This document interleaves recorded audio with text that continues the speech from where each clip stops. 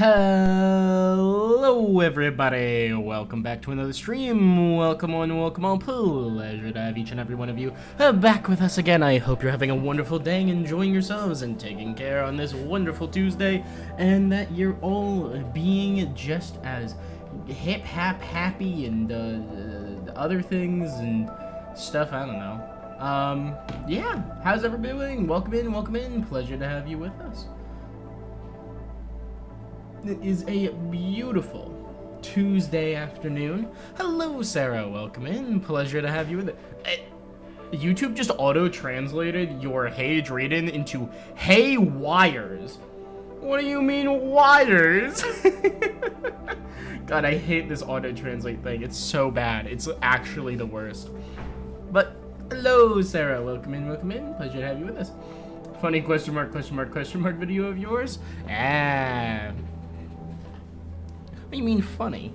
It's supposed to be kind of cool, a little ominous, you know? I hope you enjoyed it. I hope you watched it all the way through. I obviously can't see if everybody actually did that, but it is best enjoyed all the way through in one sitting. And I'm not just saying that to beg for more watch time, I promise. Go ahead and hit that button, pop that open. Very good.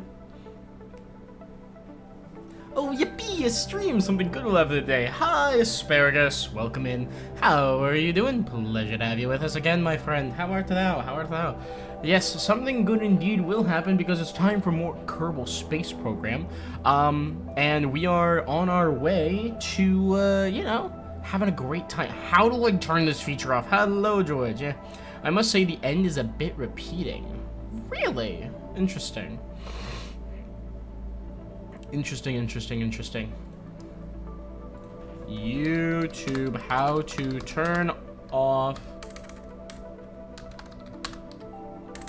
live stream chat translations. Turn off my transmitting others to the and they translated some.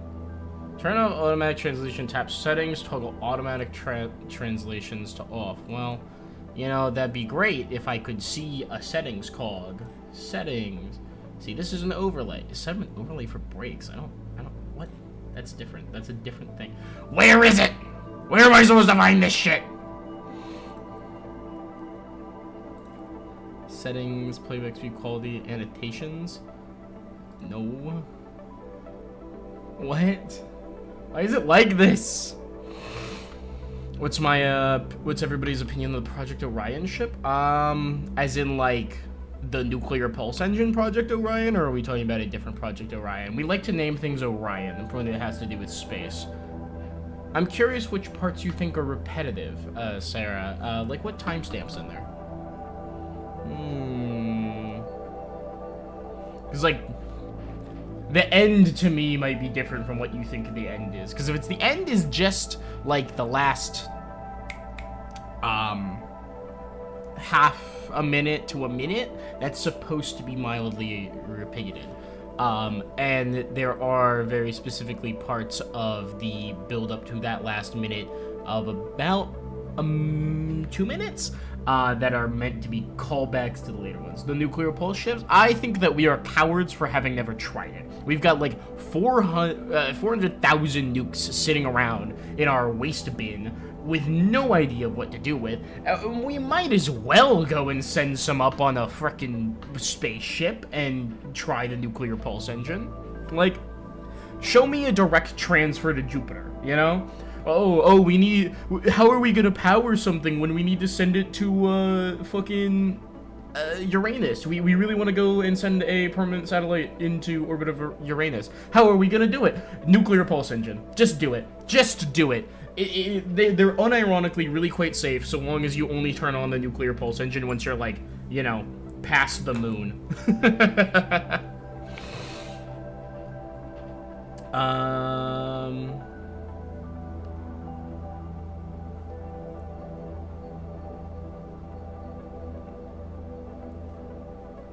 Live control room, stream settings tab.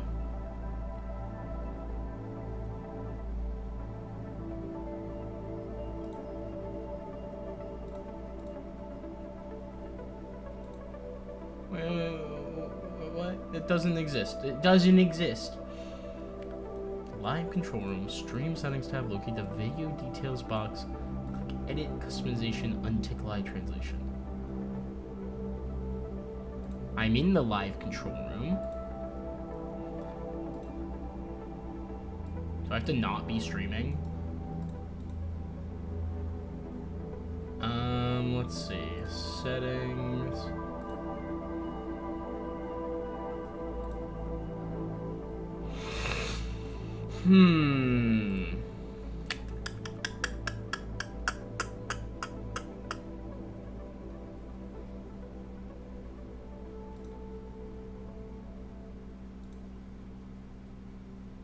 Upload defaults, permissions, community moderation. No. Live control room. Content analytics, community languages, content detection, earn.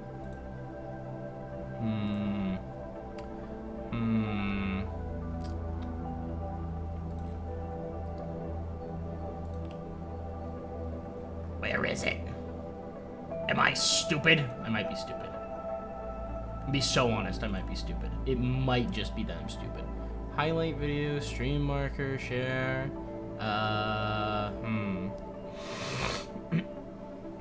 Am I the reason Black Beast is gloomy since last Thursday? Potentially. I was very busy this weekend, so we didn't have D&D. So if he was gloomy about that, that would be the way. You can send colony ships the size of 5 football fields and get the stupid government lets go to Jupiter in 3 weeks. Exactly. Exactly. Where is it? What is this live control room thing? The time till start of the stream is like waiting for the rocket start. Yeah. I'm sorry, I want to fix this freaking feature, but I can't find things. I just literally can't find this submenu.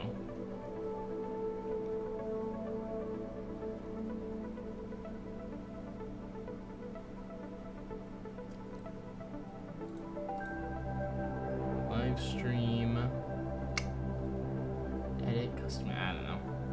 I don't know. I think I'm just gonna have to friggin' deal with this later, cause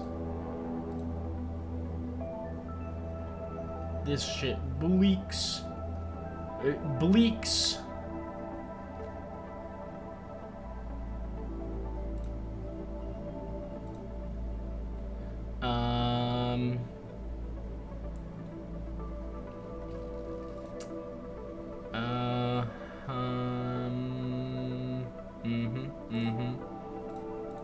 Payments created a community moderation, maybe? I don't know. Wait, what?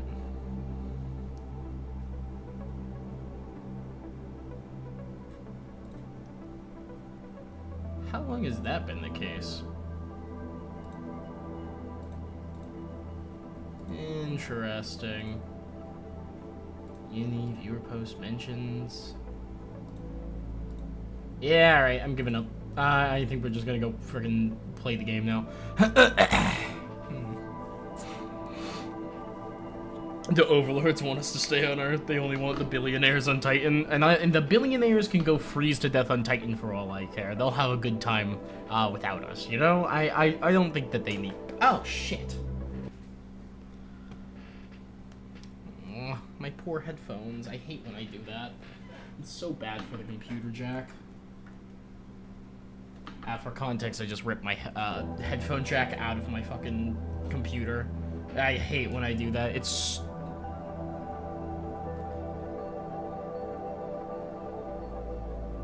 so bad for them, you know? Like, they haven't broken yet, but God, it is only a matter of time.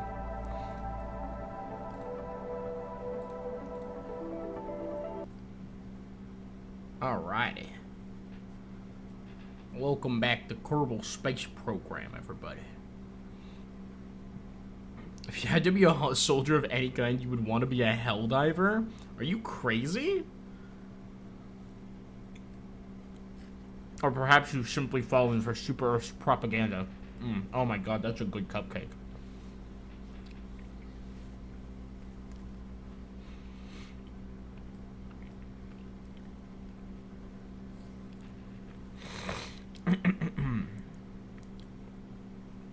Bum ba-dum ba-dum bum bum bum bum bum ba-dum ba-dum bum bum bum.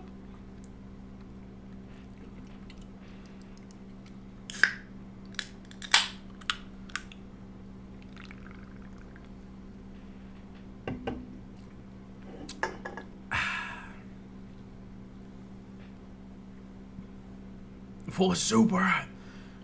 How much would new headphones cost over there in America? Oh, the problem is that whenever I do it, so my computer is currently set up such that my headphone, like the actual PC tower, is on my left. The headphone jack in my actual like headphones is on my right, is on the right side of my face. So I have to have my entire like cord cross my body, and so like of course it gets tangled up in my arm. I have a couple of ways of dealing with this. I usually just kind of throw it over my shoulder, and that works. But I turned a little bit today, and it got caught on my elbow, and so it immediately turned. The problem is not that the headphones are getting, jack is getting ripped out of the headphones. My headphones are fine. It's that it's ripping it out of the computer tower itself, which is so bad. Like, it is just a regular old aux jack, like it's nothing fancy, but I don't want it to break. That would suck. Getting a new version of this cord would probably be like, I don't know, $10. If I wanted a high quality one, call it 50. A new pair of headphones, if I wanted to replace the headphones I'm currently wearing, that's probably I don't know. Probably, well, it's really hard to say because I don't know what the inflation rate has been. When I bought these were like $250, something like that. But they're really, really nice headphones. Maybe only 160. I can't remember. I would be willing to bet, however, that these headphones would probably cost easily double what I paid back when I originally bought them to get them brand new today. So I really also don't want to break those. Welcome back to Yin-Yang Planetary Research, everybody.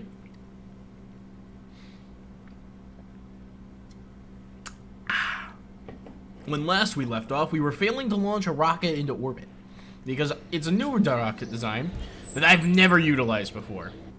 And, it's, shall we say, a super heavy launch vehicle.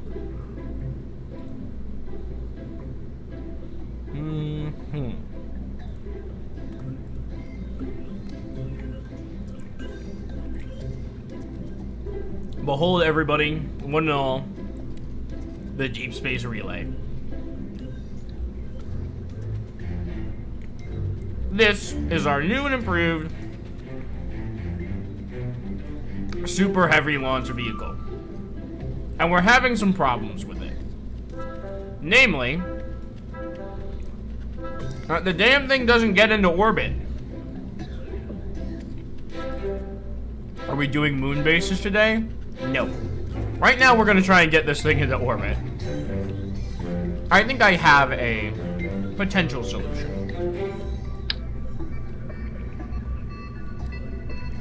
And that is more boosters.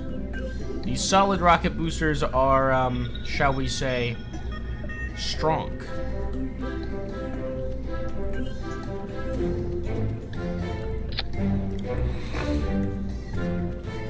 Whoops. Whoops.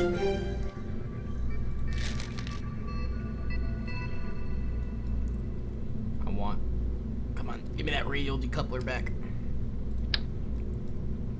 I need symmetry to be on. There we go. Alright. All the engines go off. And these come off a second later. Alright, so that's gonna punch our starting stage up a fair bit. So, yeah. Let's give this one a try. I think this is a good launch vehicle. I think this can get a lot to orbit eventually.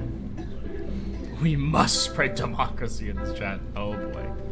Oh no, I know where this is going. Because these Cherenkov engines plus Dismos liquid fuel is a lot of Delta V. We can probably basically get anywhere with this. Problem is I do need to get that to upper stage into orbit, which is clearly proving to be difficult. So let's give this a shot.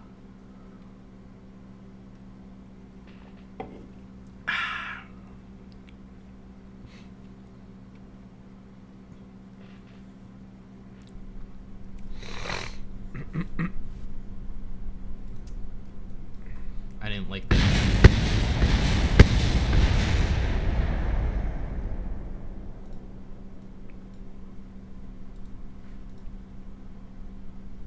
Just go ahead and auto-strut this thing. Alright. Max the throttle. Zoom out. 3, 2, 1.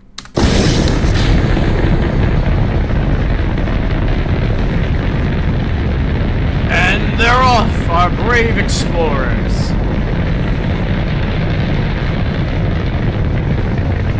Look, what's the solution not getting orbit? More boosters? Usually that's a bad policy to have, but listen, these Clydesdale boosters absolutely pay for themselves in terms of their weight that they utilize. They annihilate the tyranny of that rocket equation.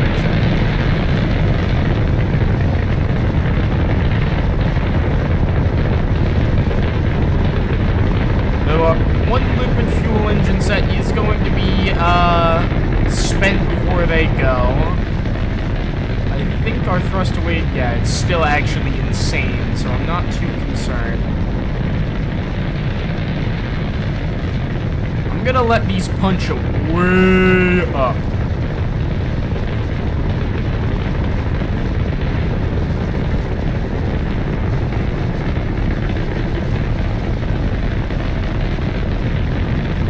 Before we even start turning.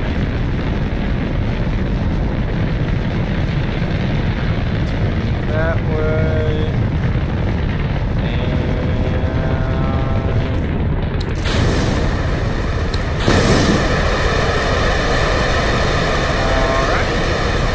Alright. Saved. Now we're gonna start turning real hard.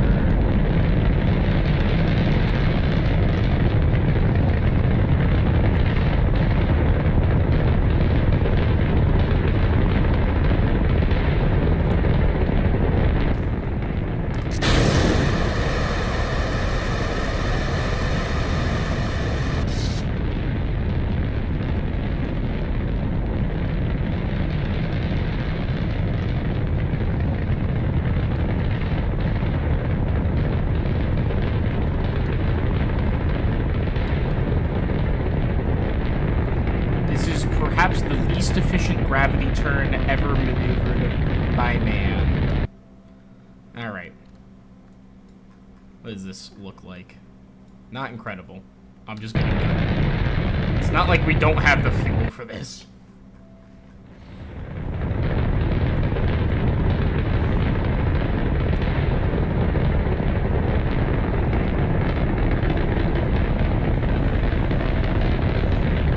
Oh, hear me out. More boosters! True. Are those Balakraks volumetric clouds? I do believe so, yes. It is the volumetric clouds mod. I think there is only the one. Let me guess. You're only looking at the nav ball, like all KSP players.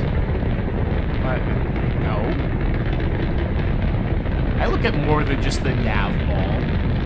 Now, there is a lot of looking at the nav ball involved. Is that such a problem? Is that such a crime?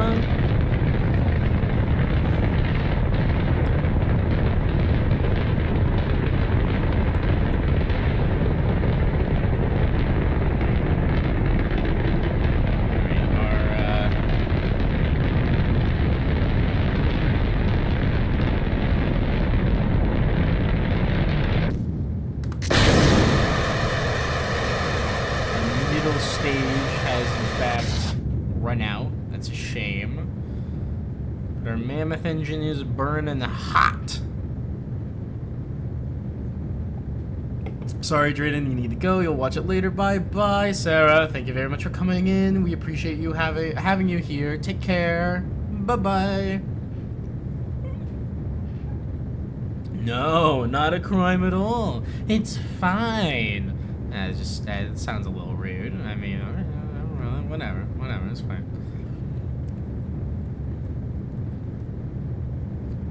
God, even with a positive thrust to weight ratio, raising this periapsis is taking forever.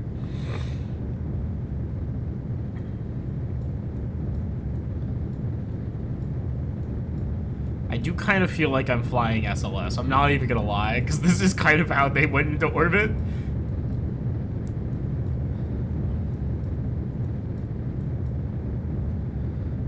Alright, come on. We're almost at apoapsis, so we're getting nice and efficient periapsis raising right now.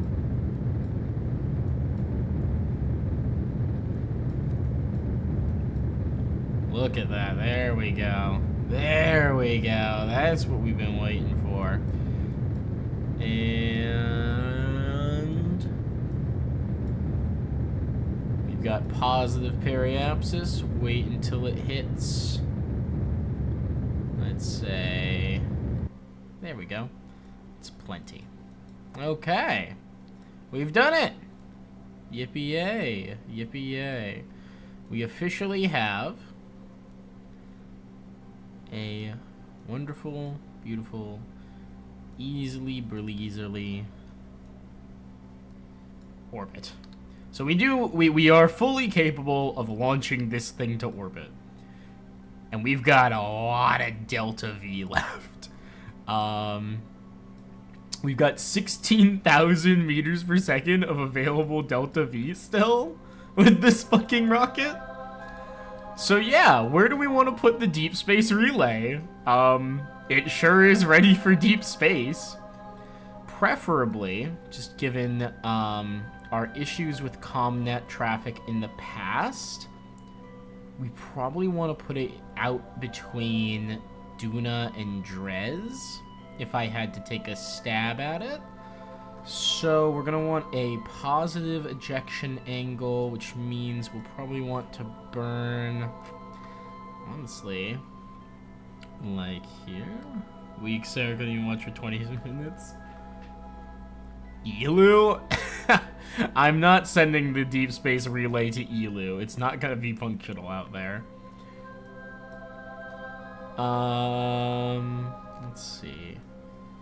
I mean, honestly, add a maneuver, burn out.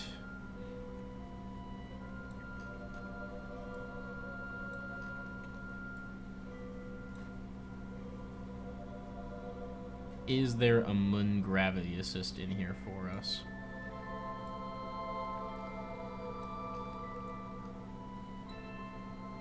Ooh. There's a Mun encounter. Oh. There's a Mun gravity assist that yeets us out of the system like that. Where does that send us? I mean, that kind of sends us to the inner system, though. Oh, hold on.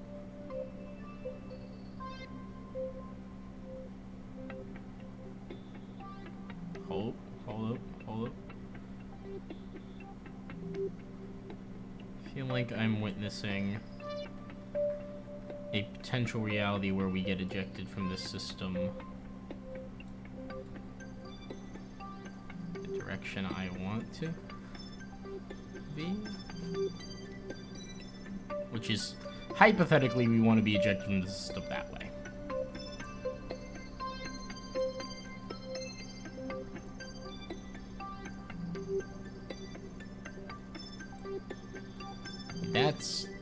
That's us crashing into the moon, actually.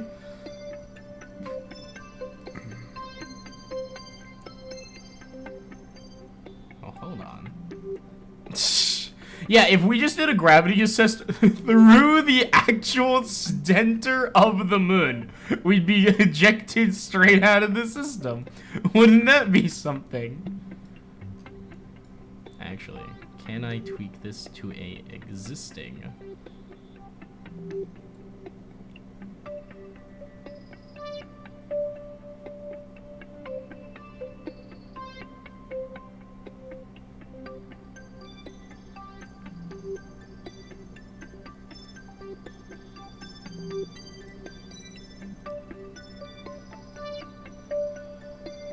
Oh, hold on. That is pretty much exactly what we want right there.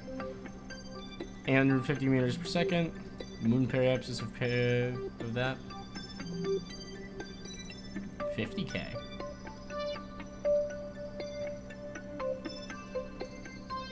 Potentially non-existent moon periapsis.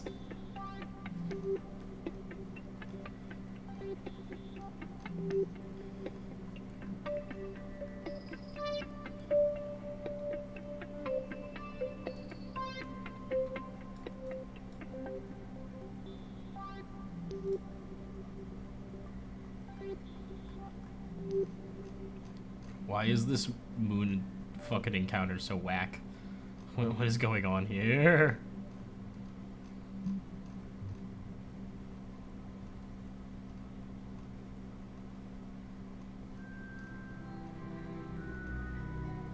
We had such a good moon assist, and now it's just like, nah, you can't get that back, brother. Don't be silly.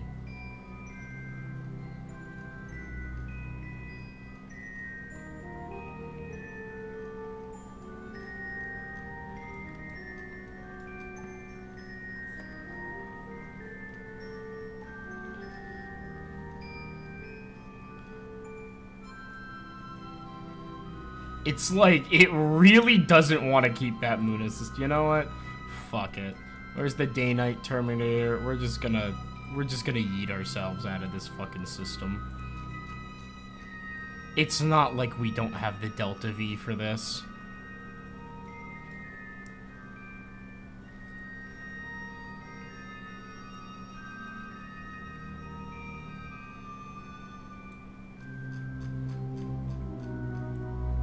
I mean, honestly, if we just keep burning from here.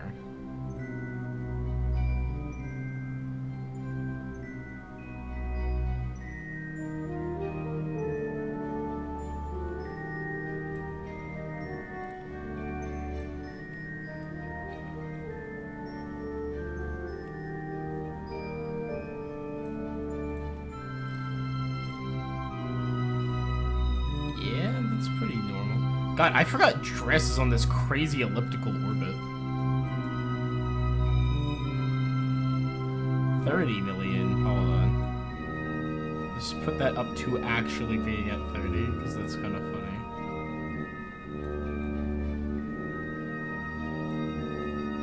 The moon assist was merely a suggestion. Truly it is. Ship is great. Could be used for jewel bases or stations. This thing has potential. Well, I'm glad you think so. It's definitely got a lot of, it's got a lot of punch to it.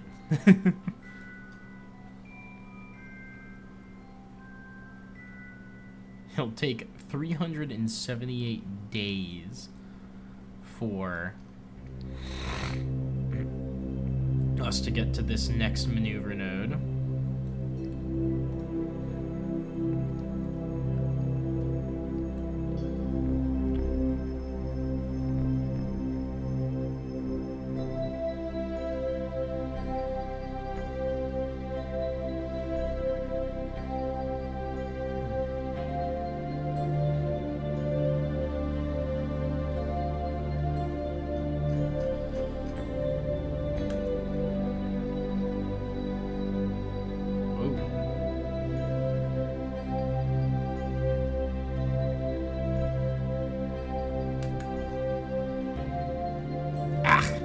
It's so easy to add like a gazillion points back into prograde.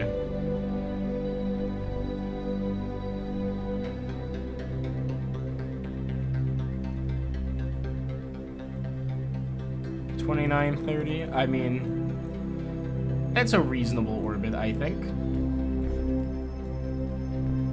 I'm not sure this will help at all with the Jewel missions in the long run, but it'll be nice. It'll be a nice middle deep space relay.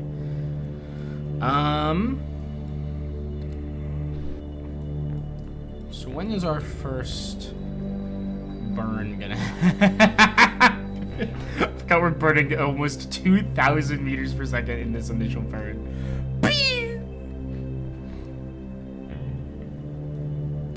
Alright. And to think that this doesn't even expend the entire lower stage, you know? Oh my god, I forgot this top stage also has Xenon. I forgot that the top stage has fucking Xenon on it. That's right. Infinite repositioning ability in this goddamn satellite. Alright. And then throw ourselves on maneuver.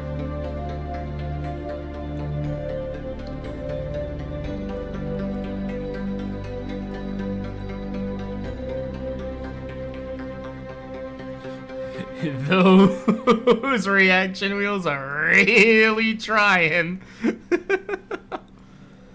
Let's see. Also, I want to probably extend a couple of our solar panels.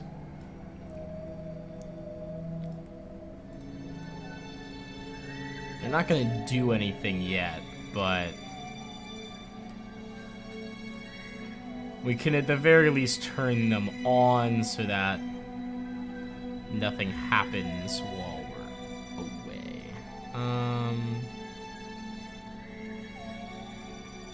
Just enough, you know, to keep the probe active, as it were.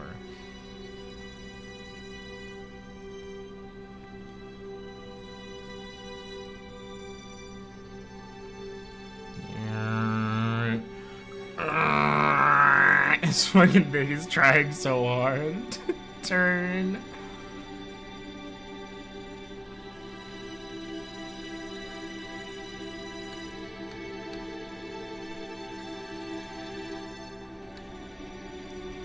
I know it's obvious, but if you ever use track and drives at any point during this run, I'm probably gonna not ever use the crack and drives. I don't know how to make any of them, for one.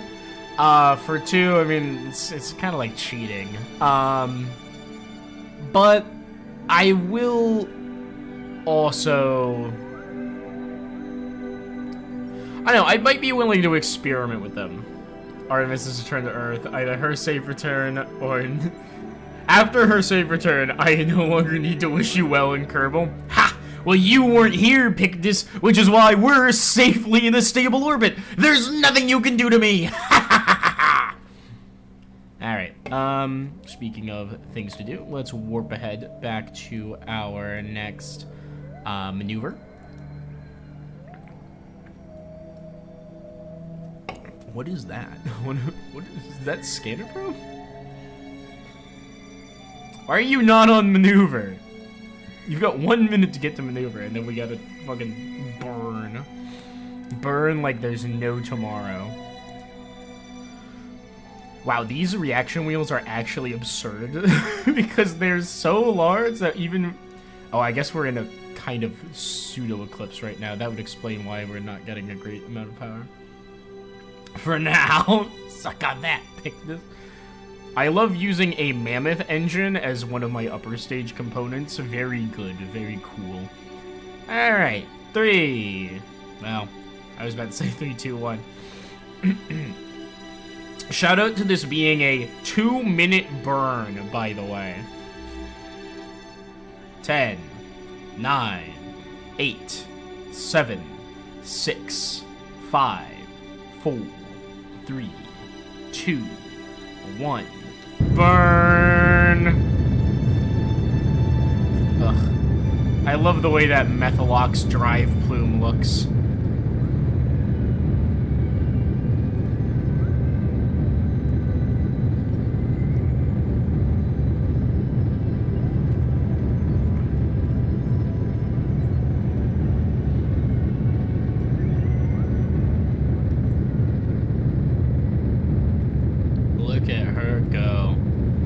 Ain't she a beaut?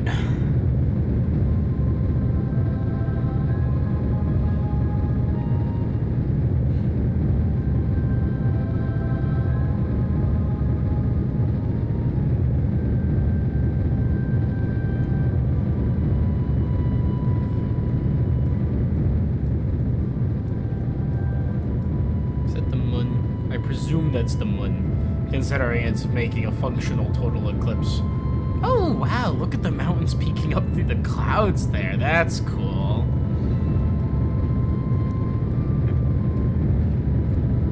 Scanner purple mark G1 debris. I really am giving myself Kessler syndrome.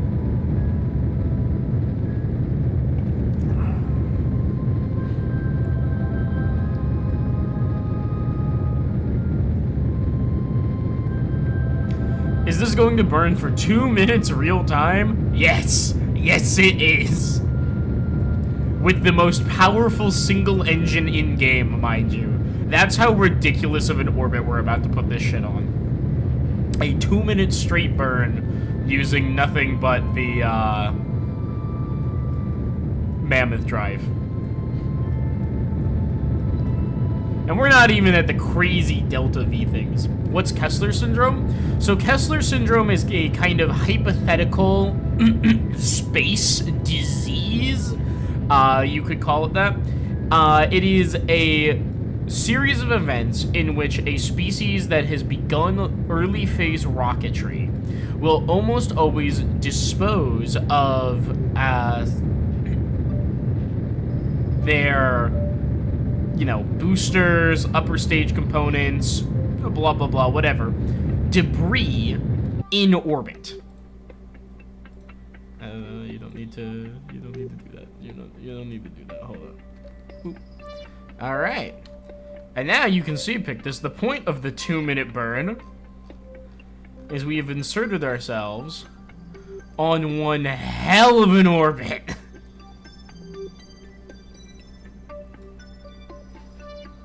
This right here is our goal. We're putting this thing into deep space.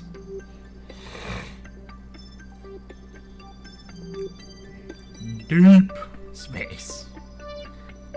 Interesting that our periapsis ended up so much lower than Kerbin. I'm not sure how that happened. I suppose we're on a relatively elliptical plane, that's why. Alright, we'll come up to our apoapsis here.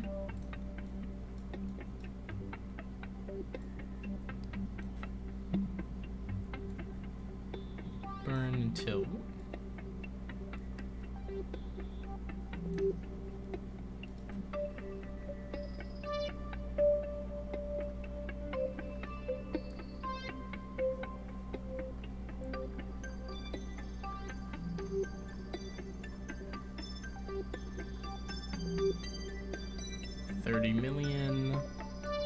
Awesome. Okay, let's go ahead and add an alarm for this.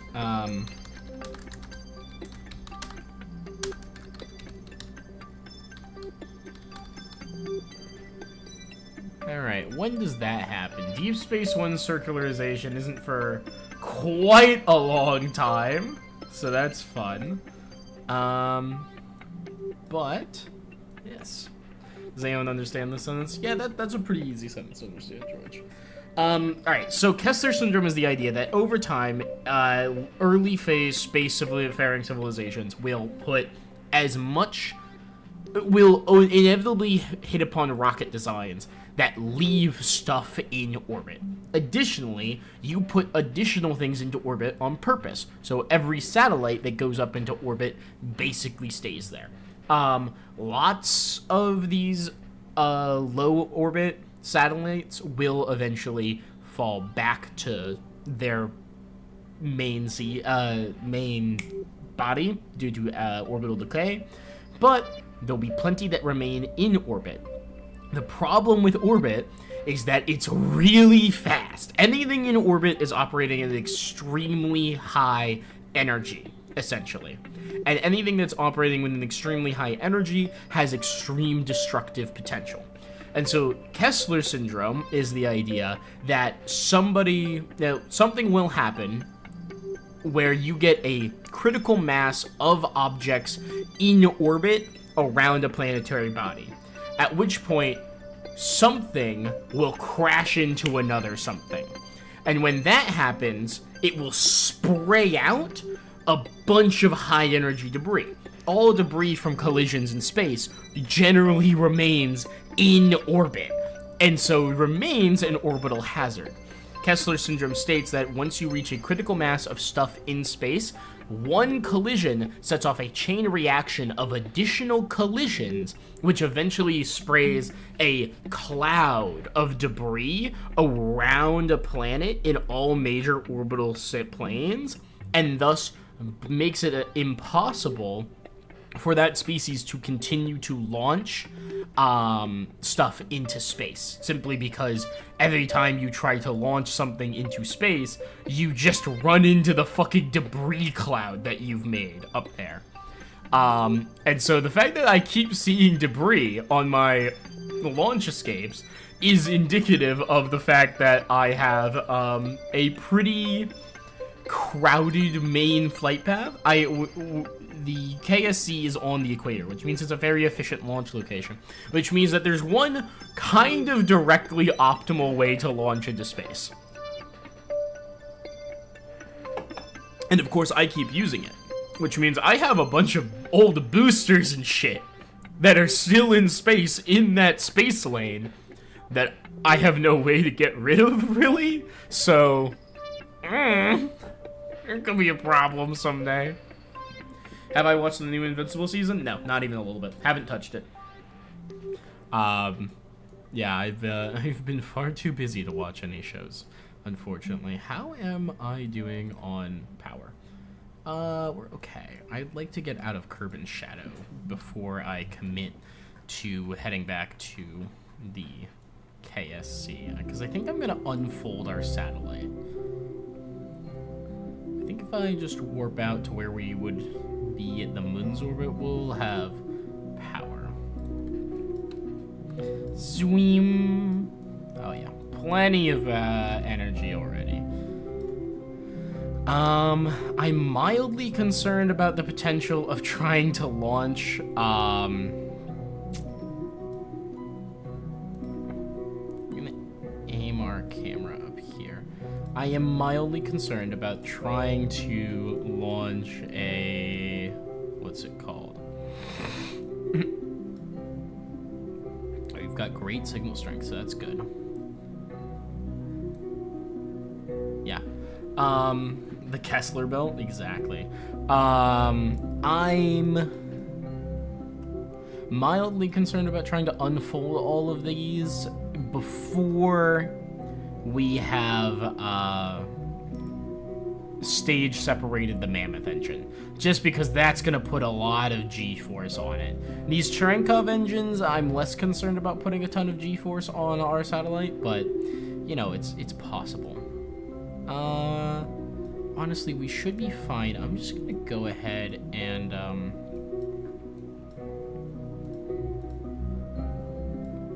gonna just extend these antennas instead. There should be one there, and yeah, one there. There we go. So now we've got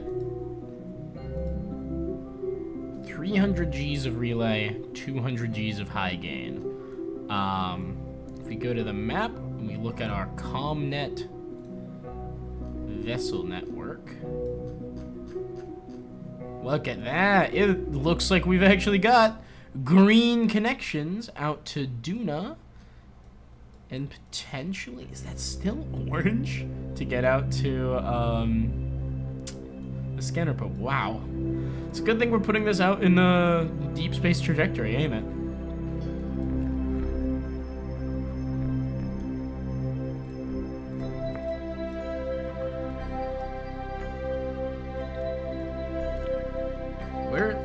Where is this aiming? Oh, that's going to Relay Station Mark 1. That's right. What are we doing at Relay Station Mark 1? I don't remember where this was planning to be sent. Where are we gonna put that into orbit around Duna and Kerbin? Probably?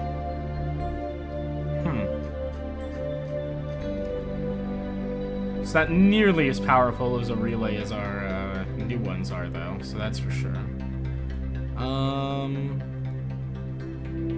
Yeah.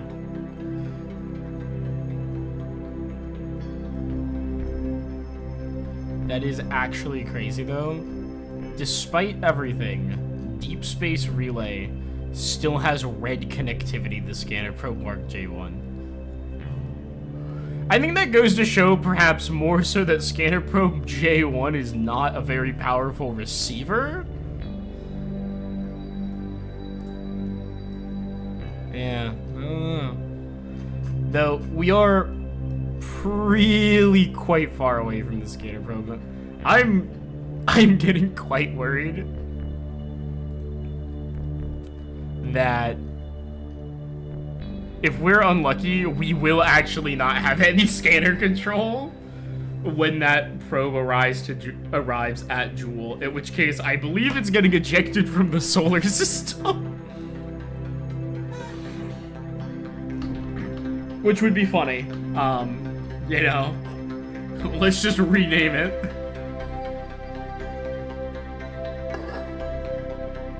Okay, well, this thing is going to go and do what it's going to do. So that's cool. That's good. Let's switch to Relay Station Mark 1.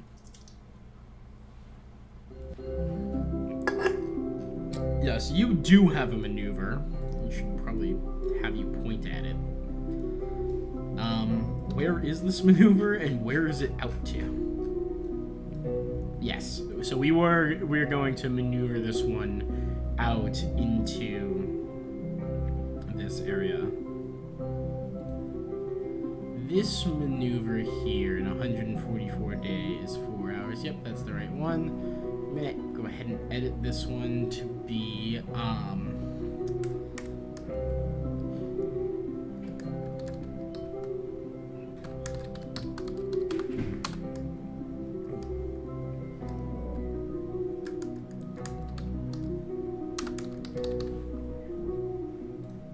there we go. It's funny how humans of the past named our planets after the Roman gods, and then there's new generation of people going J1470B. But then, you know, there's Poltergeist and Draugr. Well, it's because a lot of those numerical names are actually essentially completely, what's the word? They're autonomously generated and assigned. Like, they aren't being a string of numbers because someone's like, oh, I can't wait to have a string of numbers. They're there because a computer program essentially says, yeah, that's what we need. These cute little itty-bitty baby relay stations. Catch my ass. Aw, look, it's Kerbin. Having not realized what a good relay needs back then, so this thing is like mid. Let's see. I'm intrigued. If we switch back over to Scanner Pro J1. How's your connectivity, buddy?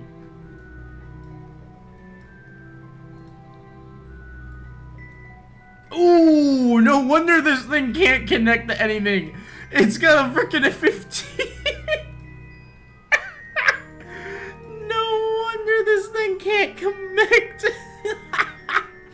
It's got a 15.0 G antenna on it.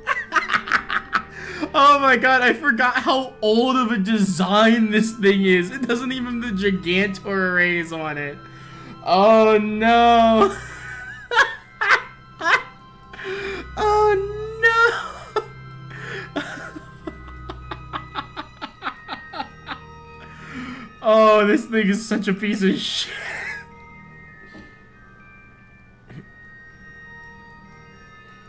Let's rest in peace, Scanner Probe J1. You will probably be missed when you get.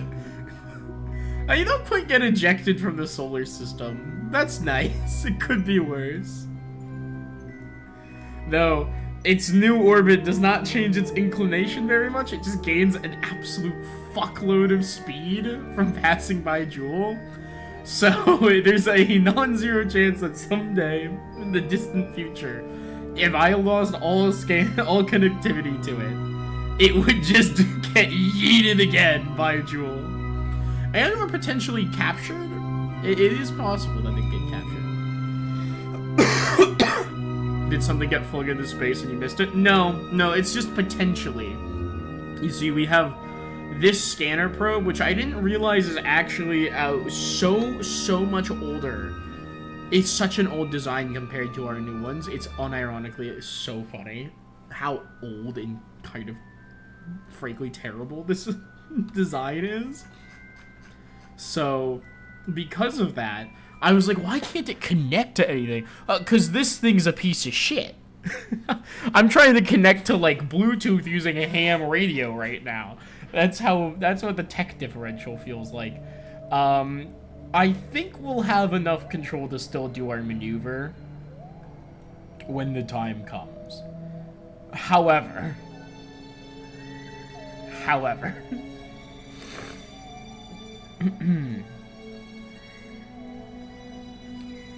I fucking hope we do.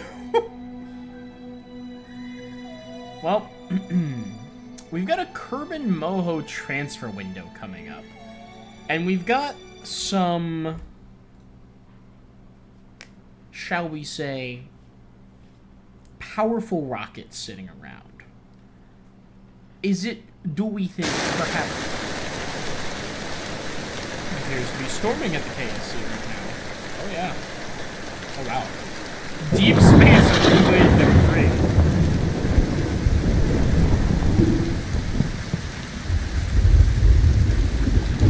Looks like, the deep space relay is a bit of a mess to launch. Is this also just gonna explode when it hits, when it renders? Or is this real debris that's just chilling here? Hello, Pyro! You're building a team. A Pokemon team.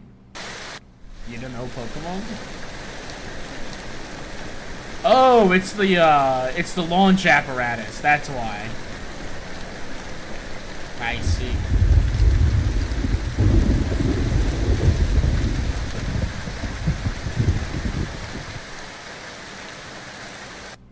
Well, let's clean this up.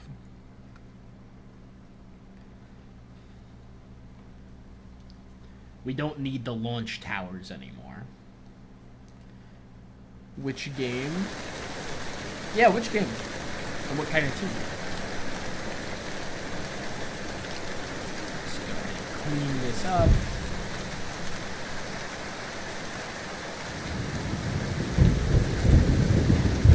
A fan game? There's a tournament where you can win some stuff. Ooh, cool. Alright, VAV.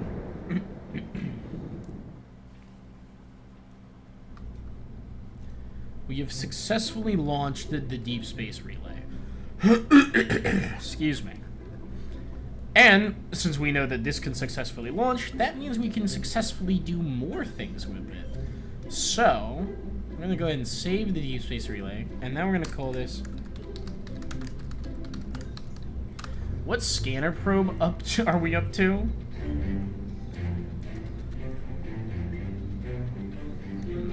So we had a generic Mark III. I love how you can see the rockets just keep getting bigger. We had Mark I-1. 1, 2, 3, 4, 5, 6. Plus 3, 9. You know what? Close enough. Scanner probe Mark 10. Go ahead and delete this fairing. So, we're gonna go ahead and take the general baseline form factor of the relay here. And we're gonna augment this to be once again a scanner probe. So we're gonna go ahead and take off this relay antenna. So we'll lose 2 of our 100G of our relay capability, but that'll be fine. Similarly, we're going to take this whole stack separator. We're going to remove the xenon. So we're just running a remote guidance unit with a medium reaction wheel and some batteries, essentially. There we go. Substantial delta V cut, but that final stage would need to actually, you know, capture into an orbit, so... yeah. They completely reworked the weather system. There's a weather for every type. Ooh, interesting, interesting. Let's see.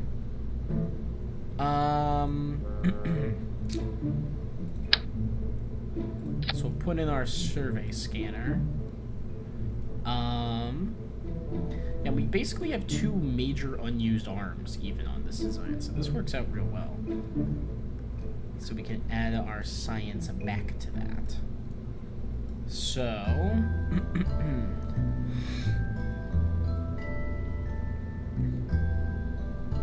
probably want a sentinel for a telescope on all of our things. Believe...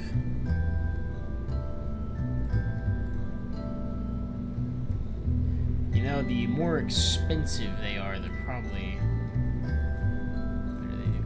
I wish I could sort by experiment, you know?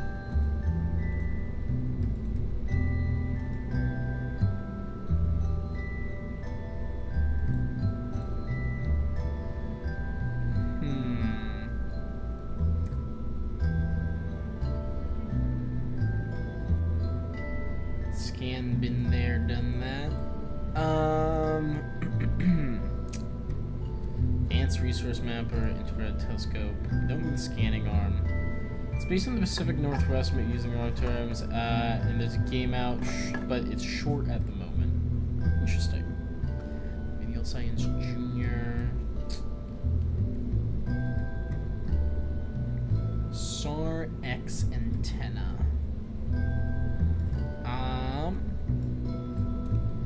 This gives high-res altimetry scans, so we'll go ahead and do that.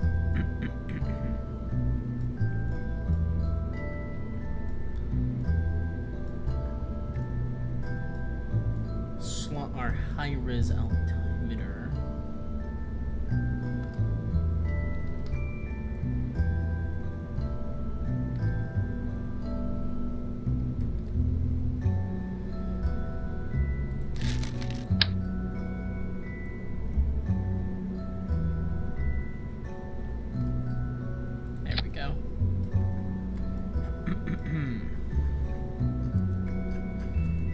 Alright, high-res altimeter.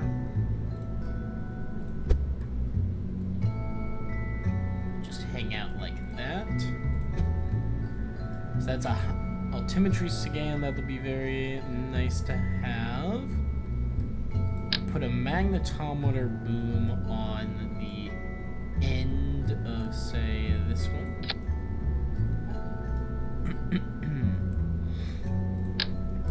Go ahead and take a thermometer, we'll stick it there. Take a atmospheric fluid. Well, that only works in atmosphere, doesn't it? Yeah. So we don't want that. I think we can use the seismic accelerometer in space. No, wait. When properly settled on a firm surface, yes. That doesn't do anything there. Negative gravioli detector. That does work in space. Gotta have our mystery goo. Obvi.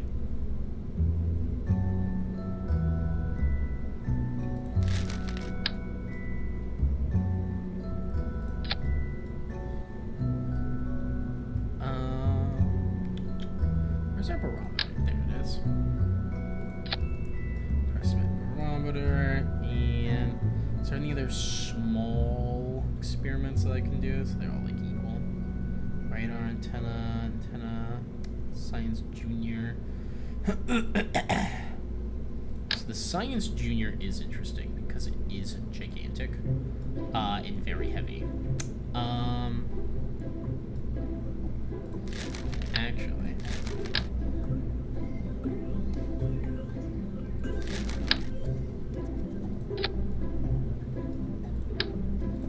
we get one use of it too, which is a little funny.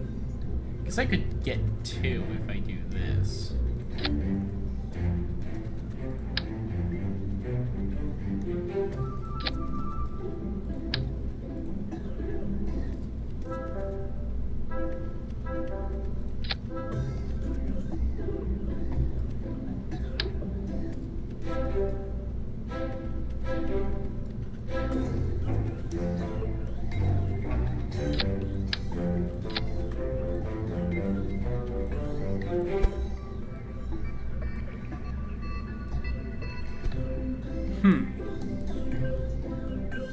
It would mean that these Gigantor arrays are literally impossible to deploy, and it would assume that we keep this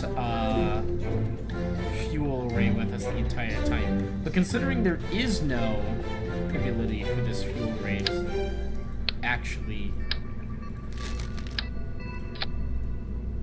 Yeah, there's no upper stage here, so there's no reason to ever detach that, actually. So we can get rid of those. That's fine. Alright.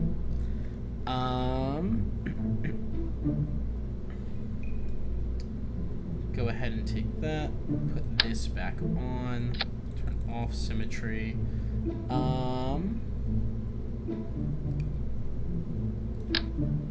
Sentinel infrared telescope.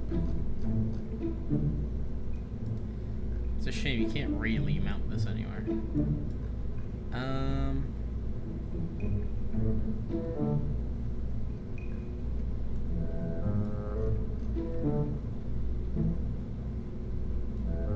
Oh yeah, you can't even like really attach it to the... I've got one attachment point where that fits. Well, that makes the decision for us. Alright, put that one on there, like so. Pretend it doesn't clip into the other parts. Okay, so we've got the Sentinel telescope. We need a high-resolution imager.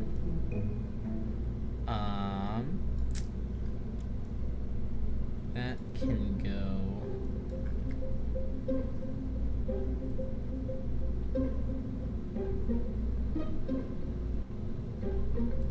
like that. High-resolution imager. That's a visual high-res, as well as anomalies.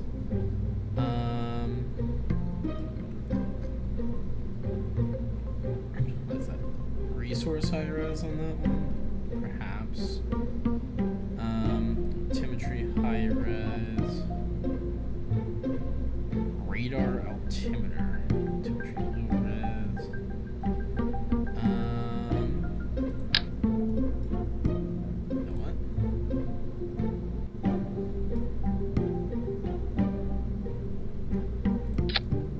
Mystery goo like that, sure.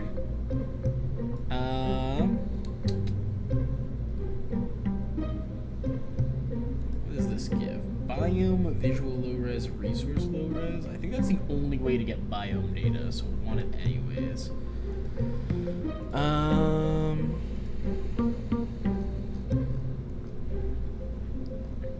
Does this only do resource low-res?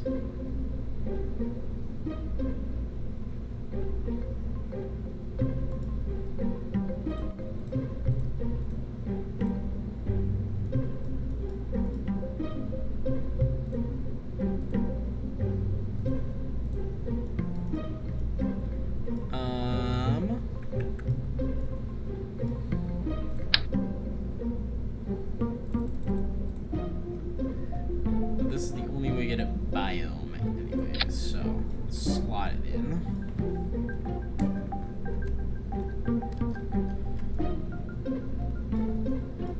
Oh hey, you know, actually we have an empty spot right here.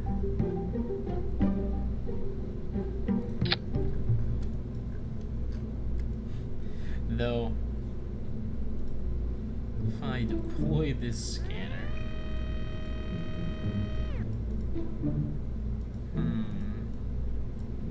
there was a mirrored version.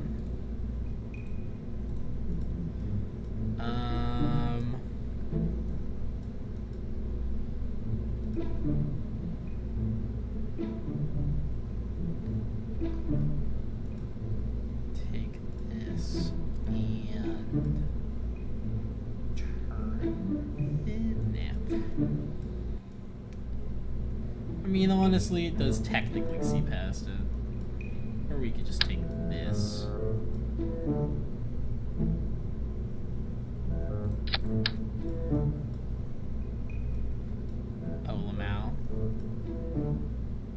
Yeah, if we want it to be angled away from it, we gotta put it on those. Okay.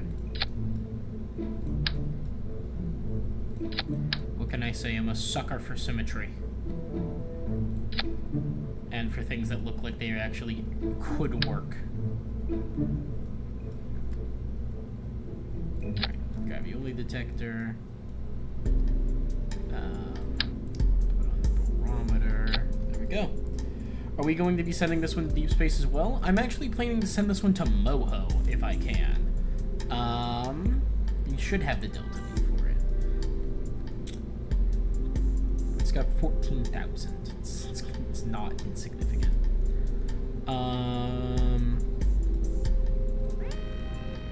Track that scanner. It's not going anywhere just yet. Okay, so we've got biome, visual high res, Sentinel. We have. Is this the only way to get high res resource? I think this is the only way to get a high res resource.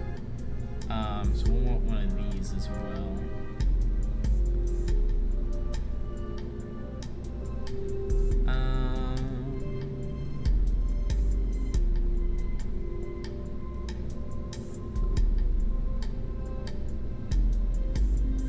Put that one like so.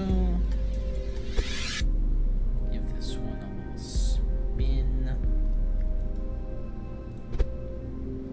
Scoot it out.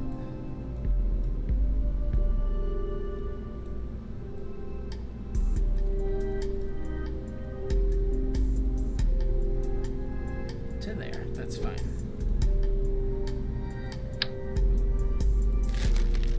Do that. Meant to have the move tool still activated. Yeah, I'll also do the same thing with this one. Alright. Excellent. A location. Listen, sometimes you need to send shit to deep space. Okay. We've got biome. We've got high-res visual. We have high-res resources. We have high-res altimetry. We've got science junior study. We have mystery goo. We have the barometer. We have the magnetometer. We have this one because I think it looks cool. We've got the gravioli detector, double C seismic accelerator doesn't work, that doesn't work, that one. Okay. I think that's all of the science we can bring and transmit. Yippee. I don't think I have any of the rest of this stuff. Just like locations, because sometimes they have atmospheres and atmospheres have friction.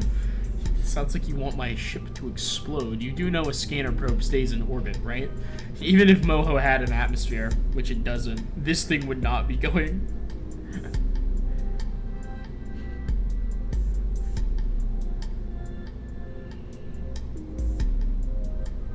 I don't think I need any additional takes.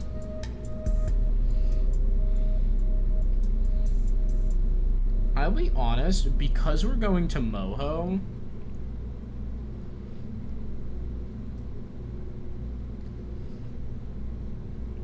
don't these get hot? Hold on. Have I fucked up on our other design like something fierce? Where's the train cuff?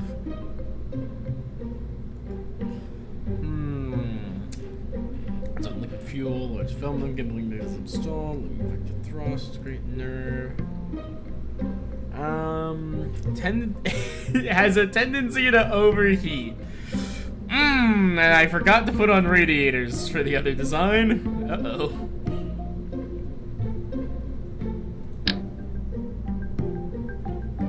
Thermal control system. How does this work? Oh, they're gigantic. Wow.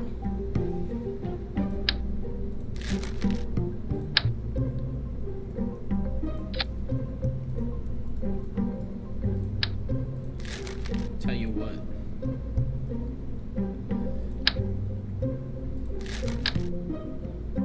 I'm thinking.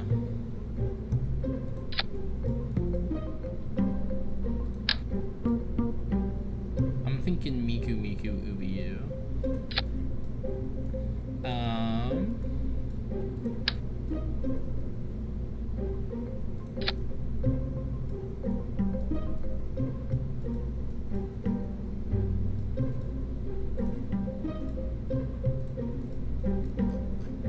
Alright, there we go. This gives us like a ton of radiator capacity.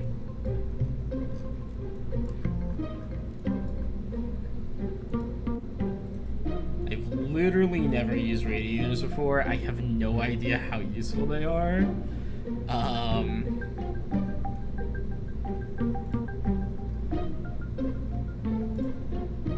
Hopefully that's enough. You always want things so yes, rest only night in the stars. Not a comment because that's Ice Tail on fire. We're very tired, so it's getting night the misconception of a comment. Perhaps it will. Perhaps it will. Alright, I don't think there's anything else that needs to go on a advanced scanner probe like this, so yeah. Let's take this. I'm gonna go ahead and build this fairing out.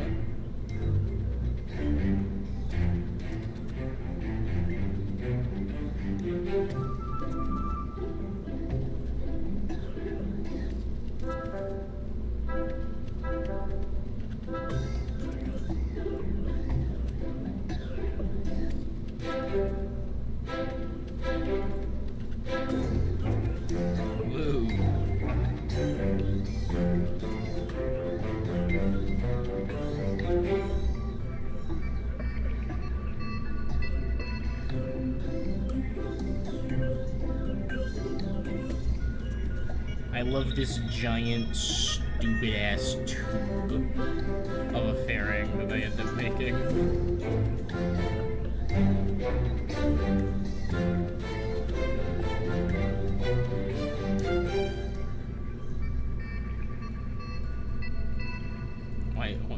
Why is this causing problems?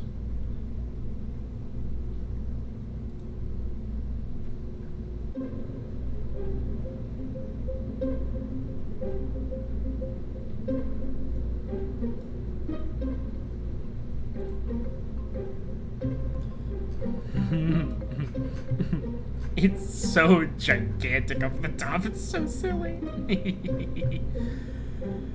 Okay. I want to test some of this stuff, I'm gonna be honest. Because I've never used the Trankovs before. I'm gonna save these.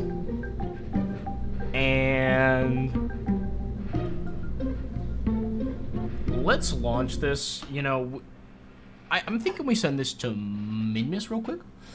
Because we haven't sent something to Minmus in a hot minute. And it could probably stand to have a more advanced scanner probe. Take a look at it. Are you making another virus with a whole bunch of rockets? What the hell is that? Why is the rocket moving? It's not supposed to do that. That's weird.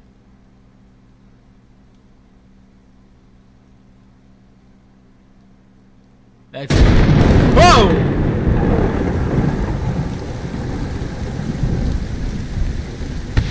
Oh, okay, it just exploded. Why did it explode? Is there something wrong with the launch stability enhancers? Could be.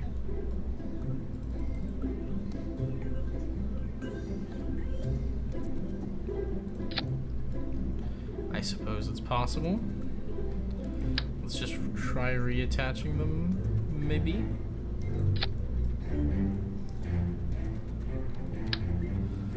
The wind says you may not launch spontaneous combustion. I work my magic yet again. Yes, you do. Literally, there's no reason that this should have had any problems on the launch pad. This thing has successfully launched to orbit.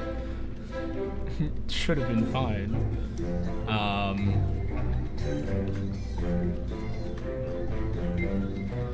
don't know. Alright, let's try that again. Perhaps? Maybe it'll work. It could actually be that there are wind physics in the volumetric cloud mod that I've never utilized before because it doesn't rain that often. I would love to launch in the storm because I think it's cool. Okay, no, it was issue with the launch stability enhancer. Something's wrong there. Alright. Who's ready to launch this thing in the dark and the rain because it's sick as fuck? Also, these are very much staged wrong.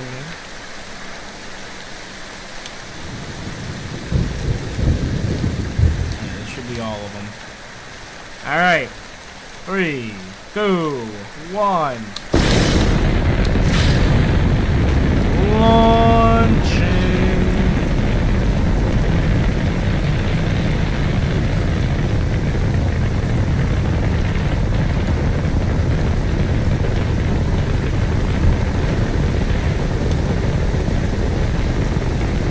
Welcome back, George. Just in time. We're launching in a storm.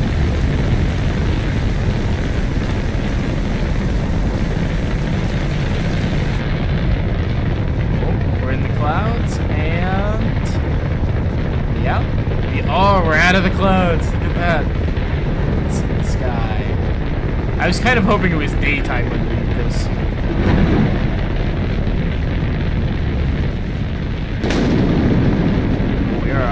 Starting to get atmospheric drag lines because we're going too fast.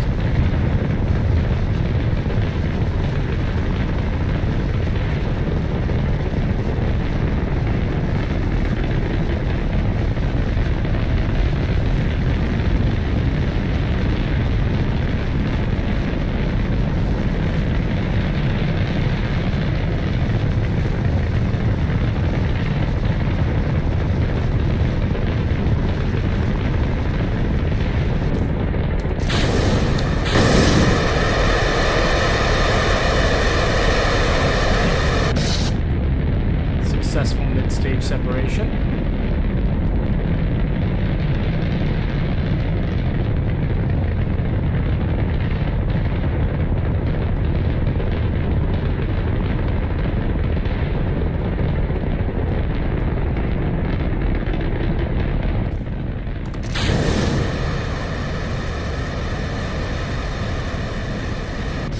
More successful stage separations. Actually, there was a rocket launch you heard about with people in it struck by lightning, but they ended up fine. Yeah, I would hope that most rockets are actually pretty much lightning-proof. How funny would it be if you could get struck by lightning? It would be pretty funny.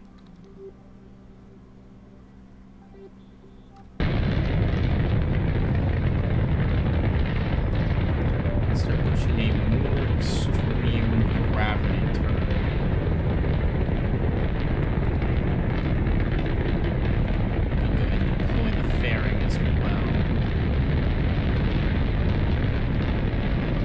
Should have deployed that a while ago. Oopsies. Oh, relay station work with debris.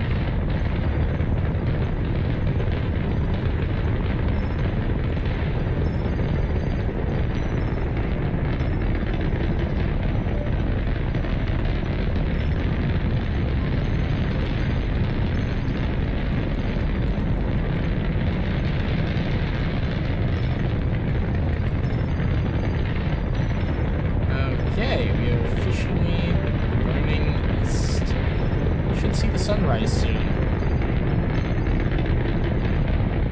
Where are we? In space. Yeah. Dark side of Kerbin. Nothing too crazy. And about to have stage separation. I will say, if nothing else, this is pretty good for our fears of Kessler syndrome, just because we simply 87, 90 kilometers? I don't know what those are. Probably debris. Probably debris that is on our flight path. This rocket design is actually quite good for our Kessler syndrome fears, specifically because none of the lower stage boosters end up in orbit.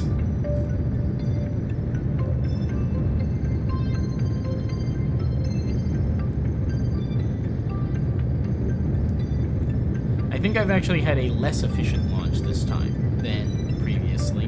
No, wait, well, this rocket is actually heavier than the other one, I believe, by a not insubstantial margin, so... can kind of ignore that.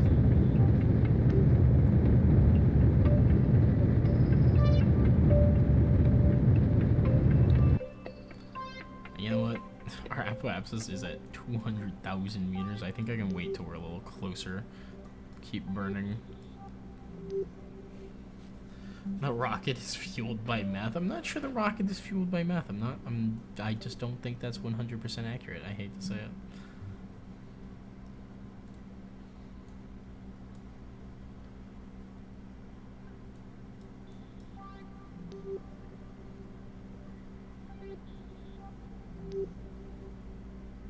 Doot, doot, doot.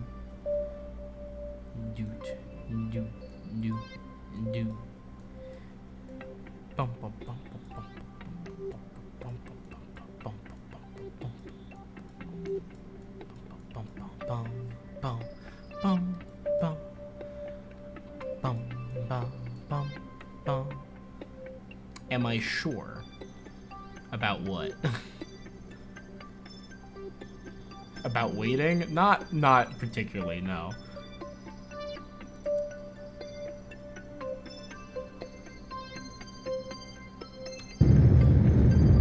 It's probably good enough.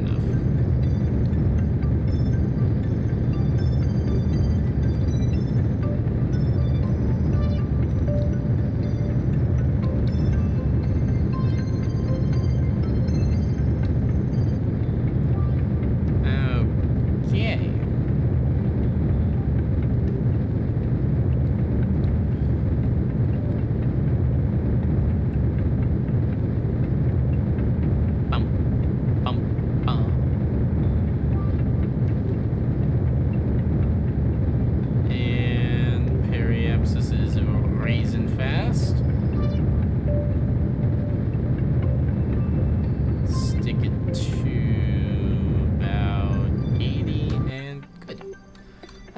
We are once again in orbit. Awesome. So, I'd like to go to Minmus. If I was to go to Periapsis, just burn out. Hello, Moon.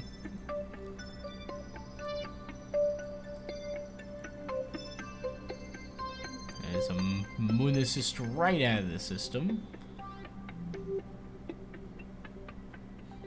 This orbit is so non-circular. Okay. I suppose Minmus is simply not present there during that time. Really shows how efficient an Oberth effect, the Oberth effect actually does make your launches. Oh, look. Launch from Periapsis. Get a Minmus encounter just like that. No, wait, that's the moon, isn't it? Shit. Does this moon encounter give us a Minmus encounter? No, but it does launch us out of the system. Can I go fast enough? Did I miss the moon? No. Oh?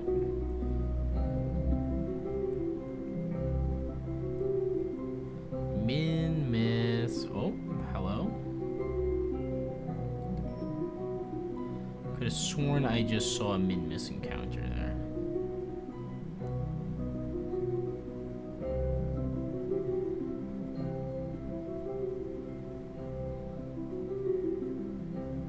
My trajectory is simply too hyperbolic.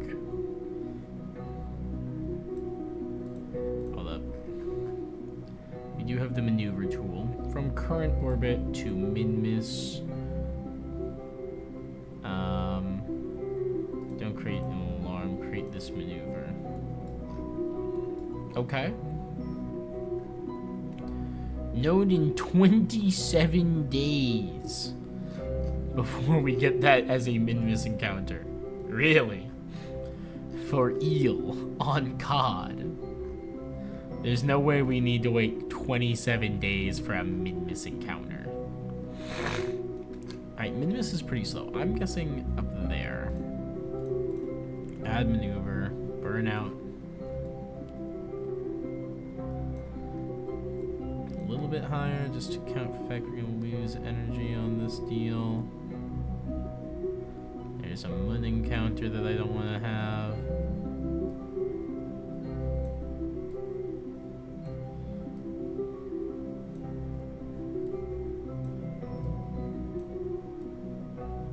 Ah-ha-ha! There we go. 30-minute min-miss encounter. And all it takes is the least efficient possible burn. So what's that min-miss periapsis?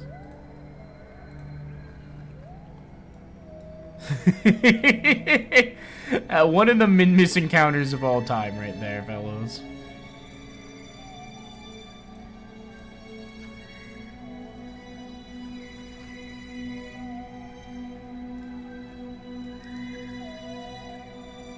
Come on.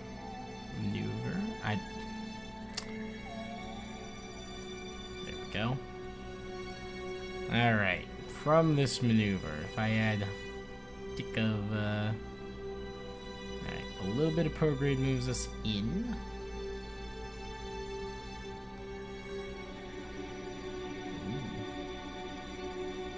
Gonna have to be conscientious. Ooh.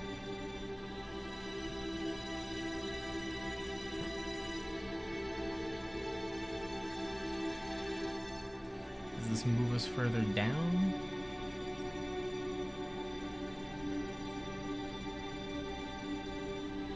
It does. It's just extremely small amounts. Alright.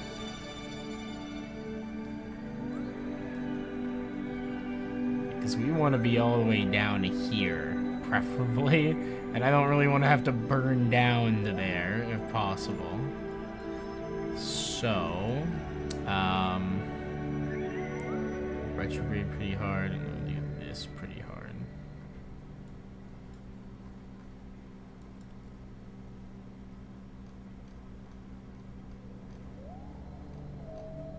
Uh-oh. We appear to have, uh-oh. We've boogied a little too close to the sun.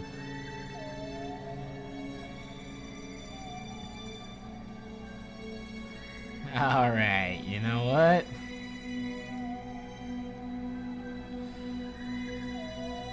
$9.34 is our minimum periapsis. Works for me. It is a min-miss encounter, and that's kind of what matters. Alright, set ourselves back on maneuver.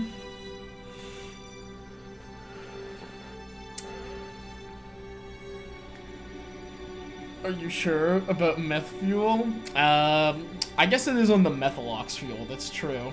It's cooking glass. Ooh, min-miss. You can even tilt it, right? Min-miss is a different incline.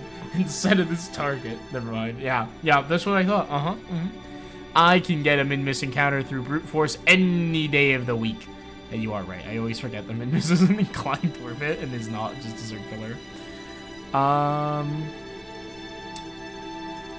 One of the orbital maneuvers of all time, certainly.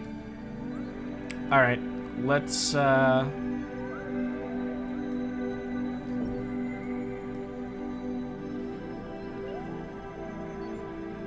let's go ahead and do that.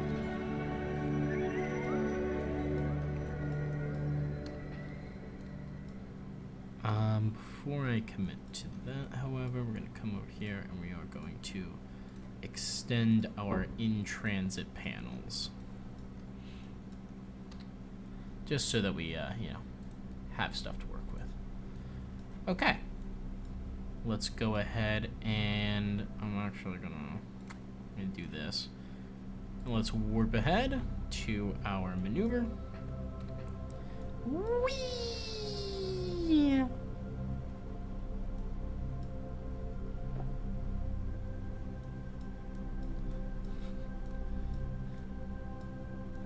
I love it when my maneuvers are... Wait, why is auto time warp canceled? Oh, hold up. Year 2, day 53.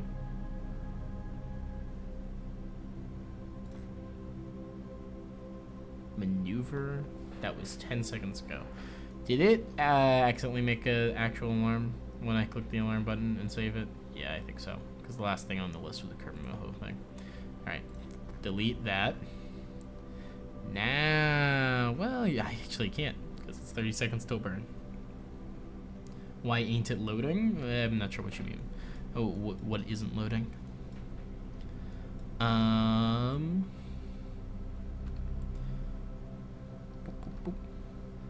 10, 9, 8, 7, 6, 5, 4, 3, 2, 1. Burn.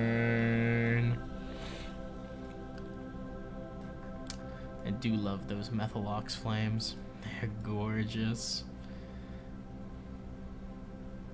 And of course, engine sounds have broken again, so that's fun. It was inevitable. It was bound to happen. I don't know. Still don't know exactly what's causing that issue, but it is so annoying, isn't it? All right.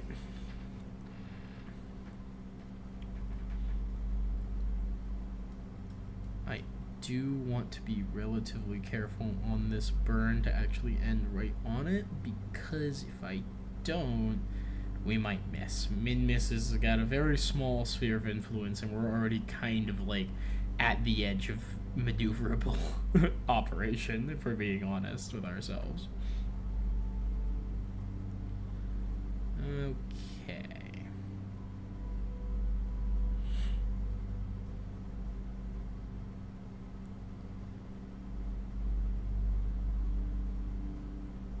Nine, 8, 7, 6, 5, 4, 3, 2, 1. Boop. Okay. How did we do? Do we have a min-miss encounter? No, we do not.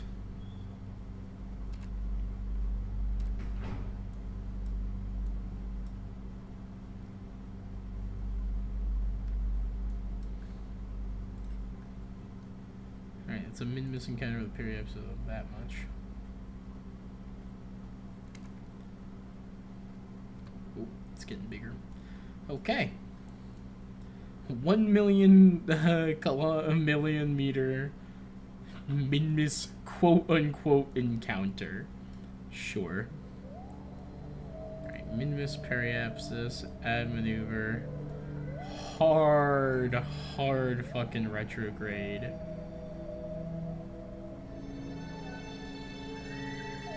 What the hell is this maneuver doing? There we go. It does circularize, it does capture. Just does some weird shit first.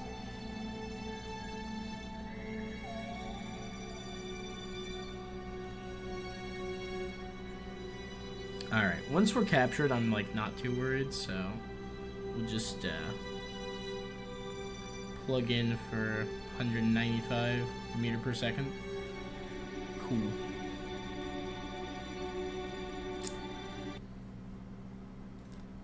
Let's run a quick save just to be sure.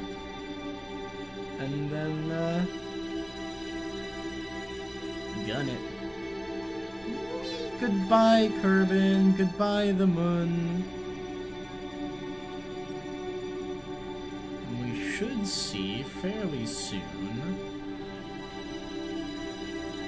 Min-miss coming up. Oh, there she is. Hello, Min-Miss.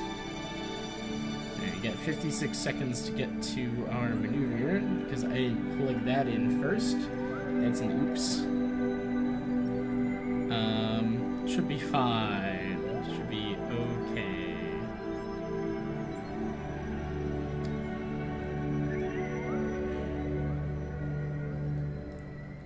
But yeah, I wanna try out these Cherenkov engines just to see what they do when I fire them. I know that we're gonna have pretty piss poor thrust to weight when that happens too.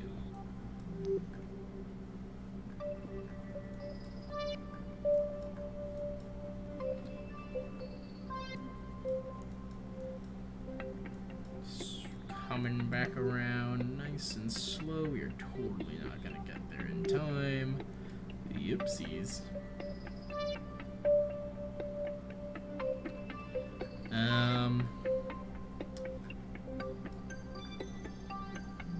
We should be fine. We had this plugged in before. For periapps anyways, so you know it's fine. It's good.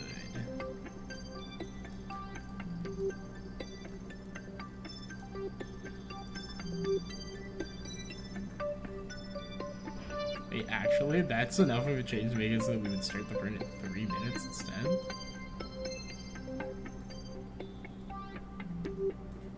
That's wacky. Well, works for me, saves us from this mistake. Still definitely captures us. Very high orbit, but that's okay. We kind of want that, because that'll give us more time to see what the Cherenkovs can do.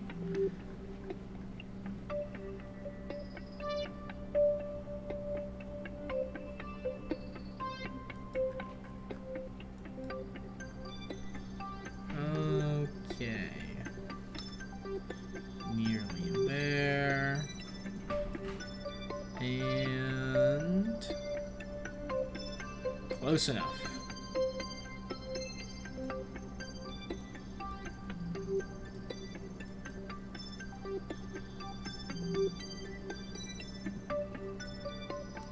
Alright, 50 seconds to burn.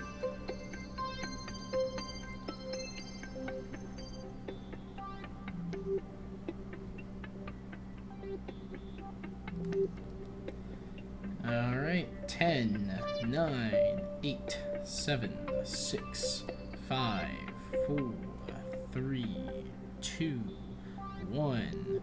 Burning. Let's see. Swoop. Coming back around. And we're captured. Awesome. Okay.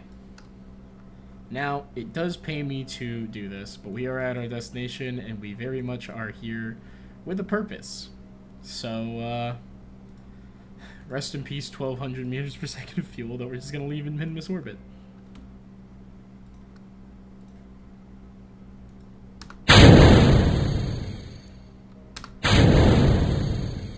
Okay, there we go. Why are we moving? What are we doing here? There we go. Okay. We have deployed. Okay, secondary satellite is good. Deploys correctly. It's what we want to see. Now, I guess it doesn't really matter when we start our burn, but we only have a thrust to weight ratio. I'm sorry, what the fuck is that thrust to weight ratio? Am I actually insane? I thought our thrust to weight ratio was ass. Is this thing gonna launch off with the force of 1,000,000 suns? Oh, wait. If I wanted to say, do a maneuver at apopsis, that would lower our periapsis.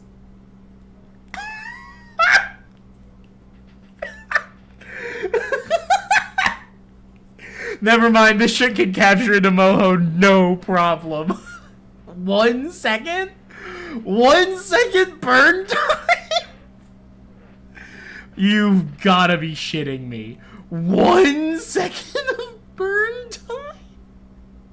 I know Minmus has, like, absolutely no meters per second to work with. No fucking way. 1 second burn time? Alright, hold on, wait. What if I wanted to, instead of capturing, what if I wanted to leave and, I don't know, how long is a burn for 1,000 meters per second?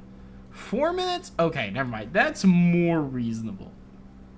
1,500 for 4 minutes. That is a reasonable thrust to weight ratio. No, it's just that Minmus has no fucking stuff. No wins yet. Small misplays here and there that keep making you lose. It's a shame, Pyro. I'm actually, hold on. I want to head back one save, I think, to quick save 198. Is this one we're already captured? Or is this right before we burnt? Alright, this is when we're already captured. Let's go one further back from that then. Just because we're not gonna run the Cherenkov long enough to actually test this shit if we don't.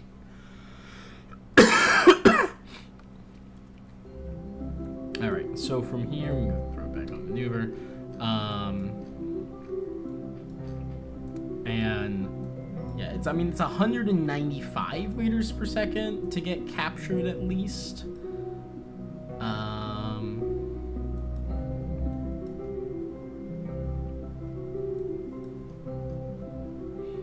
So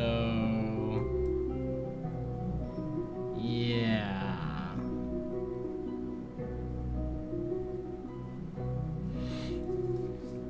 We'll do the whole capture maneuver with our Cherenkovs.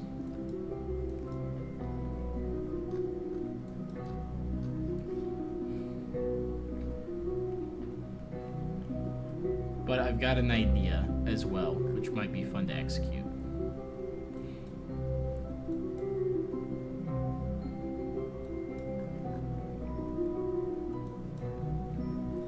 It's trying so hard to spin its ass around. It's doing a good job. Those extra reaction wheels definitely helped.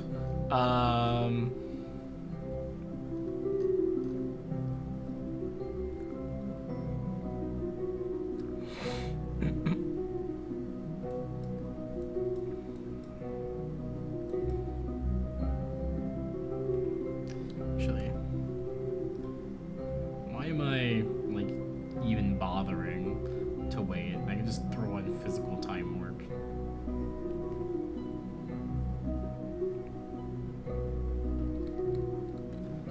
Good enough. Warp.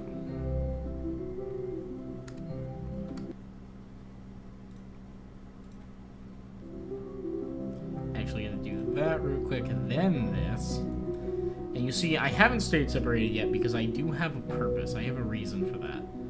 I'm going to come over here. And once we're at maneuver, you'll recall this isn't actually at, like, proper periapsis, but I do believe if I go ahead and do this, burning retrograde here is increasing it. Interesting. Okay, hold on. Shit.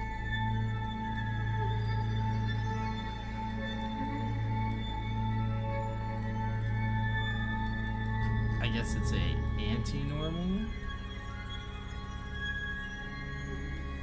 Nope, that's...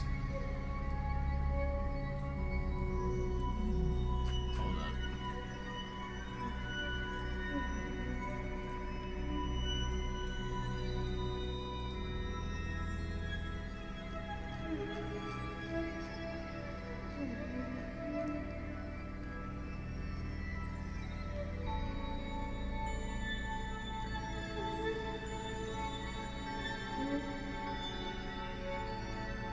Okay. There we go. Swing around to this maneuver real quick.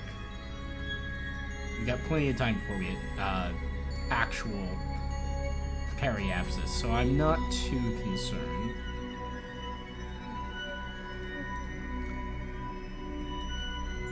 So what I'm doing right here, which you all might find relatively interesting, is that I'm going to go ahead and set up our stage-separated booster to collide with Kerbin, essentially. And because it's going to collide with Kerbin, we can just go ahead and have it,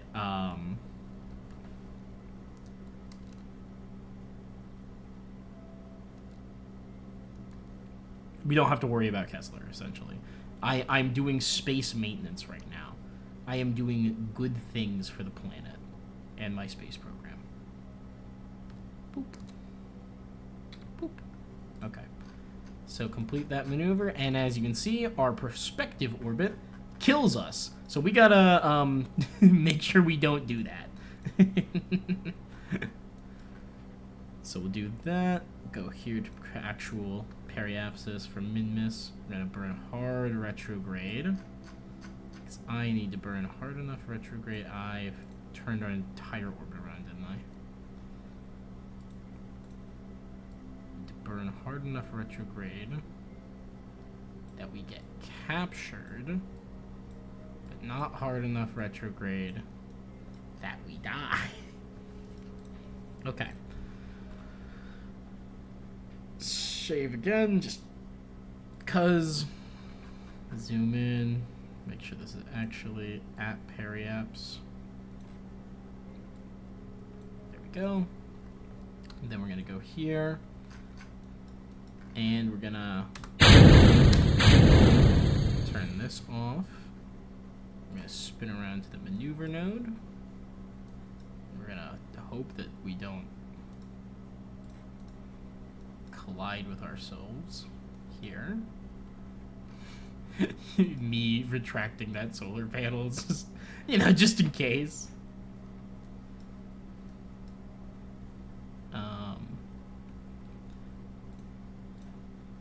Me absolutely fucking terrified to test these engines, by the way.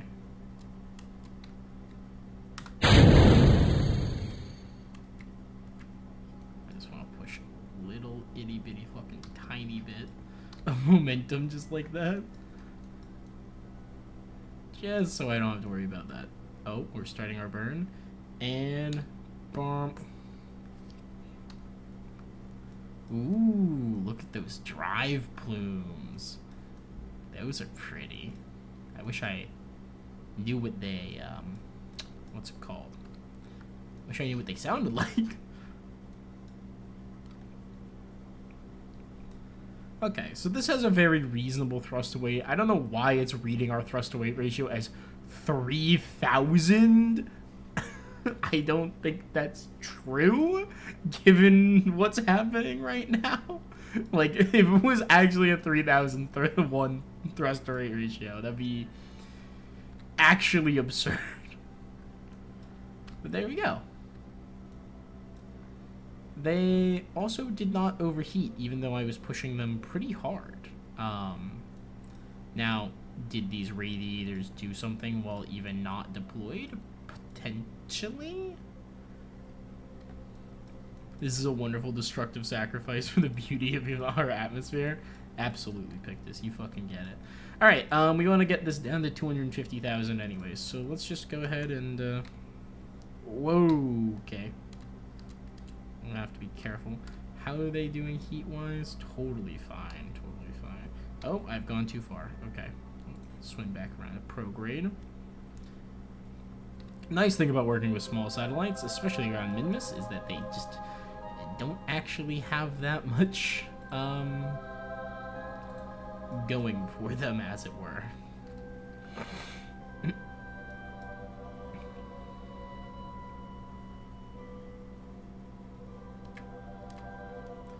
Alright, push that up to 250, good enough. And then we'll come down to just before periapse. That's min scanner 1.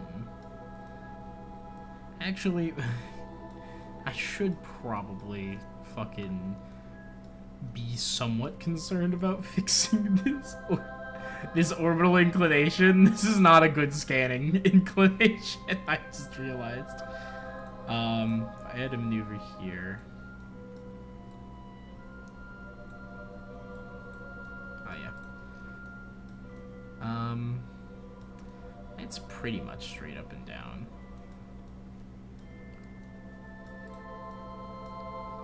Let's stick ourselves on maneuver then.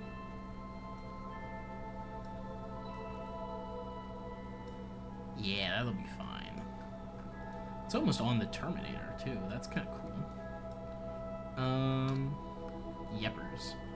And Bill. Go ahead and, where's Miss? Let's warp in.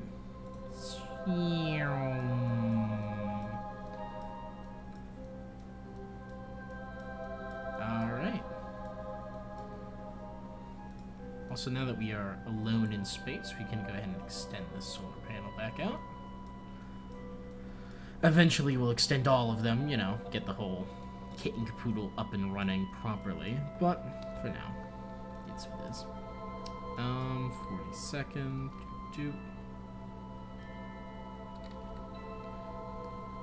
and 7, 6, 5, 4, 3, 2, 1. Boop. We burn and boop. I will say the fact that they have a pretty low thrust to weight ratio actually does make, you know, making these orbits operate the way we want them to much easier. Alright, and then we'll burn retrograde here because we want to bring that apoapsis down to about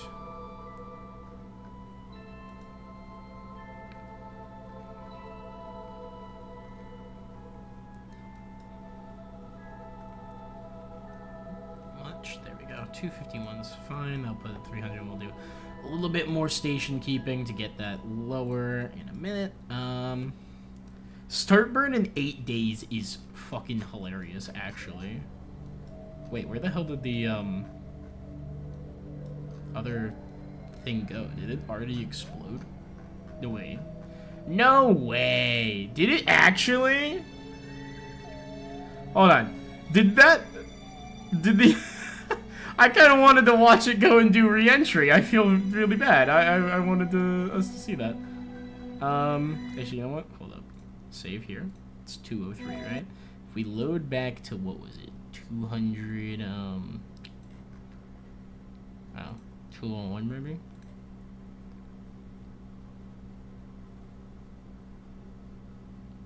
So Metro 2039 release in 2 days. Hi Fishman, what's up? I've never once played any of the Metro games, so I have no idea which you're talking about. Alright. In recompense for my sins, I'm just gonna go ahead and skip that maneuver entirely. We're just gonna watch this whole thing deorbit as recompense for the fact I did not do that. Yeah, it was 10 days. Wow. Okay, we fucking worked pretty far, I guess. And I'll tell you all what as well. For the sake of it being an even more fun warp, I'm gonna deploy the entire satellite so we can watch what this would look like if we deorbited the satellite from a fully deployed state. Because that would be cool. Let's go ahead and aim our camera up here. Because if we can't fucking see shit. Extend our radiators. I don't know. Maybe it'll help this thing survive a little bit longer in the atmosphere. Now, let me look at my action groups. Because I do have them set for this, right? Yeah, so this extends our solar panels. 1 is for the locking of the hinges. 2 is to unfold them. Okay, cool. So let's go ahead and disconnect these struts.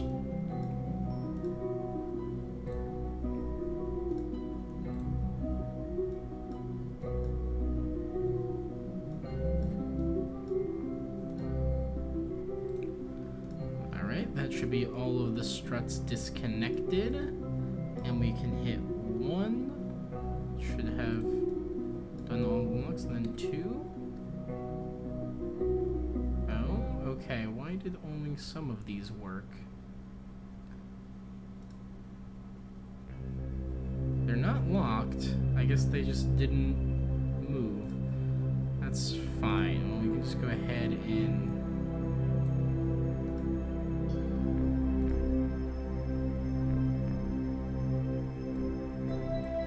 Why are these not moving?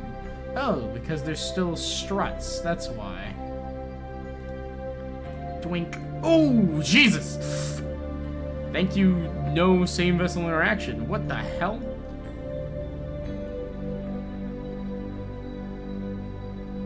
Was that because the motors have just been running this whole fucking time? Because they have a traverse rate of 15. What about this one? Also traverse rate of 15. Yeah, I think they were just so, like, constantly trying to work for that when the struts came off, they just went, BWANG!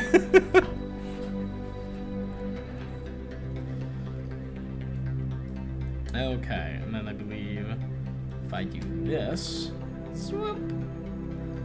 There we go. That's the full complement of solar panels extended. There's some minor clipping with those tanks, but that's fine. Of course, we're gonna go ahead and deploy the scanner. Do I have any more deployables on this? I do. I can go ahead and deploy the mirror satellites. Not satellites, antenna.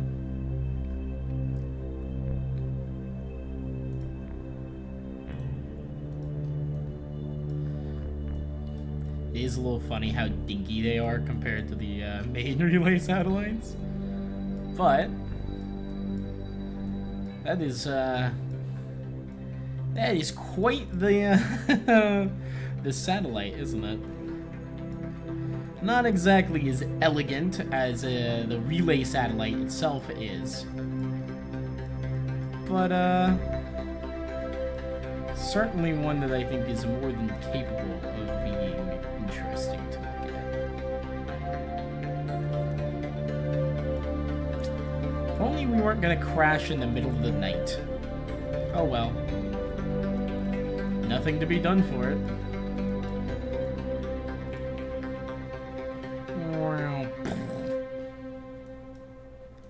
Maybe if we're lucky, we won't crash at night. You know? Let's see, if I warp down here.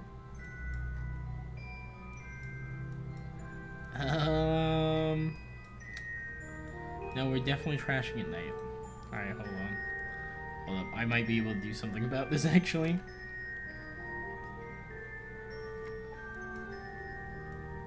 We do this. We've effectively just invented the gravity assist, actually. Oh my god, our periapsis is so fucking deep into the atmosphere. Behold, the least efficient possible burn. Trying to raise your periapsis directly next to it. We'd actually managed to get back into orbit from here. That's fucked.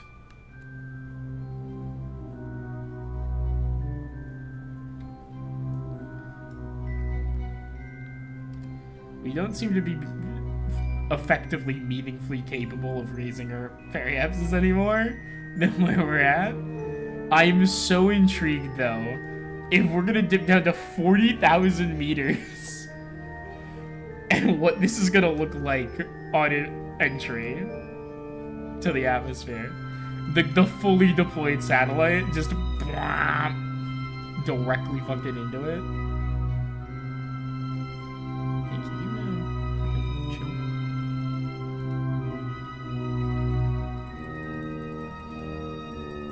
Come on, Chuddy, I need you to lock.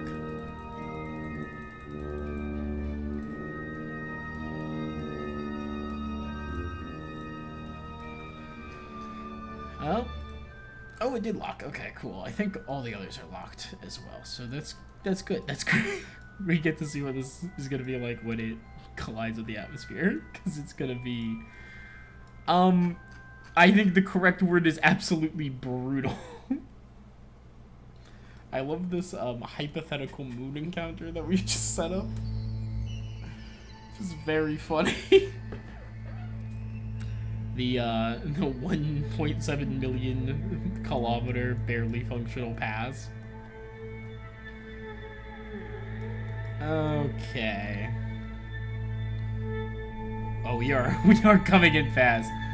And get ready for collision with the upper atmosphere in 3, 2, 1, and we're out. We're no longer in space. And we're gonna be plunging in deep fast. Oh boy. Oh boy. Oh boy. Oh. I have to admit, it's holding up to this better than I expected it would. Oh, the antenna is broken. The radiators are doing a marvelous job at cooling this fucking thing off. Oh.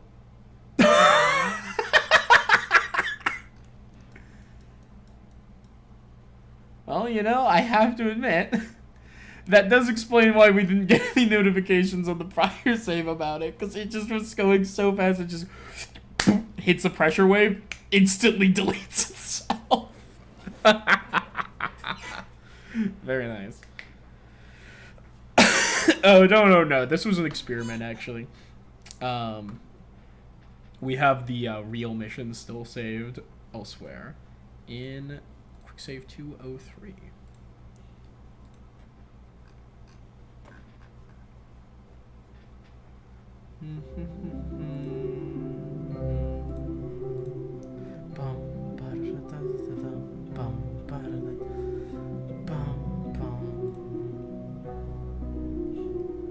Okay, welcome back. Gorgeous, like a firework of death for all that side of planet to see. Yeah, no, that was pretty brutal, actually. All right, we'll swing this back around to the maneuver, and then we'll start the burn. 8 days. Yeah, we got plenty of time.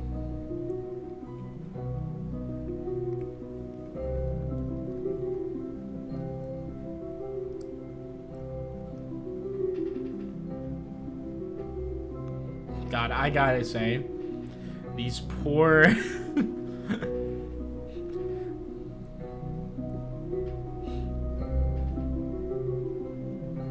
these poor Kerbals.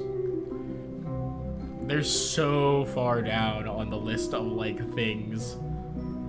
The Kerbin Elu transfer window is so funny. Like, we're not doing that. I can tell you, we're not doing the Kerbin Elu transfer right now.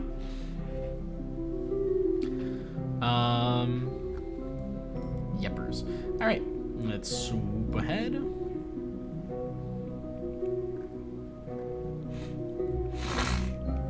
You've seen much in the structure, and now you shall nap. Adios. Goodbye. Take care, Pictus. Thanks for joining us. Okay. More surface science from Ike. Awesome. Alright, we got 50 seconds till we have to go. Did you hear the YouTuber Jacksepticeye is going to produce an animated Bloodborne? Wait. That was real? I thought that was a joke. I saw a post about that, and I'm like, I was reading deals. I'm like, oh, there's a Bloodborne movie. It's gonna be animated, and Jacksepticeye is directing it. And I'm like, sure. Yeah, you had me up until the Jacksepticeye is fucking directing it part. I did not believe for a second that was true. You telling me that's actually real? That's crazy.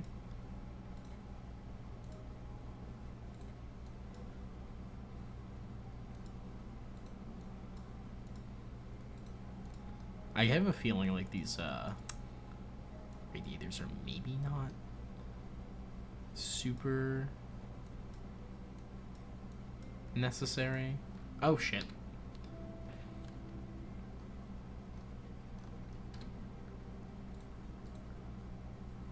Apo 300, 290. Alright, well, once we get up to apoapsis, we'll burn down a little farther. Warp ahead. Shoop. Retrograde. Got 3 minutes till actual apoapsis. That's fine.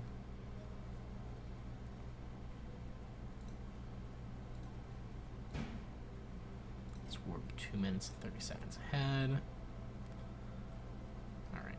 23 seconds till we are at where we want to be. I just don't get. Is this where you want to be? Not directing, producing. What's the difference? I admit I genuinely don't know. Alright, 250,000 meters. Awesome. Then we can come on up around over to here.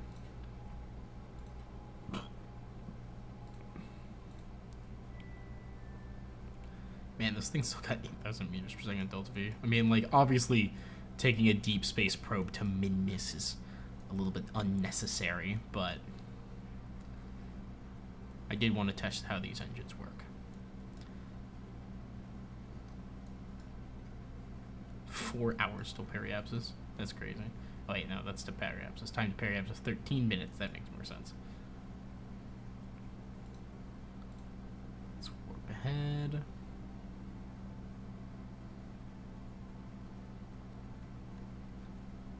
5 minutes to periapsis.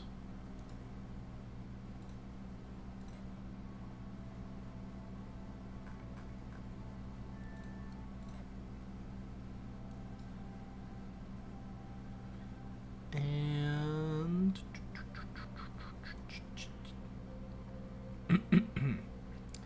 alright, 50 seconds till periapsis.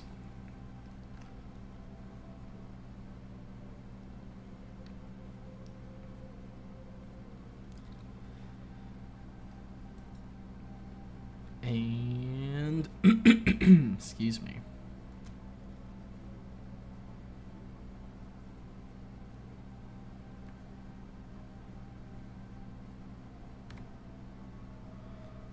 $250, 48.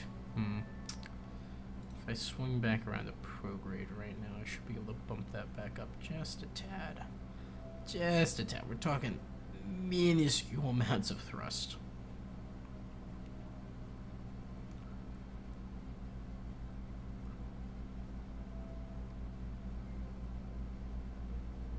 Producing is more money really than artistically. Well, but one artistic part is finding / changing script. I see. There we go. Nice. Circular orbit. Achieved. Okay. Which means we can go ahead and our camera up here at our scanner.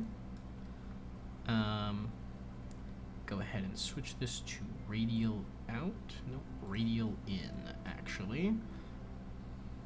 So we want this pointed at min-miss. Of course, we basically have full maps of min-miss already, if I am remembering correctly. Let's see, ScanSat, map. Oh, look, our map, Ike map's a bit more there. Excuse me. Yep, we got full data for min-miss. Full altimetry, full slope, full biome, even full visual. That's fine. This was never really about doing something particularly useful for min-miss. Excuse me. So we look at our science thing. Actually, ironically, where is our science thing? Spibins? Spibins. Ooh. High over min-miss gravity scan. Yeah, we can transmit that. Ooh. it's still transmitting. Hi over Min Mrs. Lowlands. Transmit that. Wait a second, why am I should probably unfold the satellite before I do all the science, shouldn't I? That would be smart. Okay. Right. Let us go ahead and let's disconnect all of our struts.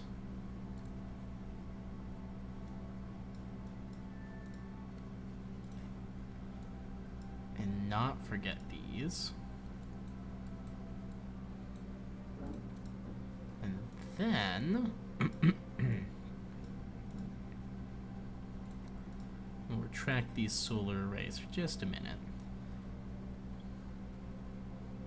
And we're gonna go ahead and unlock all of the hinges and then poop. Look at that. That's how it's supposed to operate.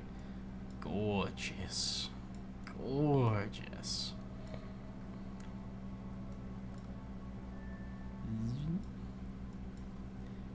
Zink.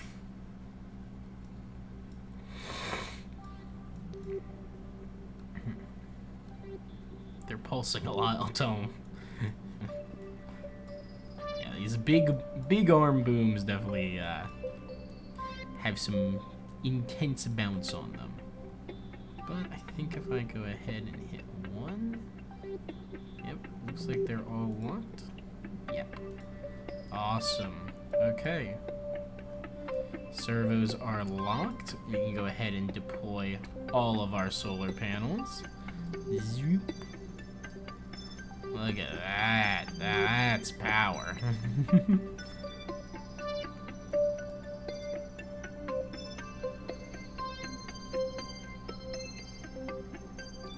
High hover min-miss gives literally no returnable science. That's a shame.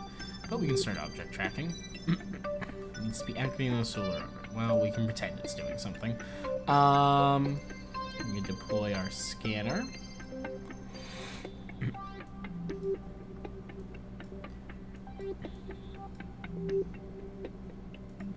We can extend our antennae.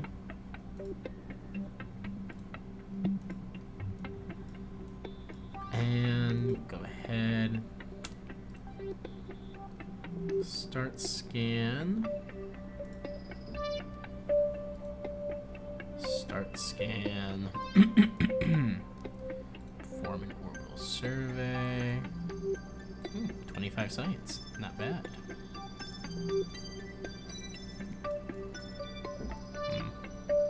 The overlay turned on again. How do I turn that off? That button, right?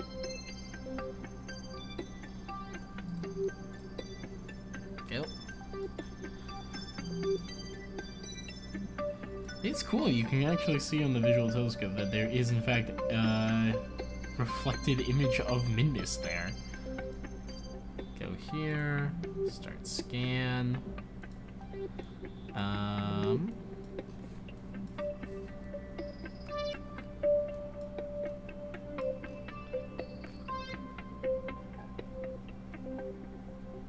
You think it's in good hands considering Sean Love's game is his favorite of all time? That's good. That's good. Yeah, I don't actually know much about Jacksepticeye either, so didn't know his name was Sean. But I'm glad that someone who loves the game is the one who's making it. I have to admit, I'm honestly so surprised that they're letting him do it. Alright. Not only is Mindus realized some amazing topography, you can't wait to land over those flat areas. Okay. At last you have some resource data. Mindus, every criminal's first choice for a starter mining facility. Is it?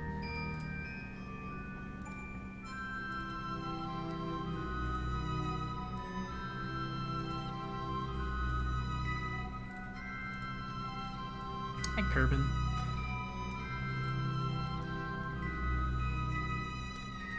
Can't get anything from that. Can't get anything from that. Well, we can get some from that. Awesome.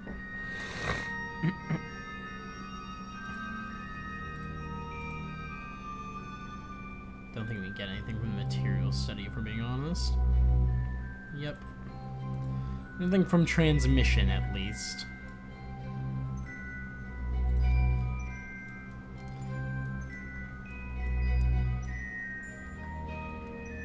I do gotta say,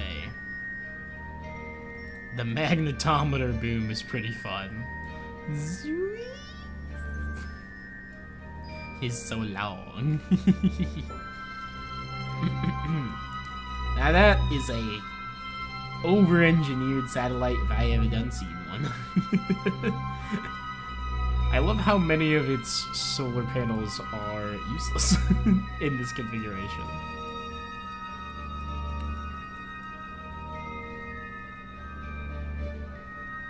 He has a blood-pouring tattoo, the Hunter's Mark. Hey, nice, nice, nice. That one's a classic. I have a friend who has that same tattoo, actually. Let's see here. We're gonna put those. That'll stay. Be scanning, doing its thing. No biggie. And it's an extra high gain antenna out here to enhance the relay network, if nothing else. Another 200G relay out and about. It and deep space relay can be friends. Okay. Well, in that case, this is ready to go.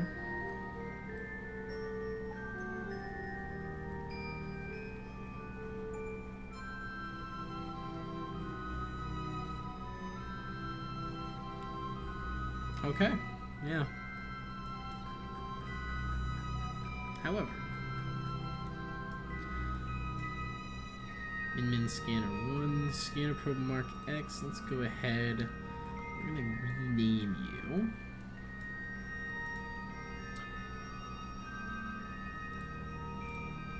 You are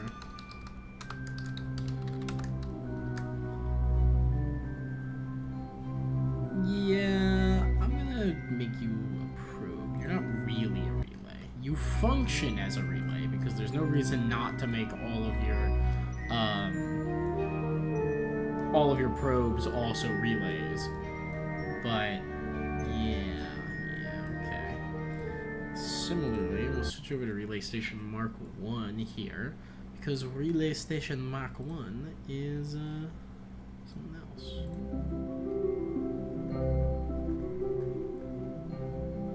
Hey Pyro, the Pokemon fan game you're playing, is it called Pokemon Insurgents? By any chance?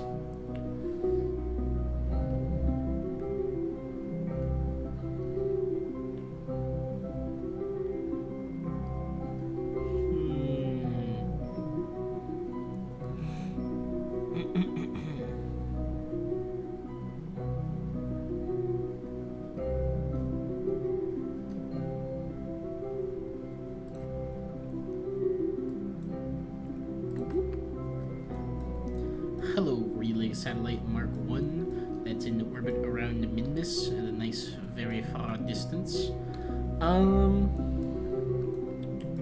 Let's see here. Nope, Swirling Season, you've played Insurgents before. Okay, cool. I just, there's a streamer I know who's just announced that they're playing Insurgents today, and I was like, yeah. What are the odds it's the same one?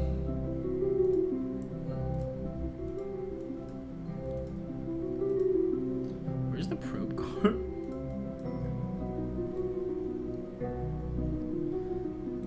It is so funny. I've been accidentally launching Science Juniors on these things.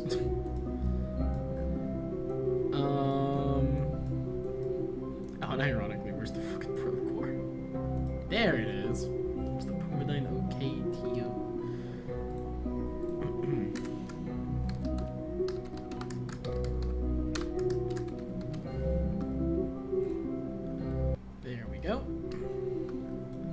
So now we've got Scanner 1, Scanner 2, Min Relay Alpha. space. Let's head over to the tracking station. Let's take a look. It's a hard AF game, really? Is it now? Like, thematically it goes hard, like slang-wise, or are we talking like it's a genuinely very difficult game to play?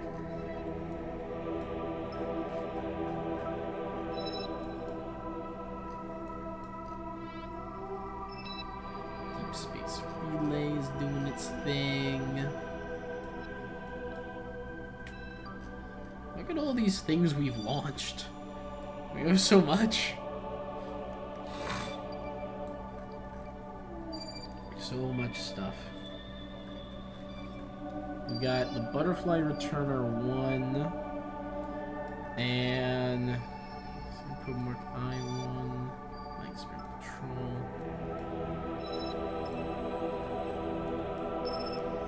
Oh my god, I forgot that the Ike ship is in this incredibly tiny orbit. I was like, where's our Ike station? The Ike station's there. The Ike ship is like inches above Ike's surface. I fucking forgot I did that. Like, I only see one orbit. Yeah, no shit, I only see one orbit. This thing barely is in orbit. I love planets with no atmosphere. That's so funny. Okay. There is a Kerbin Moho transfer window that's coming up. It's difficult, but it has also an on-screen murder and cults. Ooh, that's fun.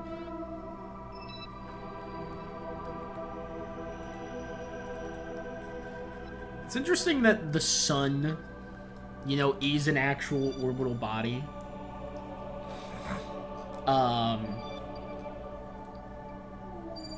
It'd be really cool to make a sun probe, I have to admit. Like, wouldn't that be pretty sick to send a probe to the sun? I have no idea, though, how difficult the sun is to, like, do anything with.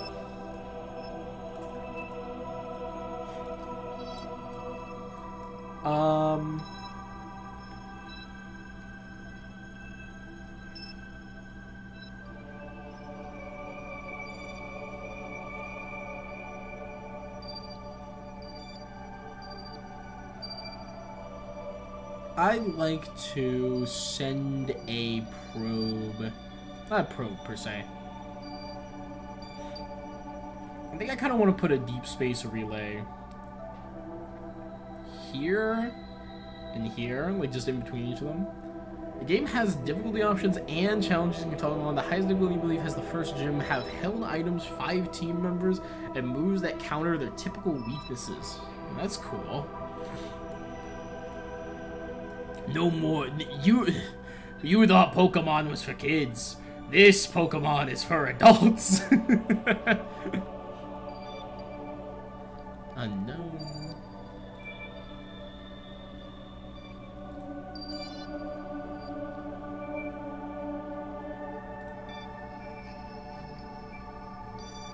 Are the unknowns anything about work lamps?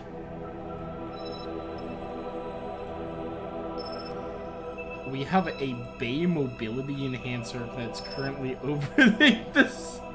I forgot we did that! It totally makes sense that it got sent onto a solar orbit because of how we had to move things around when we were doing stuff. And it would probably have been sent by Ike's gravity well into a solar orbit. That's so funny.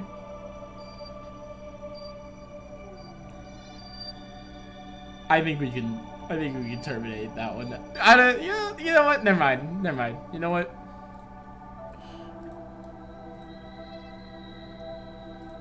I'm keeping it, because that's funny.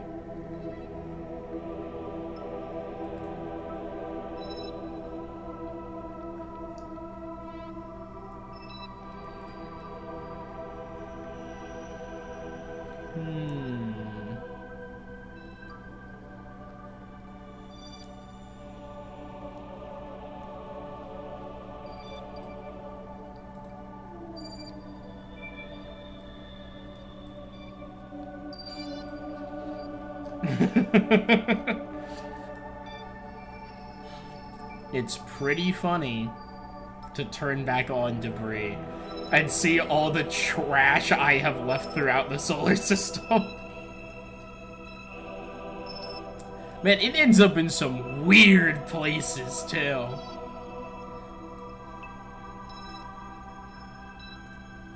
Anyways, let's launch another deep space relay.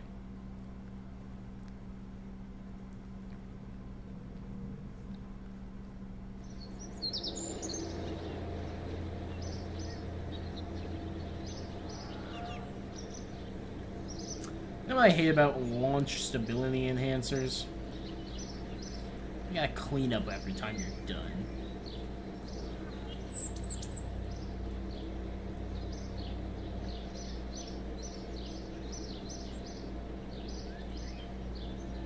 Hello, 452 science. Also, hello, game. Can I access my facilities, please? Hello? Hello? Hello? Hello? Hello? Hello, hello?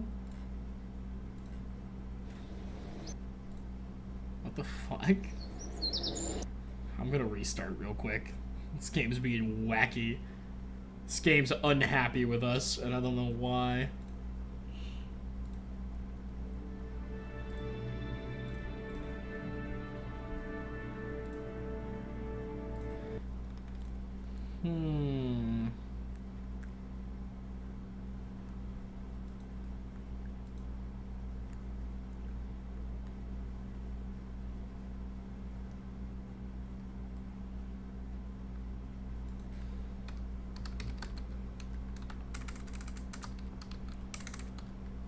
Let's see.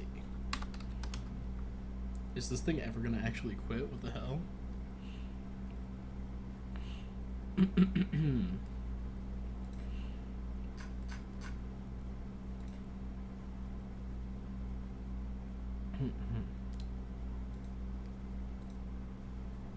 Let's see. There we go.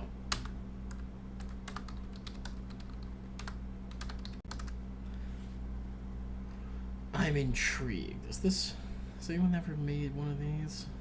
No. Seems like that's a no. Interesting. Intriguing.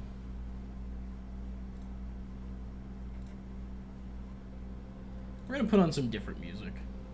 Hello, it is me you've been looking for. Is it?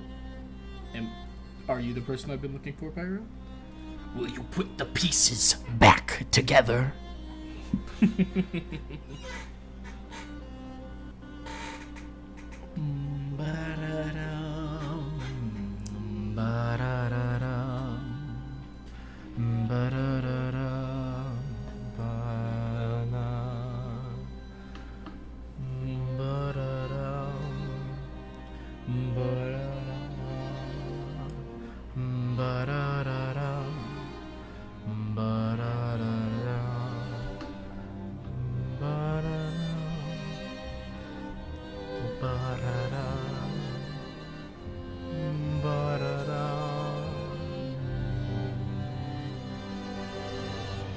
Remembering ladders is real.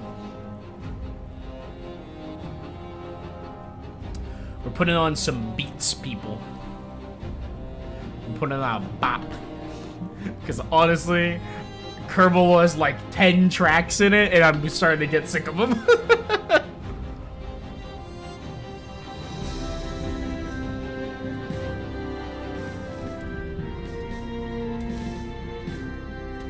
I'm sorry, little one.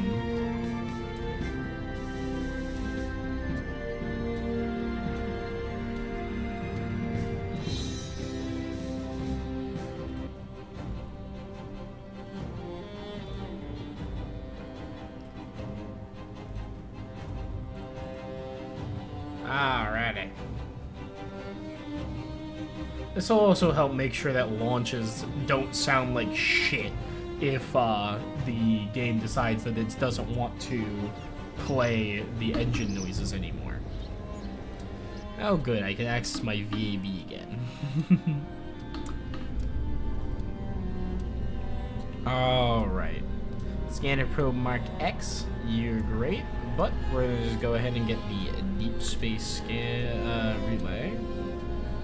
Guess it'll be over here in the D's. Yep, there we go. Deep Space Relay. God, this thing costs 746,000 Kerbal bucks to fucking fly. Thank God I'm not in career mode.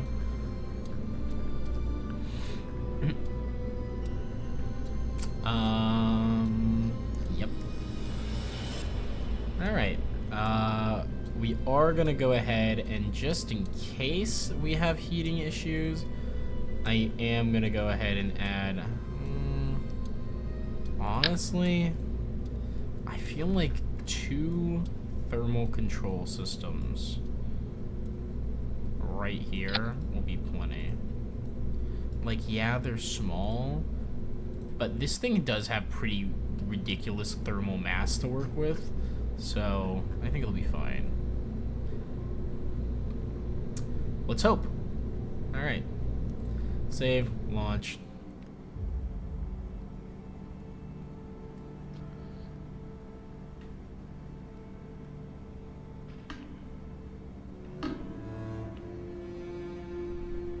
Now this one's gonna be a little different. Our other deep space relays that we've been putting out, we've sent outwards. This one, we're gonna send inwards. What the hell is happening? What the fuck?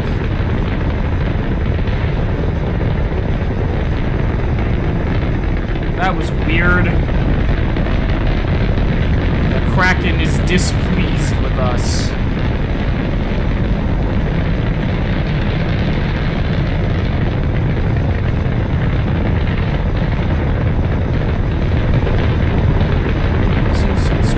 That partially hang out. Doesn't seem to be causing too much drag, so I think we're okay.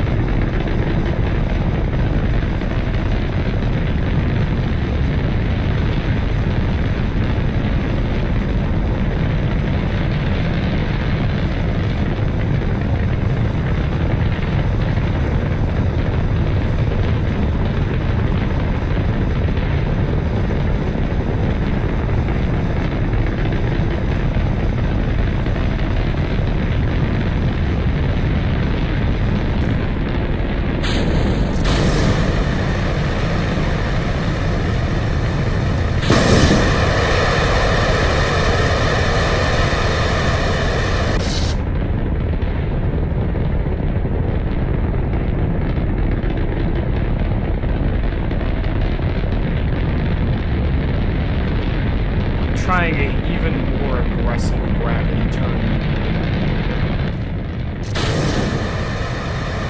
I'm intrigued to see if it works. Nice launch. Is it me or does the nose of the rocket ship look even bigger than before? You may be thinking of a different one where we've had a similar looking fairing up on top, because this one definitely is quite a, shall we say, bulky-nosed rocket design.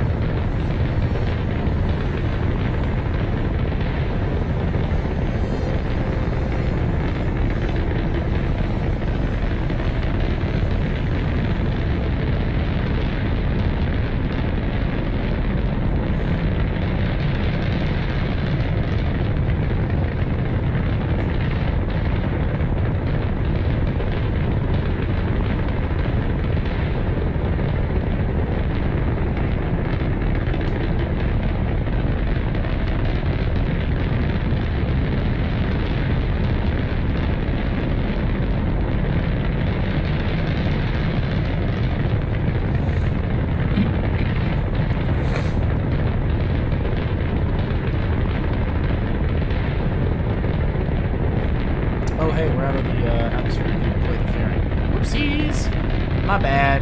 That was a sad inefficiency to be keeping around.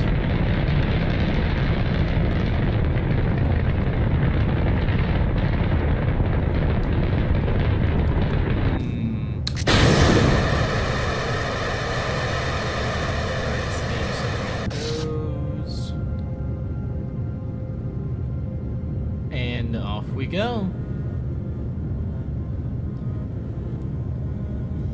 Couple kinds, last best hope.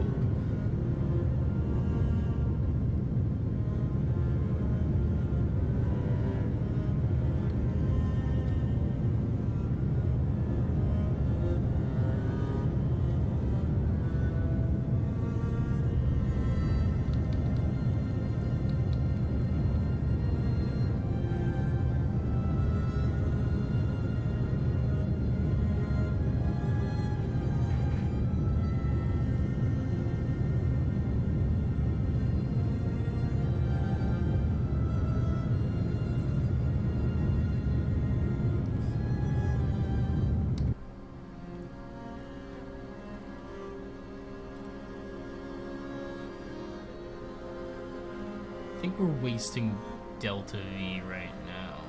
I don't know. We definitely got to orbit, I feel like, with more Delta V previously, so... I don't know. I don't know.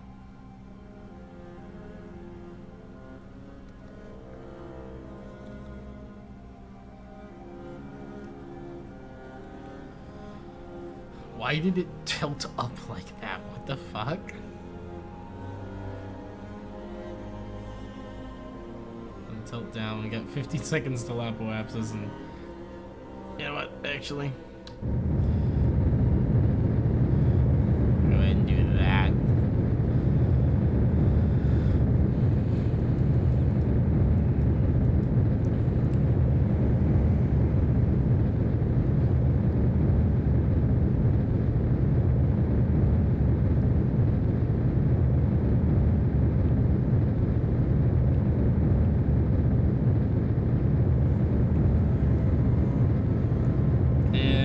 Go. Orbit.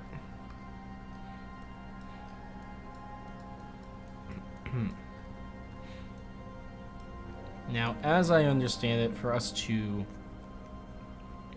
get a clean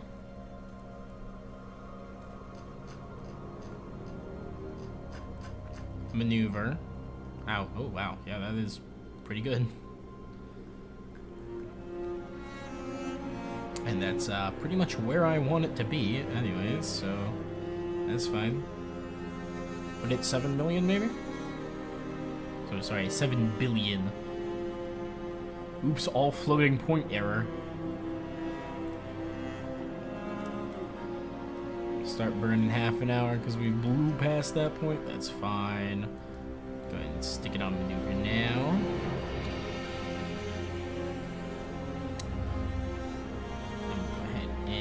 Extend our in-transit panels.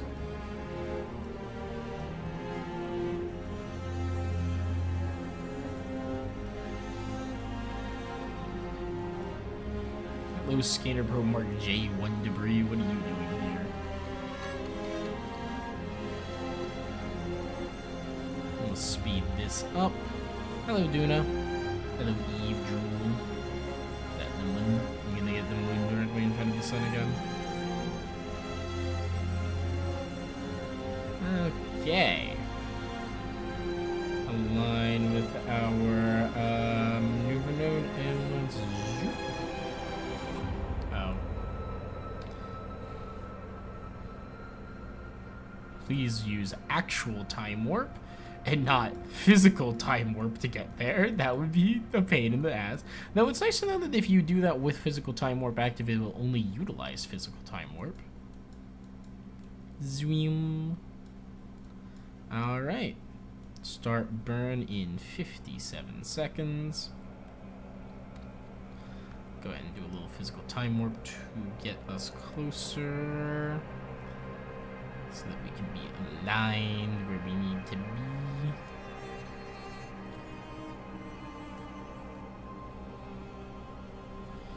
Alright, and 4.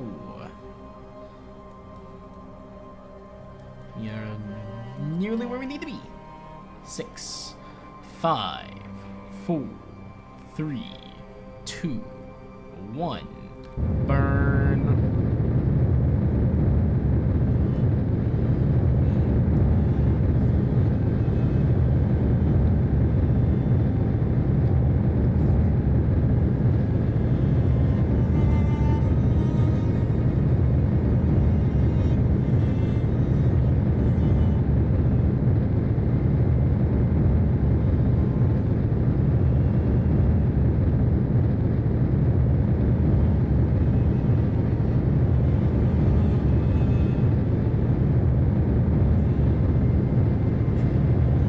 This is a long burn. It's a minute long.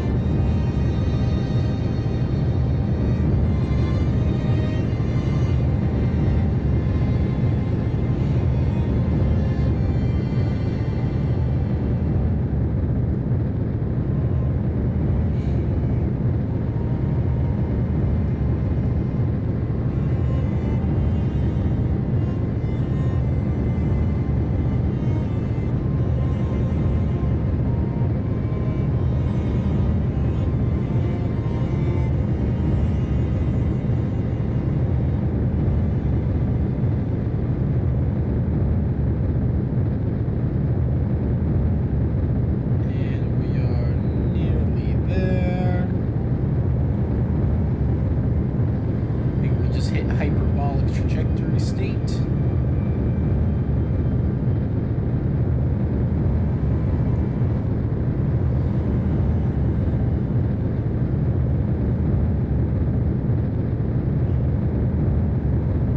Six, 5, 4, 3, 2, 1, and boop.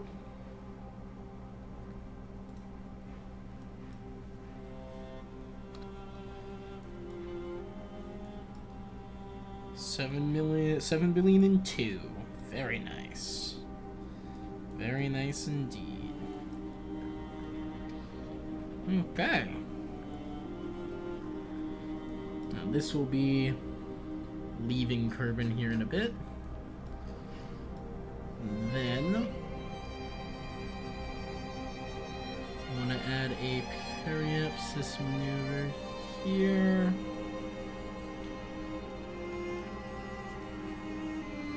Retrograde that down until we have... Whoops. Can we not click on everything but the maneuver? Burn that down until we have circularization.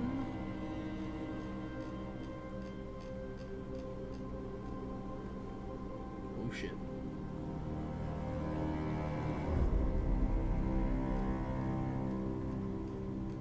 Boop, boop, boop, boop. 7 million more or less. Alright, cool. There will be a stage separation in there. That'll be good. That'll be great. Why is the maneuver node moving so fast?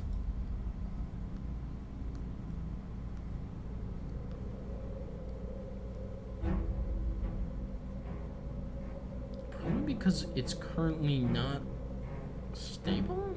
I don't know. Genuinely, I have no idea what's up with that.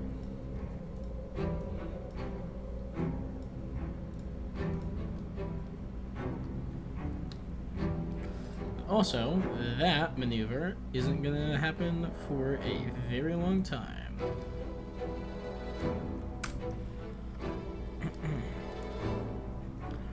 Station 1, this is...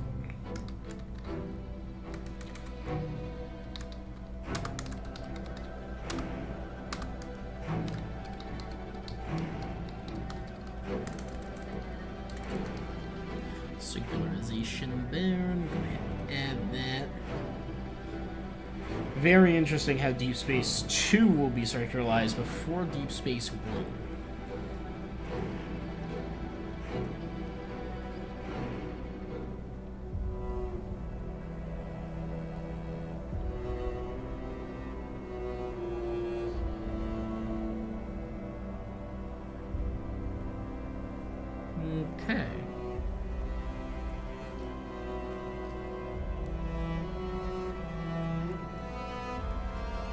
So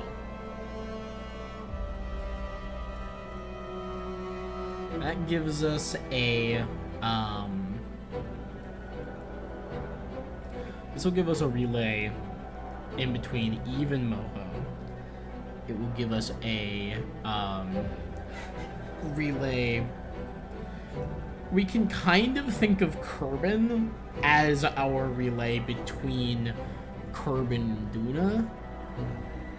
And Kerbin and Eve are close enough. I don't really feel the need to add an additional one. Like, we can see we have a strong connection between everything we have on Duna and Kerbin right now. And for most of the orbit, I think that distance to Deep Space 2 will be enough. So I don't feel the need to put one in the middle there. We've got a relay station anyways that's gonna be, I believe, between Duna and Kerbin anyways. Like, that's what relay station 1 is gonna be doing.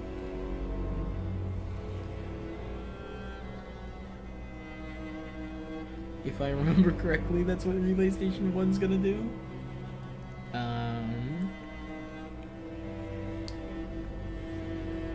That's Deep Space Relay, that's relay station Mark 1. Yeah, so that one's gonna be between Kerbin and Duna anyways. So that one's like less of a concern. It's also kind of a piece of shit, so it's like, eh. Who knows how good that will actually be. Our Deep Space Relay here being between Duna and Dress, I think, is a more important one. And then, honestly, I think I want to launch one more Deep Space satellite before I go crazy and put out a extra one. Because if we put on if we have a relatively similar launch time, right, for the Deep Space one, it should end up in a similar-ish position in orbit. So I'm thinking we send another Deep Space Relay from here. We're going to have it be between Drez and Jewel. That's a much further out orbit, but I do believe we can make it happen with our current technology.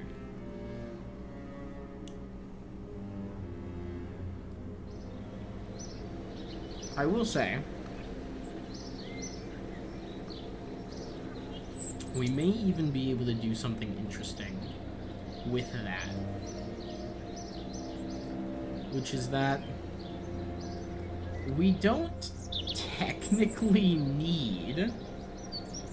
Oh, Jesus, it's done it again. I don't know what is making it do that, but it is, and it's so annoying. I don't know exactly how it works out to make it possible, but I think we might be able to just launch straight up.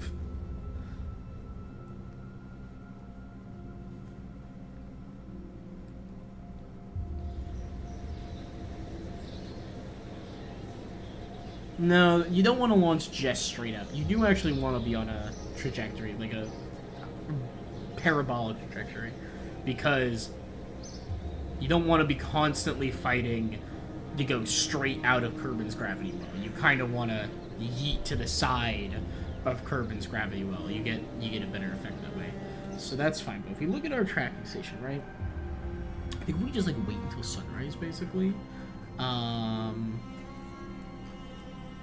Or is it sunset? Direction does Kerbin rotate?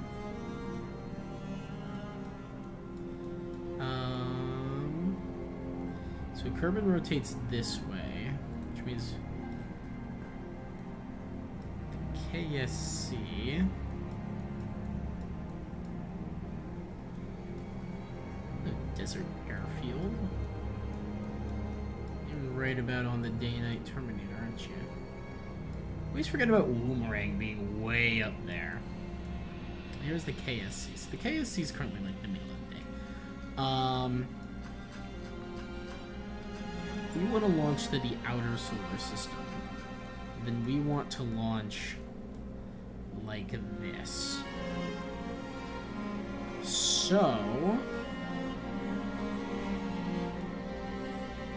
that's a sunset activity, I think. If we wait until sunset, then we should be able to take a rocket, do a gravity turn, and just like straight out. Just never stop burning, basically.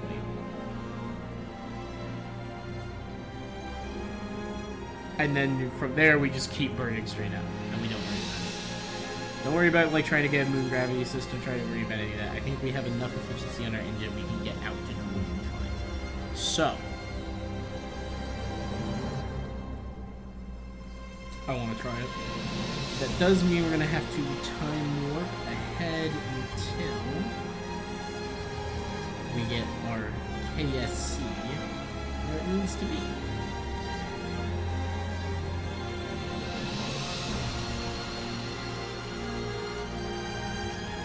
A little bit further.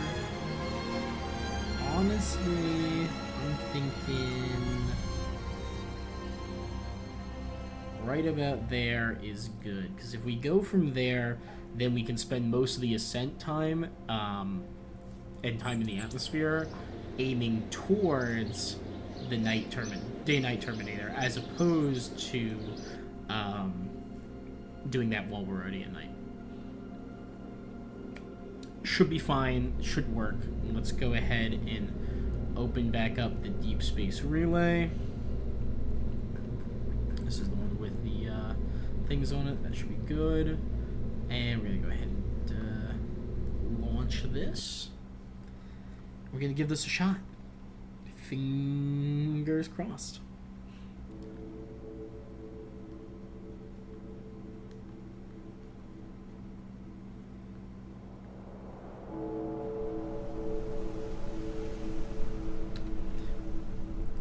SAS.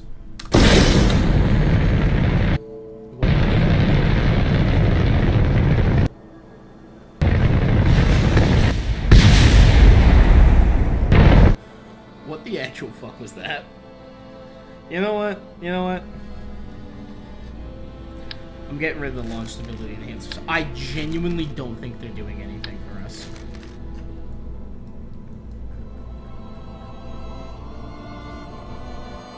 Like, I have not had a single launch where I felt really confident that the launch stability enhancers were meaningfully improving the launch.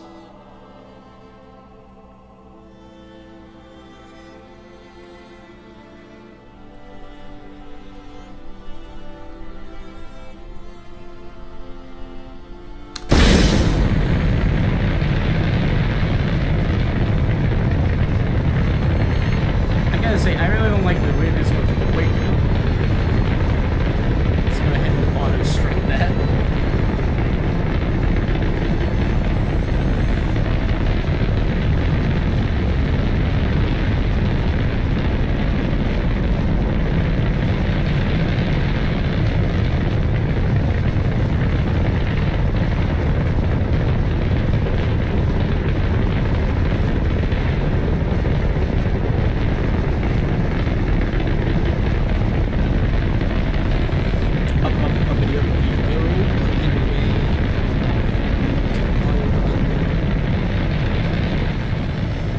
Wish I could meaningfully change the design such that we're carrying these liquid fuel tanks while they're empty. Actually, I might be able to. I might be able to. It introduces some pretty substantial dangers.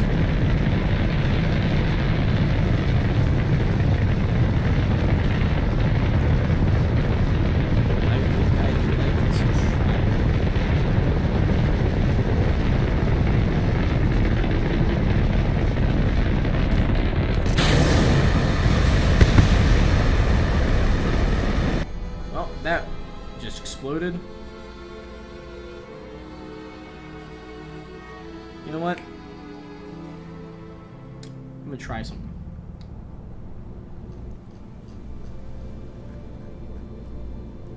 So this is the This is the tank that gets removed first. I'm gonna go ahead. We're gonna take this. I'm gonna take this beautiful little rocket booster some way. If I can frickin' grab it and nothing else, please. I'm gonna take this.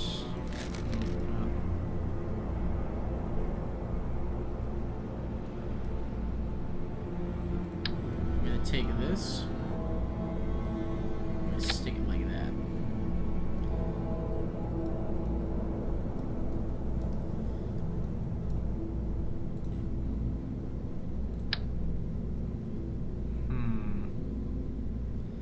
I've just realized these appear to be stuck together. Oh no, it's not that they're stuck together, it's that I've grabbed the wrong thing again. God damn it. Okay.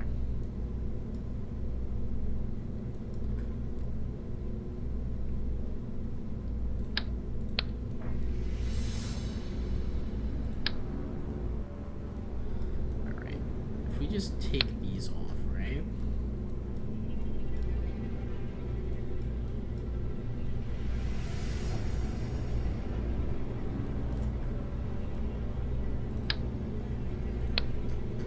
Okay, we don't want anything attached to this one because it's gonna go off first. All the other ones will finish after the solid rocket boosters go off. So we don't need to worry about them so much. So we take one of these, right? And what if we just, like, put one like that?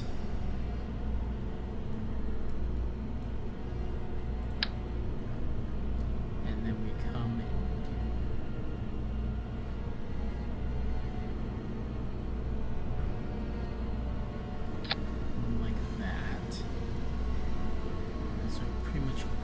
spaced. And then we take these.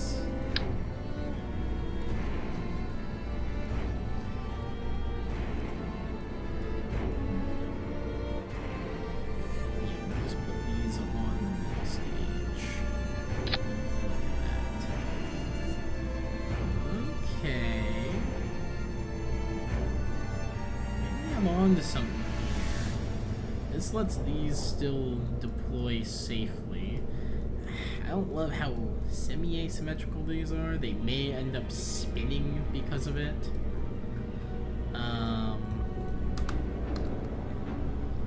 Let's go ahead and call that the Mark II just in case.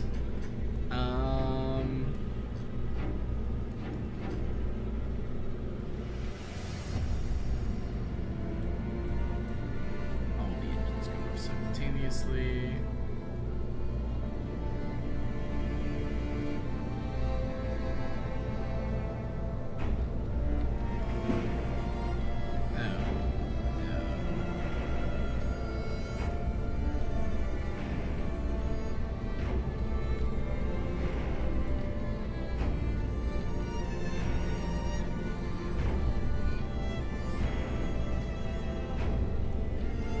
Upper tanks only have two. Cybertrons, they do. Okay. This goes off before the separation stage for all of those. Let's try launching this. Welcome back, George.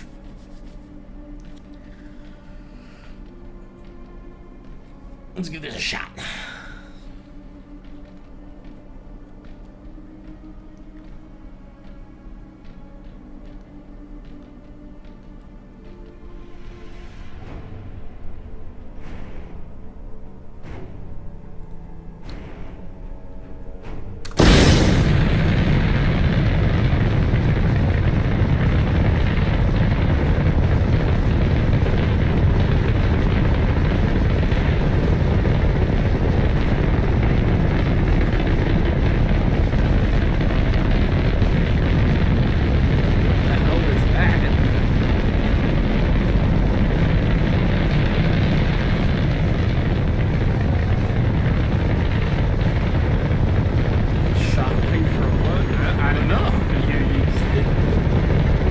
something.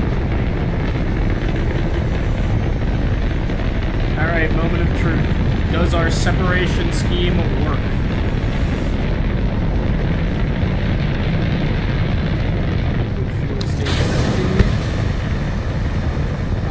Looks like something blew up, but it wasn't any of us, so not our problem. Awesome. That's gonna be a whole heck of a lot of extra delta V. But the rotation is kind of real now.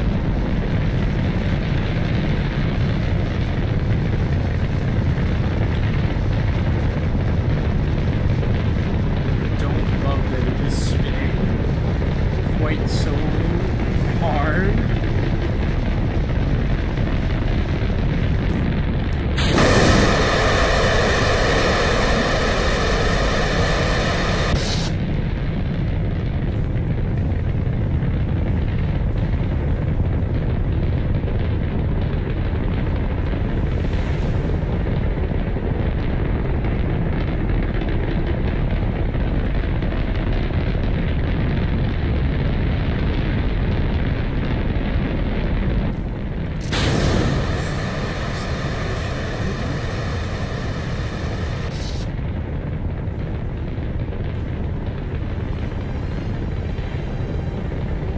You said let's go shopping? You're not sure though? Your ears might be lying to me? I don't remember saying let's go shopping, but I mean, I guess I could have said it. Weird space deploying the fairing.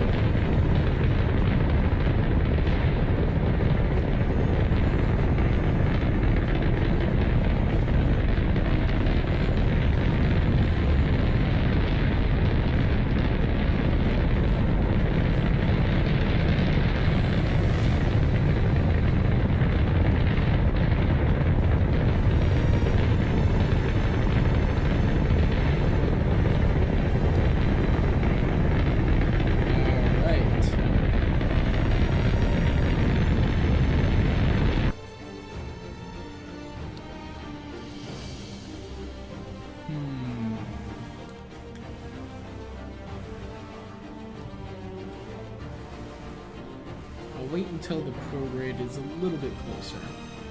Maybe 1 minute till apoapsis, and then we'll burn again. Are you schizo? I don't know. Are you schizo? I'm not saying you didn't hear me say that. I just do not remember the context in which I said that.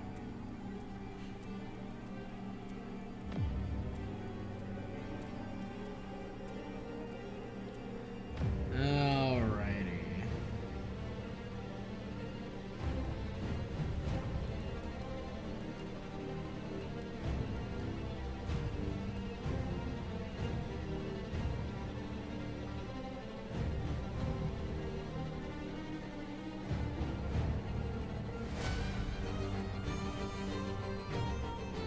Two, one,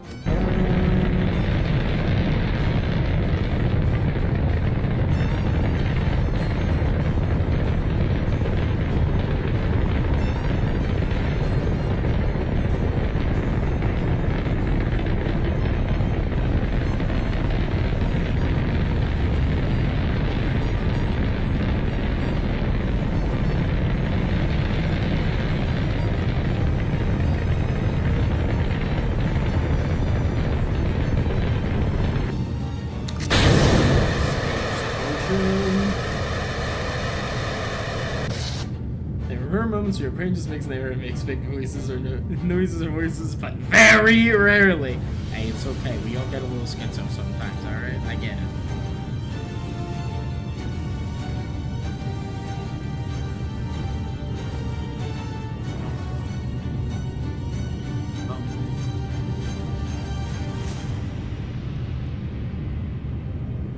You don't think you're schizo? I would doubt that you are. I mean, well, I don't know you. I say I doubt, but I don't know you. I can't actually make any prescriptions. But, you know. I think you would know is perhaps the right answer there. Alright, 14, 13, 12, 11, 10, 9, 8, 7...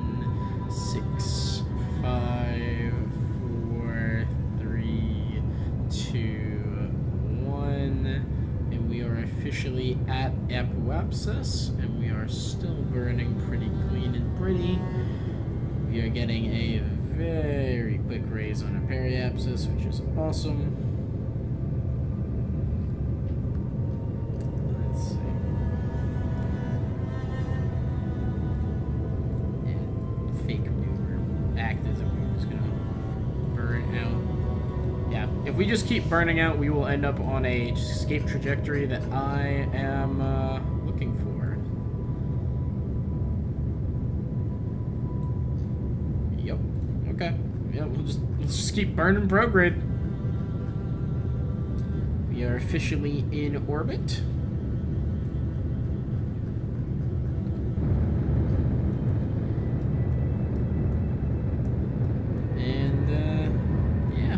Awesome. Where are we going? Well, we're currently on the position to extend ourselves out such that we get a curb and escape trajectory. Once we're on curb and escape, I plan to put this as a relay satellite between Dress and Jewel. So this will be our deepest deep space satellite that we've put out so far. It's gonna be really out there.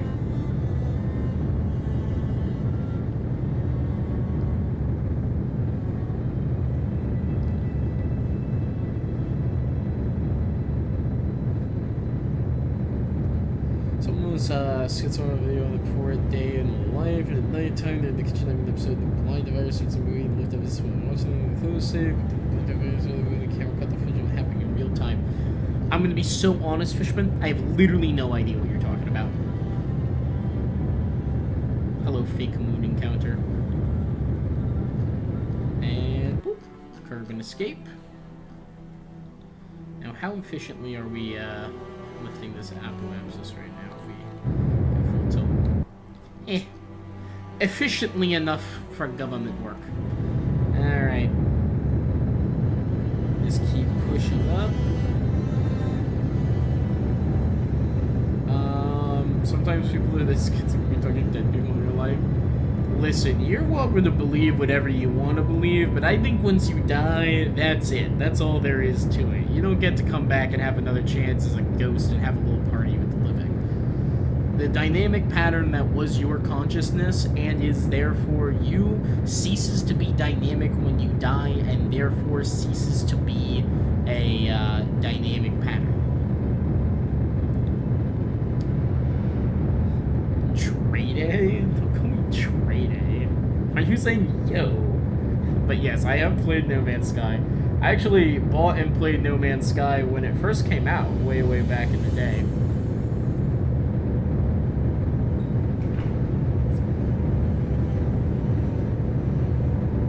I was part of the group that was originally disappointed by the game.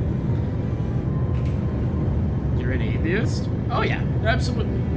I'll do you one better. I'm an anti-theist too.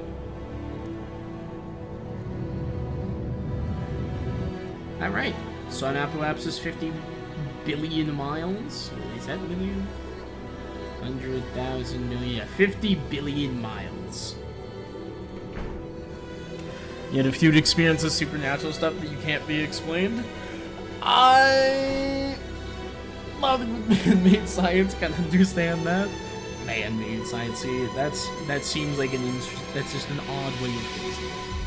You're also a Buddhist too? Fair enough. I had a stint with Buddhism, though I left it behind. I was not able to fulfill what I needed it to fulfill in my life, which is the understanding and desire for truth in my deep understanding of reality. But listen, the long and the short of it is simply this.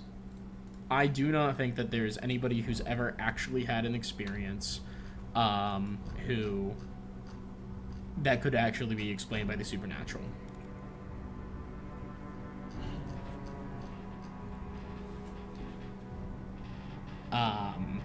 Every experience with the supernatural that I have heard has been more adequately and more, what's the word? Parsimoniously explained through a understanding of the scientific method. Depictions of ghosts. Something was wrong with the house. Gas leak. Vibrational anomaly. The fact someone had cataracts and they didn't know was happening. Brain tumor. Hallucinations. There are so many things that we understand to be true in reality that can adequately explain the supernatural, that it just does not seem likely to me that any of these have been a real thing. As for the long-term viability, as it were, of theistic belief, I think that there are plenty of arguments that can be made and are well understood to be a better product of reality, of religion being a useful tool. It is a great invention by humanity for societal cohesion, but I think that we can also agree that we've grown past that need. Alright, let's go ahead and make our circularization. You've lost faith in this community? What faith did you have in it before, George? I've always been fairly open that I'm an atheist. Like, this is not something that should be particularly massive news. It'd be sad not to see you when you pass. Look, George, I'm not gonna claim that I know what kind of theist you are, but I'm gonna tell you right now, odds are, since you live in Georgia, you're some kind of Christian, Orthodox, or Catholic. And in basically every iteration of that I have heard of, I'm going to hell for my high frostpunk music. Shh. We love you, Pieta Musial. Unfortunately, I'm listening to the music right now, not to you.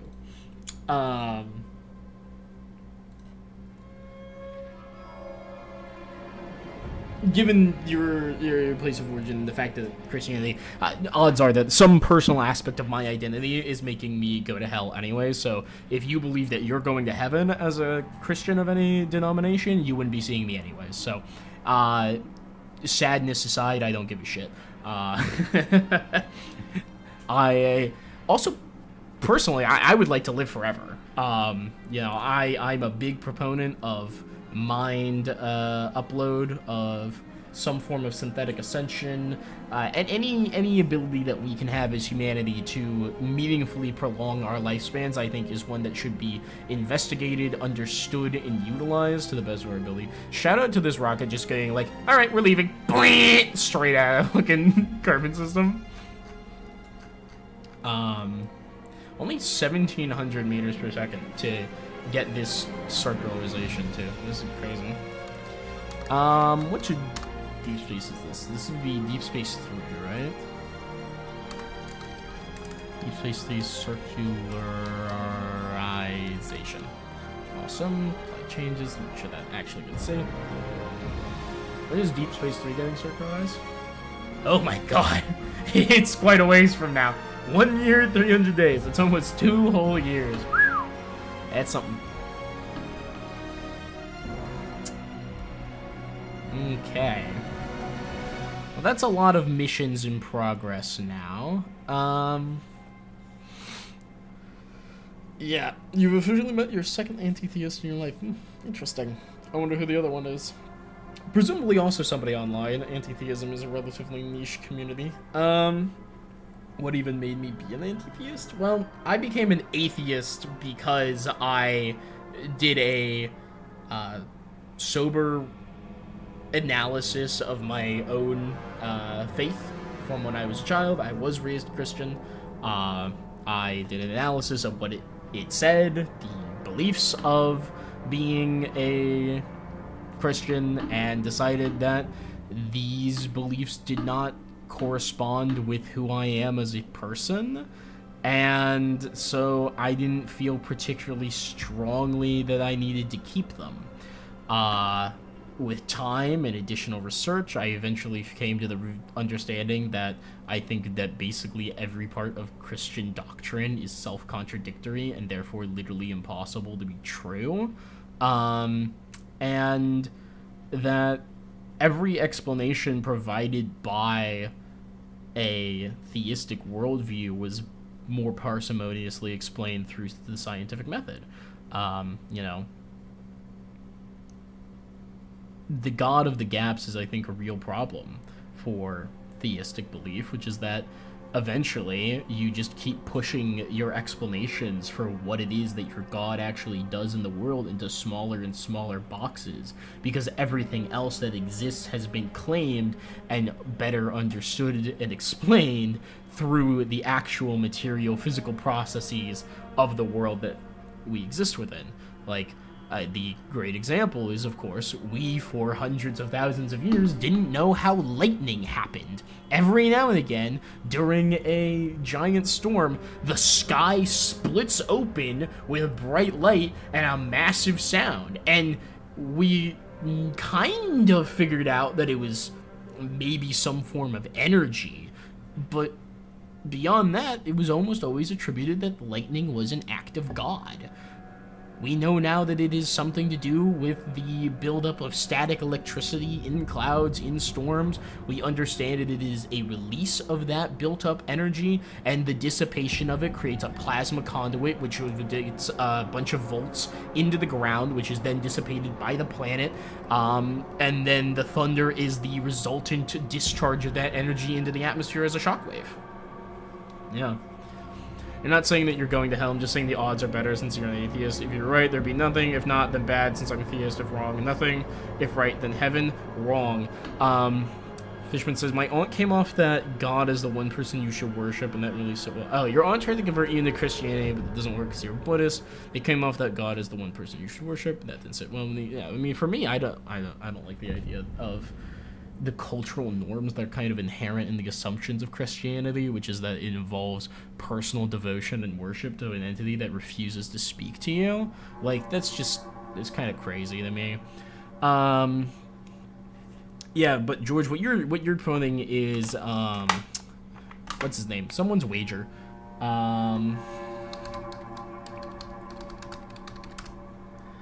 Pascal's wager, that's what you're thinking of. Pascal's wager essentially postulates that, well, you know, if you were going to look at religion as a purely utilitarian act, then what you need to do is to accept Christianity, because if you're an atheist, then you're guaranteed to have a bad outcome. It's either nothing or you go to hell, or you can choose to be a Christian, in which your outcomes are nothing happens when you die, or you die and you go to heaven. However, that's not 100% true, because the Pascal's wager ignores every other possible religion. It frames it as a purely, like, back and forth, you either are a Christian or you either are a atheist. There is no in between. But as Fishman keeps pointing out, they're a Buddhist, you know? Like, Pascal's wager ignores the potentiality that both of us are wrong, George. It's not Christianity versus atheism, it's everything else, and Buddhism's correct. If you aren't walking the ninefold path, if you aren't trying to achieve nirvana, you're actually wasting your life. You will be reincarnated as a lesser spirit. So what you really should be doing is that you need to avoid that at all costs, and therefore you should stop being a Christian and you become Buddhist. But actually, it's not just Christianity, Buddhism, and atheism that you have to worry about. There's also Hinduism, there's Shintoism, there's the shamanistic traditions of the various Aborigine tribes of Australia. You have all of the different animist beliefs of the native indigenous peoples of America. Maybe every modern religion is wrong, and the real one that you need to be following is the Aztec sun worship of Quetzalcoatl. If you are wrong, and you're wrong about Christianity, and actually the true religion of the world is Aztec sun worship of Quetzalcoatl, then the fact that you aren't currently committing a human sacrifice on a temple to appease the sun gods and eating a raw human heart means that you will spend an eternal life in the underworld of Shibboleba and walk through miles of shit and thorns every day until the 14th Baktun ends. You know, all of these things are potentially true. every religion points to Christ. Buddhism talks about Christ. The Quran talks about... The Quran talks about... First of all, you spelled Quran wrong. Second of all, you believe in the Nirvana Buddhism, so you won't keep doing it? Hell yeah, Fishman. The Quran. Yo, dude, you ever hear about how McDonald's talks about Burger King? Both of them have hamburgers in them. That's what you sound like right now, George. I'm sorry, I'm being mean about that, but like, every religion points to Christ. Alright, listen. I respect Fishman's stance on this one substantially more than what you're doing right now, George, because what Fishman is saying is that I was raised in this belief, I grew up on it, I will keep doing it, it is your choice. You know what? That's fine. I think that's okay. Am I an anti-theist? Yes, but my goal with my anti-theism is one of cultural change through a long-term personal project of cultural diffusion, right? I am a religious pluralist who believes that eventually humanity should outgrow religion as a concept. The eventual norms of society, as we have seen over and over through modern decades, will shift towards one in which the atheistic position is the one that is the natural one. The atheistic position is the one that if you deconvert from any religion and you decide that you're going to adopt a non-religious worldview, you adopt the atheistic one. You know, you can convert out of religion to a different religion, but if you choose that you are not going to be religious anymore, there's only one. So eventually non-religiosity is going to be the default. And I think that's great. But in the moment right now, I'm not going to try and deconvert you. You know, I'll make my arguments. If you want to have the conversation about it, I'm happy to. I genuinely enjoy it. However, I think that religious pluralism is really the way to go forward with it. And that's why I scoffed so hard at your every religion points to Christ talk, George, because I think that's pretty offensive. I think that that is a dishonest reading of other people's personal religious views to make them support an argument towards your own personal religiosity in a way that doesn't really matter, right? Like, your personal religious views have very little to do with anybody else's up until the point when they start harming people. And that is the other reason I'm an anti-theist. I went from being a semi-practicing Christian to being a agnostic atheist to being a claimant Buddhist while still being agnostic to being a Gnostic atheist. A Gnostic atheist is simply an atheist who says that they believe that there is no God. I am only a Gnostic atheist about very specific and very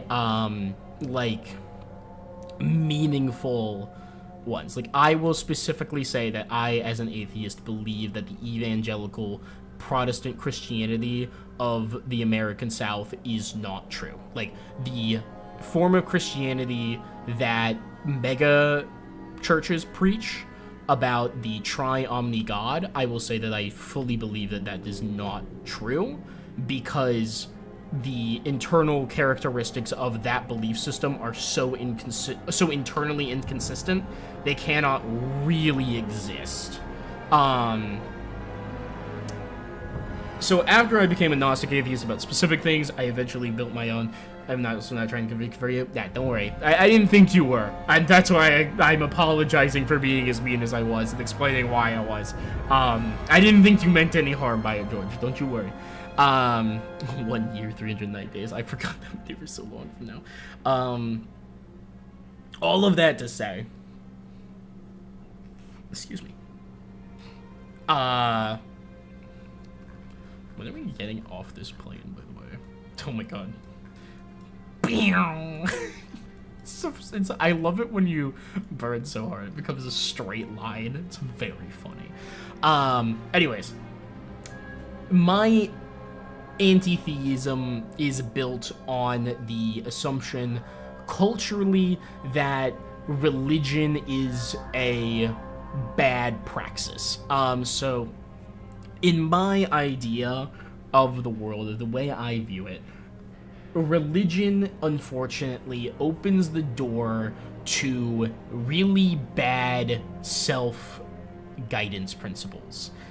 So, a person who is religious has accepted at some point in their life at least one claim that, so far as I can tell, is based not on evidence, but on faith.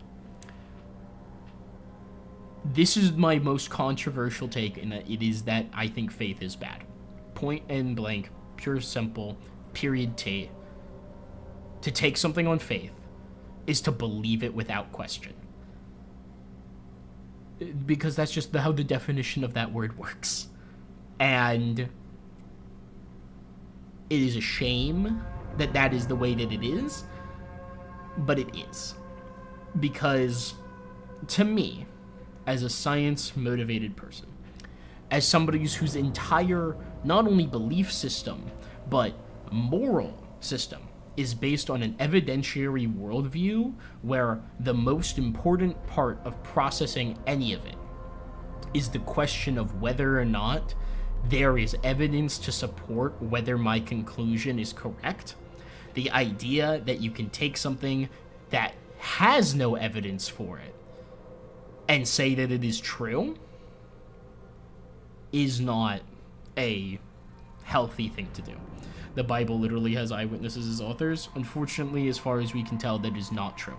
No preeminent actual Bible scholar who does archaeological research in the field will say that the authors of the Bible were the people who claim to be the eyewitnesses. Also, the eyewitness testimony argument is only applied to the New Testament, not to the Old, for obvious reasons.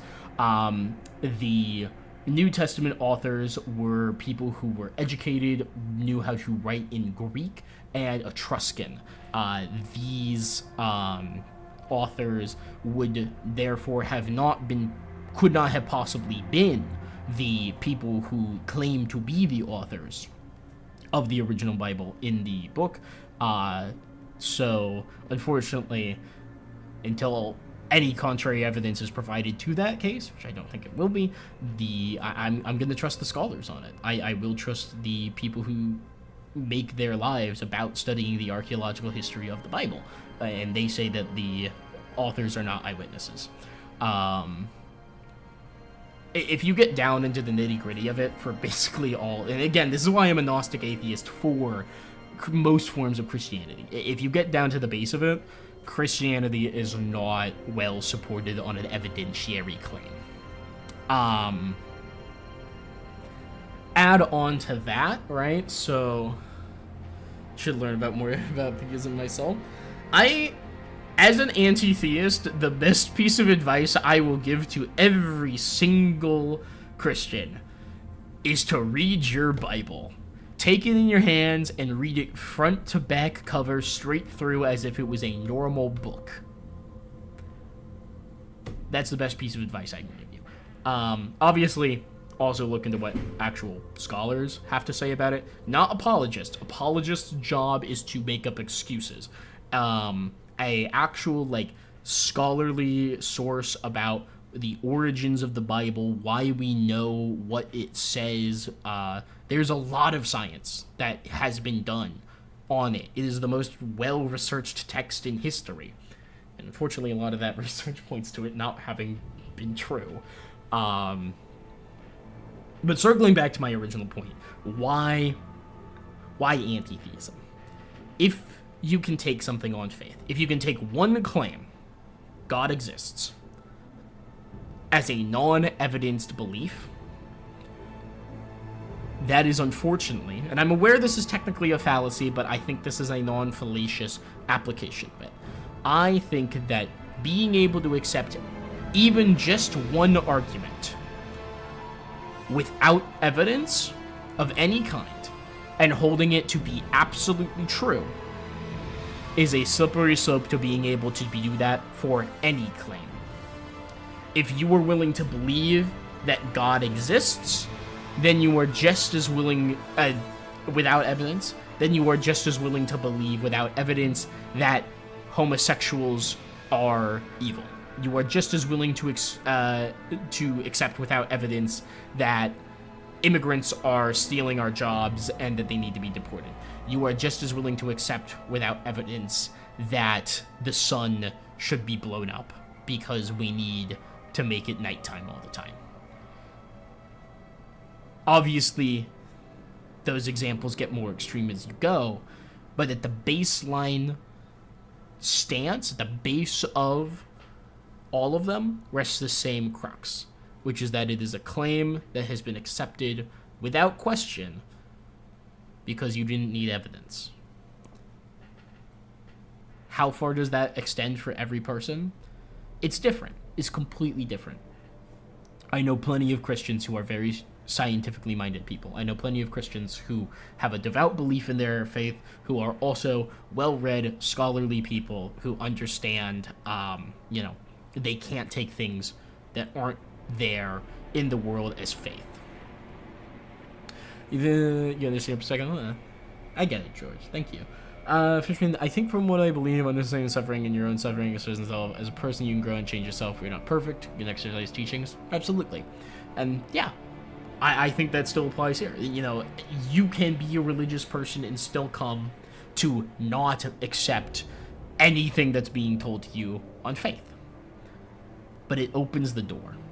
It is the foot in the door that has led, in my understanding, very much so to the downfall of modern society, right? So I think if you have a really in-depth understanding of, in particular, American politics right now, you can understand a lot of what is happening through the lens of religious manipulation of people who don't know better. So, you have a lot of people in the world who believe that Donald Trump can do no wrong because his presence and presidency have been ordained by God. You have a lot of people right now who believe that Israel needs to succeed in its war against Iran, that it needs to succeed in its war against Lebanon, because Israel needs to occupy its former biblical borders in order to bring about the end times and thus start the rapture and end the world. And I'm sorry, but I live in this world. I don't believe that the world is going to end. And I'd like to see the world be a better place. And I don't think we should accept making it a worse one because somebody thinks it's gonna be a good idea to make it end. Like, it boggles the mind. It baffles me.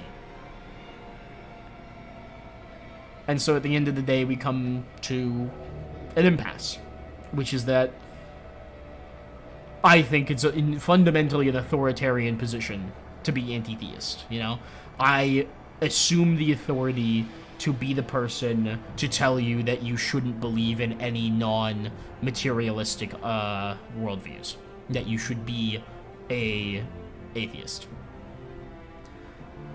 But I'm also staring at a world where people have had the opportunity to not be, have had the opportunity for religious pluralism, and the people who have remained religious have calcified into the most vile aspects of humanity possible. It's awful. It's a real shame. But, yeah. Fishman says, I felt that my aunt doesn't know better because she's a Buddhist at one point, but jumped the gun and became Christian instead. Your thought is that your aunt doesn't understand the teachings of Buddha enough. Perhaps. At least for me. I think the best thing that we can offer, not only ourselves, but the world really at large, is a thoughtful, well-analyzed critique of, what's the phrase? Our society, yes, but also our worldviews. I think that we should accept and constantly question where we derive our understanding of reality from, and that should lead to, yeah, I mean, as you put it, the world needs true peace, but it's really hard to do. At the end of the day, it's what I'd like. I'd like to see a world where we have world peace. Alright, I think all of our stuff is basically on orbit. I have no real need, I don't think, to put more satellites out. Like, unless I wanted to put one past Jewel, maybe? We've got the Delta V for it. We could put another... We could put another one past Jewel. It wouldn't be the most efficient gravity turn for ejection possible. But we could just do a launch real quick and just burn it fucking as hard as we can and try and get a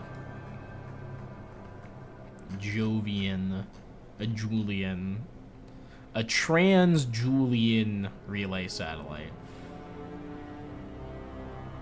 Preferably, however, we would want a trans-Julian satellite that spends its orbit in between Jool and Elu. I mean, there's nothing out there past Jool. So, I don't know.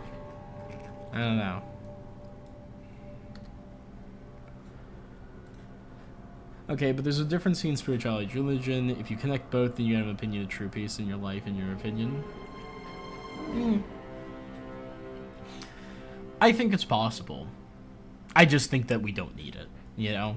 Like, I think that a lot of people look at spirituality and religion and say, these are intrinsic aspects of the human experience, therefore...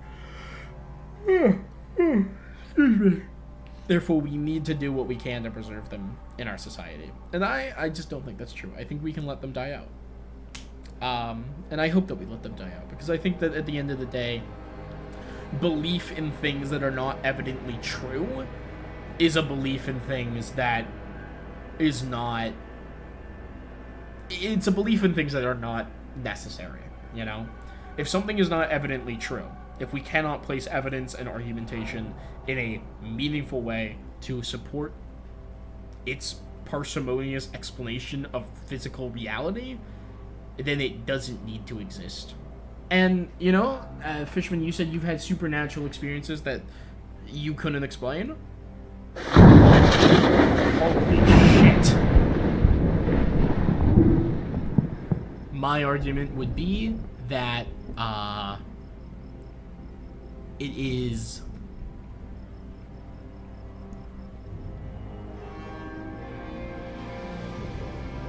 Yeah, my argument would be that eventually we will be able to explain them. And it's entirely possible that the explanation for what you understand, for what you experienced, is something that isn't currently understood. It could be an entirely new phenomenon. But once it is understood, once we have explanations for it, it simply ceases to be supernatural. It becomes scientific, and we can study it through the scientific method. You know? Okay, then let's see what life would be like without religion. Let's just say. I mean, how would you propose that? It sounds like a challenge. And that sounds like the type of thing you say when you're like, oh yeah, we'll see how you can last without your cell phone in the woods, and then you drop somebody in the woods. Alright, you know what? Let's warp to the Kerbin Moho transfer. Oh yeah, that loudness, Fishman, you asked what was that? That's thunder. That's from the volumetric clouds mods. I believe there's a big thunderhead right... Hello, relay station. Yeah, the storm had just recently passed. Whoa! That was sick! Hold on. Do it again, do it again, do it again! Hold on, I want to see this shit.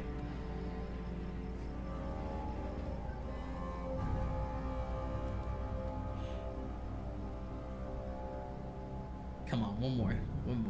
Give me one more. Give me a big one.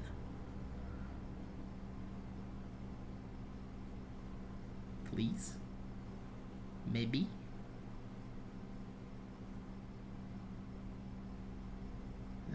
Seems like maybe not. That's a shame. Oh. Next applicable transfer window is Kerbin and Moho. Oh, there it was. Yeah! One more for the picture books. Awesome.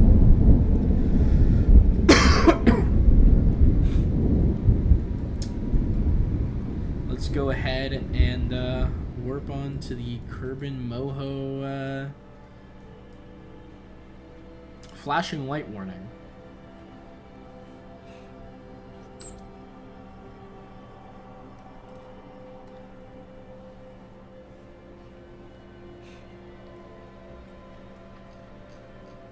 So what does everything look like right now?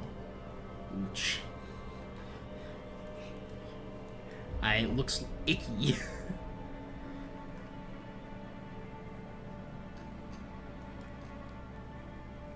Zoom. Zoom.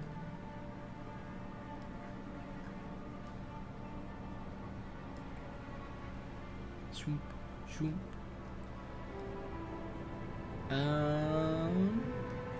Yeah. Transfer windows definitely come up, that's for sure. And, satellites are often moving. I realized that I think it would be more interesting to have us warp ahead while we can see everything move.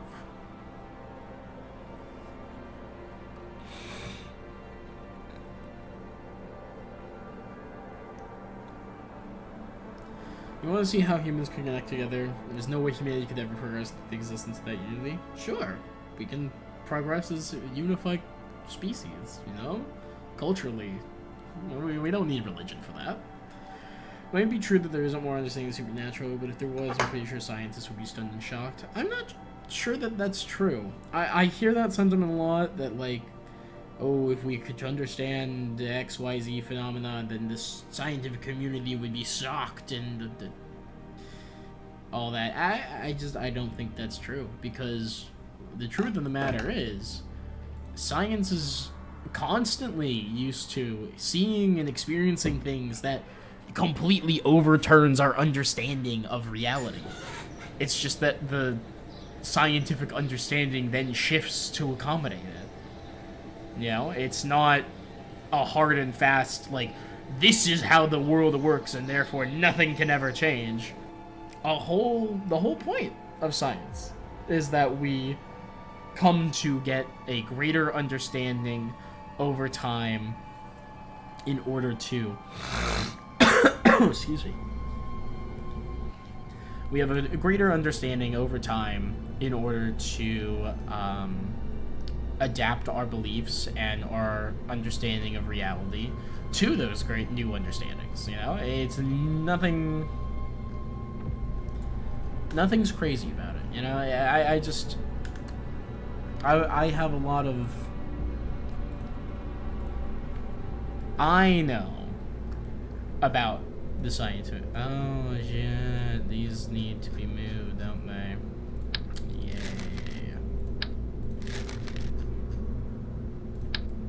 Here's your question: how can humanity unify without a religious revelation? I mean, here's my counter question to you: how can humanity unify with a religious revelation? I mean, we've had religion for what? 10,000 years? Cut it down to 5,000 to make it just the modern world religions that exist. I mean, like, let's not kid ourselves, George. Your religious revelation happened 2,000 years ago. And, not for nothing, Christianity hasn't exactly made the world a, more unified place.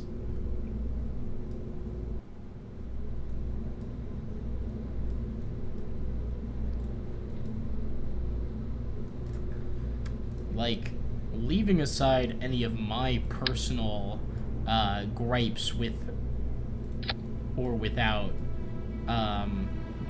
Christian belief,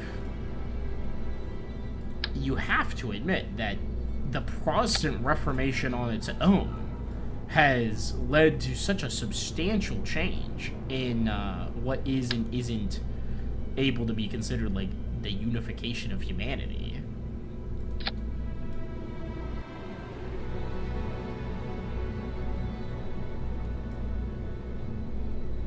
Like, maybe I could have bought it if the only religions that existed was not Catholicism. If the only religion that existed was Roman Catholicism, that was the only form of Christianity that still existed, maybe I could buy it. Maybe I could buy that religiosity is able to provide a meaningful religious revelation, and therefore, through those religious revelations, unify humanity. But the Catholic Church split into the Catholic and the Eastern Orthodox at the fall of Rome. Then the Catholic Church split into the Catholic and the Protestants. There's like 250 odd Protestant denominations, and of course there's also the Roman Catholic and the Reformed Catholics. Like, there's a whole kit and caboodle, like one might even say a mess of different this rocket might explode on launch. We're gonna fucking see. There's a whole like mess of different things. It's a less unified fabric of human culture than anything. Now, if you wanted to make an argument that religiosity helps promote human diversity and cultural change, I could buy that. That's probably true. But in terms of direct, like, unity? I think there's perhaps no greater argument that you can make about the flaws of religiosity than for the fact that it's perhaps the least unifying cultural technology ever devised by humanity.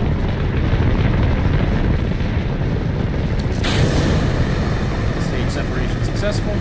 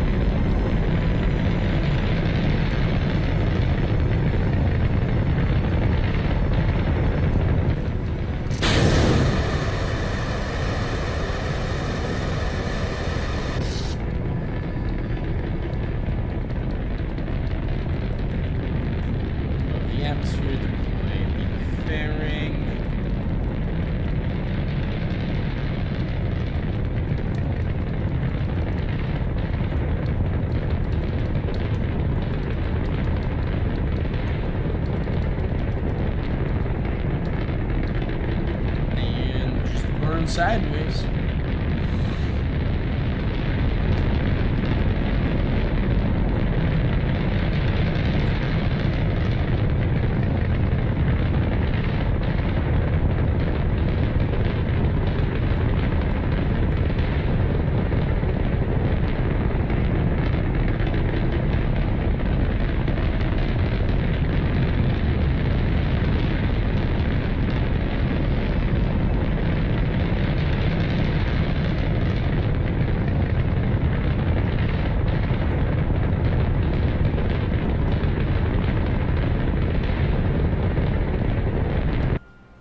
We'll wait until we're a little higher up.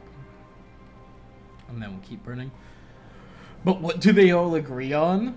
That Jesus died for our sins, and that our imperfections make us sinners, and our direction in life is to be kind, but at some point we'll fall to sin again. I'm sorry, that was probably mean. Listen.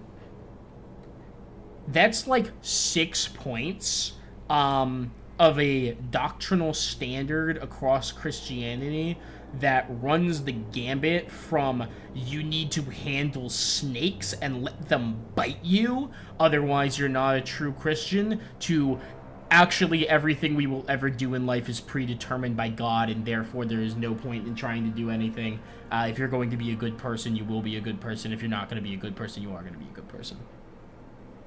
Like, focusing on what they agree on is like asking, oh, but what do Democrats and Republicans agree on? Shouldn't we focus on what binds us as a country? Maybe, but like the Republicans are crypto fascists who want to institute the Fourth Reich, and think that all trans people should die, and Democrats think that like maybe it's okay for gay people to get married, maybe.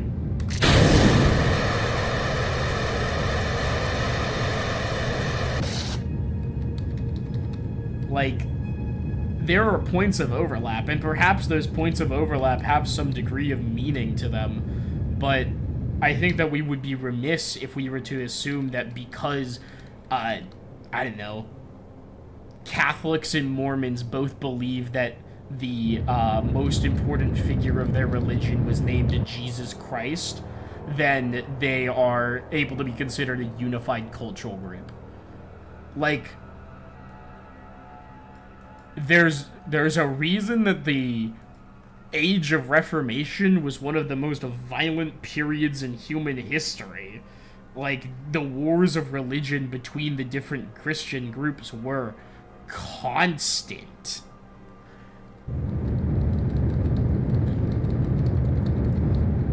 And with the help of our Lord, we're being helped to do more good, but he also tests us. Why?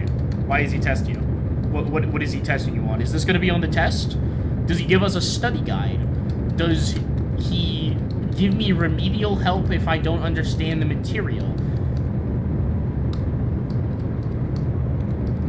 Do you think that choosing to not do good would be better than doing more good? To have no guilt in doing bad? Why the hell would I believe that? Actually, what things have I said that even remotely make you think that I believe that? Or is this just like a weird rhetorical question? Obviously I think good things are good and bad things are bad. Crazy thought, I know, but good things are good and bad things are bad, and I want more good things to happen in the world than bad things. But I mean, also, I think guilt? Why are we focusing on guilt? Guilt is a weird emotion to bring up in the discussion about whether or not like we should do more good or bad in the world. Like, it seems kind of odd. Seems like odd things to be bringing up in this specific instance, I have to say. Yeah, I don't know. Like, I mean, if you're gonna bring it down to that one, like, as simplistic as, is it better to do good or to do bad? Well, obviously it's better to do good. What is good? Because, you know, I was about to say my racist uncle. I don't have any racist uncles as far as I know. They're all pretty chill. But like, JD Vance thinks it would be a good thing if I literally never owned property again because of like who I am as a person, right? Who's it? Stephen Miller thinks it would be a good thing for me to enlist in the military and go and die for Israel in the Middle East. I don't agree that those are good things. I in fact, crazy, a wild work here, think that those would be bad, actually.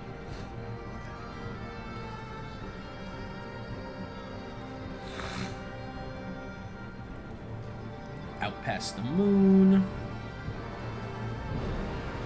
Bum, bum, bum, bum, bum, bum, bum. Bum, bum, bum, bum. Bum, bum, bum, bum, bum, bum, bum. Bum, bum, bum, bum, bum, bum, bum, bum, bum. Dun, dun, dun. Dun, dun. Alright, what kind of like mid-course course corrections do you need to get to fucking Moho encounter?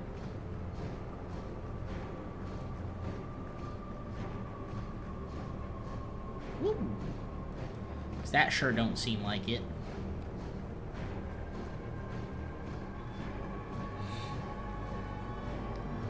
I believe it's about 2,500 is the amount you want for a Moho encounter.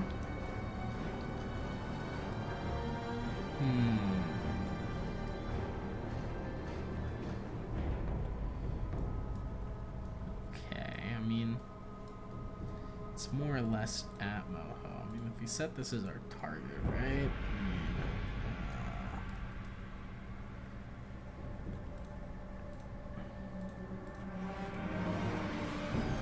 That there, this.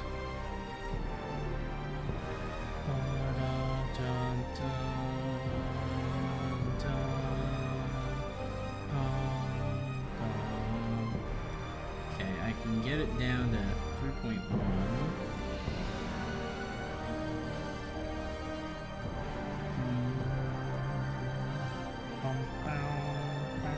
Actually, you know what?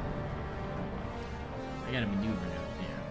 Maneuver. Current orbit to Moho.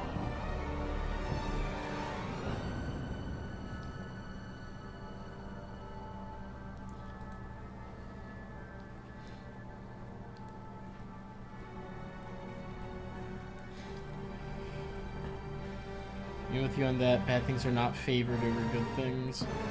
George says, God shows what is good and what is bad in the Bible, but I agree with your opinion about the denominations. I think we all see what is truly good and bad. You actually have a greater understanding than the Bible, and I think that's probably true, and probably shouldn't be considered that difficult for us to do that. And, you know, here's my crazy thought, but, I do actually think that the...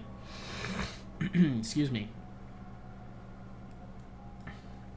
I think that what's it called?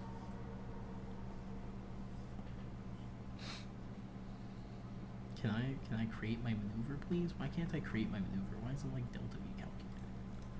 The moon. Windmiss. Moho. Get stuck. There we go. Alright. Year 2? Hold up. How long? Looking at intercept very close to mid-course correction of the creative leadership left 60. Alright. When am I supposed to do this? 1400 delta V. Fly out of Kerbin like that. What the hell? When am I supposed to do this?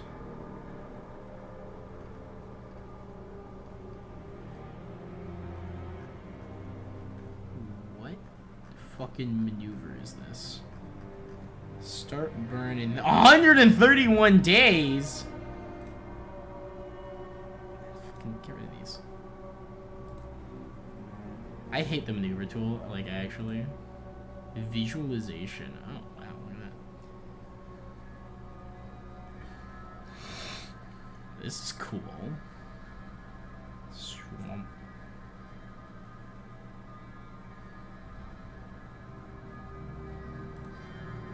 Transfer window timing. I see.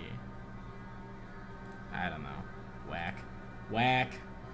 This shit's whack.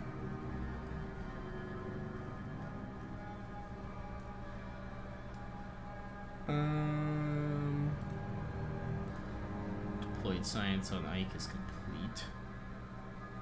131 days. Camper mark X10 and low, but yeah, don't beat that. That's not what we want. Alright.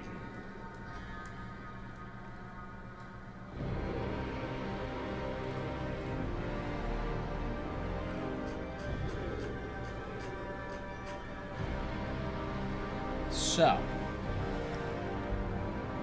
gonna burn in.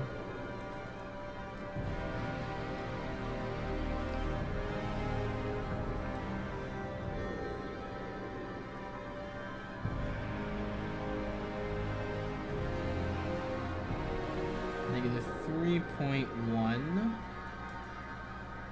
Add a little bit more of this.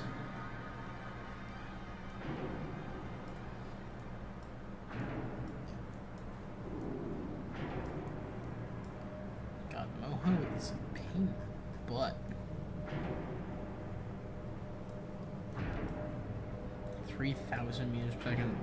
I know that ain't right.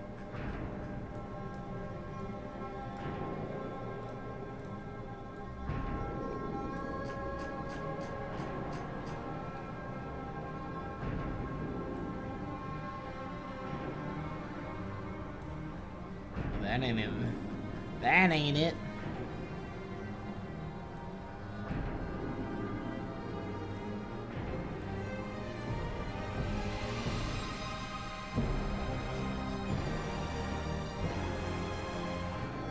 Okay.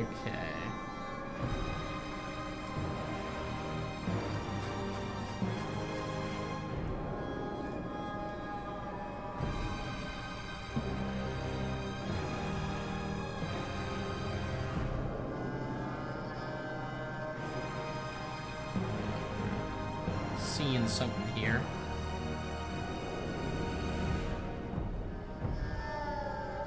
Okay. Closest approach, target position at closest approach.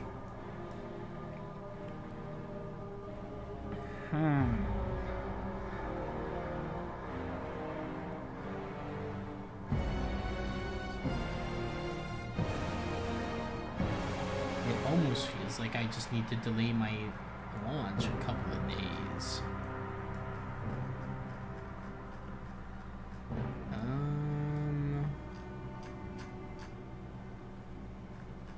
What if I pushed a further that way? Okay.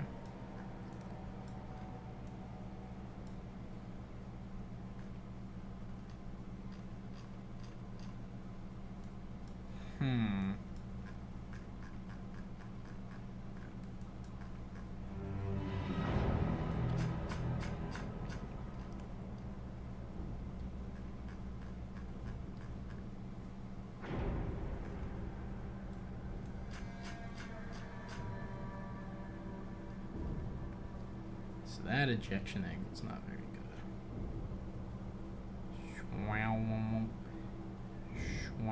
Come on, come on.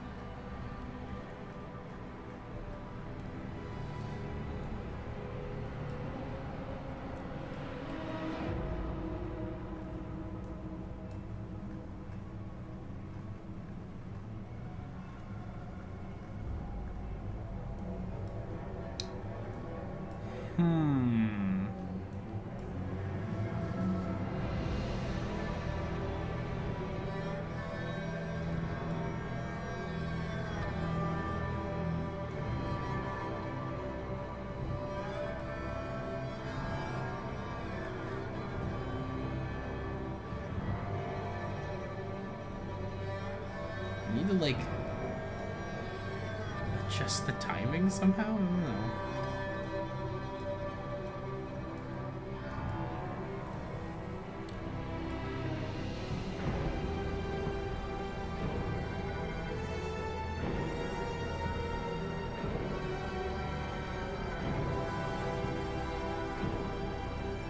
maybe in a bad transfer window.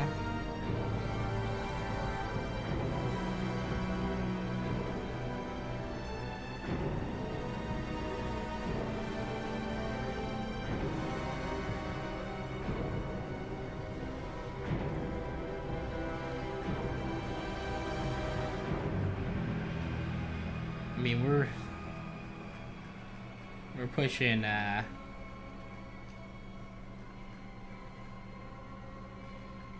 that just doesn't seem right. We just seem out of sync with it completely.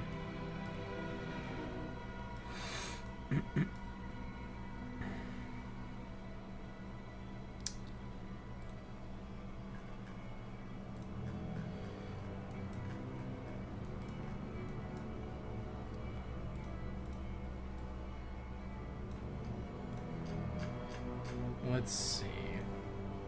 I mean, I could try circularizing my orbit, but I don't know what that's really gonna do for us.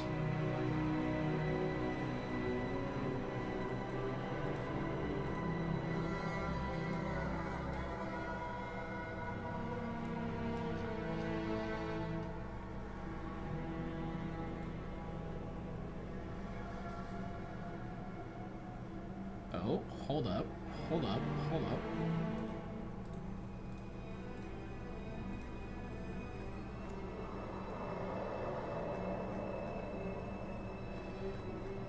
The Mohoian direct transfer, the mythical Moho direct transfer. Hold up. This is about to be some stupid shit, isn't it?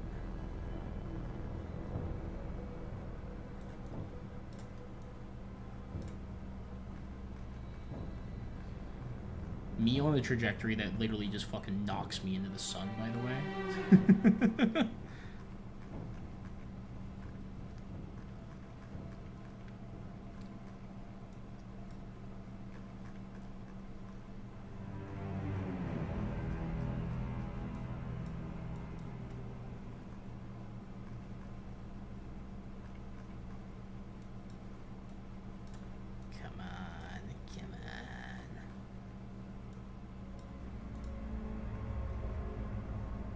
Alright, hold up. That moves them farther apart. This moves them farther apart in, like, sequence with each other, though.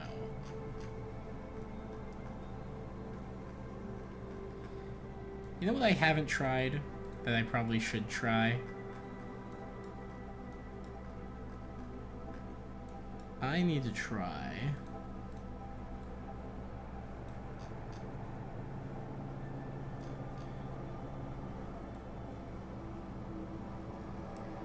If I eject like that, we just get yeeted pretty far out, right?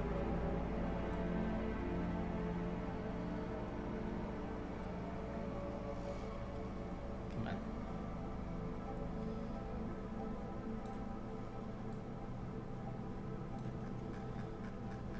Which way is this ejecting? Why is it trying to eject me like that?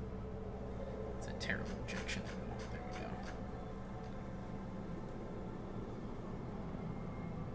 If we pull in like this, right?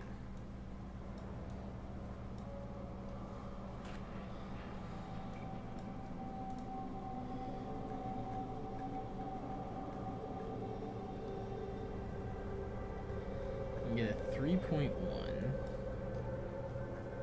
And I prograde it in a little bit more. And then, I mean, what does this do?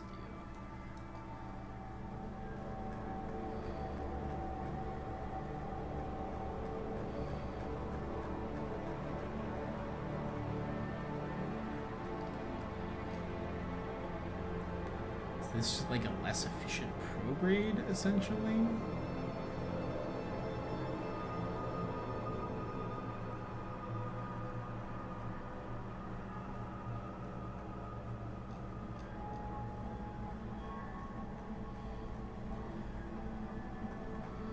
Putting so much juice into this.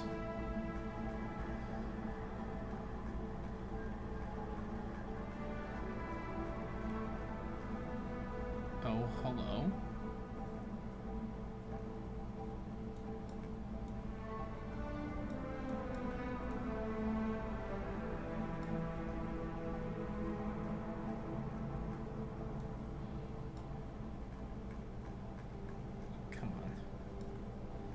add something here.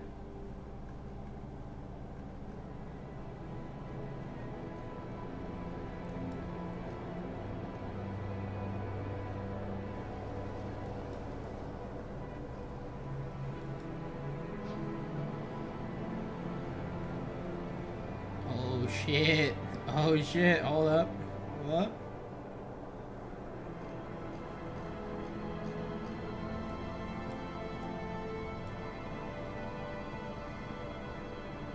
Okay, hold up, hold up, hold up.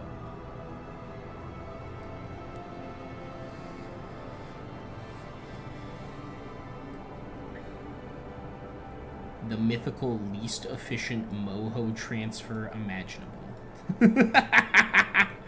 What am I looking at here? What is this? What is this ridiculous moho fucking visitation rights? Divorced dad moho rights. Alright. Is it a little bit of this? No. Pull that in.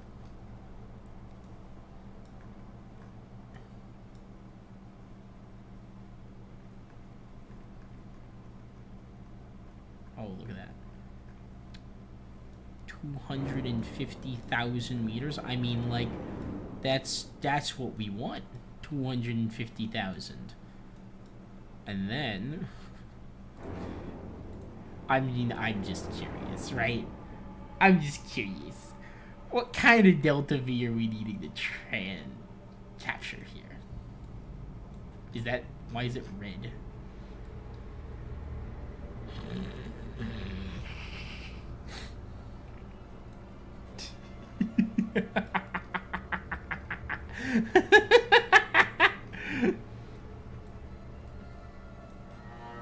You know, it's nothing. It's no big deal. That's a reasonable amount of delta V, I'm sure. I'm sure that's an amount of delta V we have on this ship that we're definitely not about to crash into the sun doing this. How long is this going to take? I mean, well, we've got one. We've got a modeling counter. I just... Somehow I doubt this is going to be what we need it to be. Somehow I have my doubts. Somehow I feel like this wasn't gonna work. Somehow. Somehow this feels unlikely.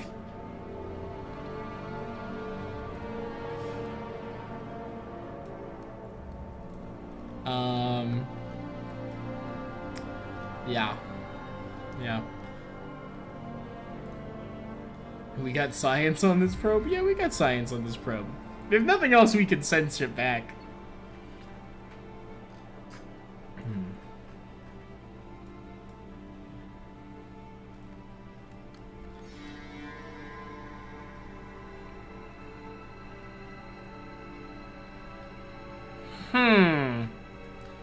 Wait a second. Uh-oh. We have a slight issue with our maneuver.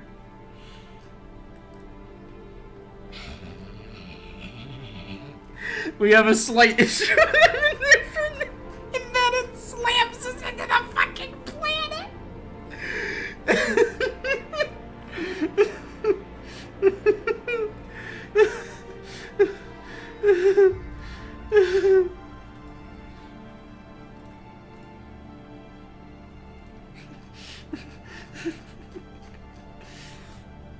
Which means that this maneuver literally can't work. Or because the ship to make this no longer collide directly with the planet.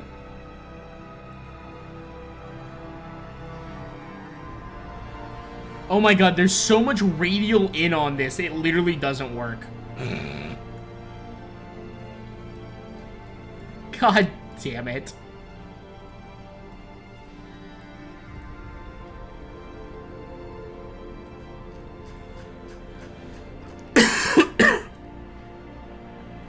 Fuck it, we're doing a mid-course course correction. There's no other way.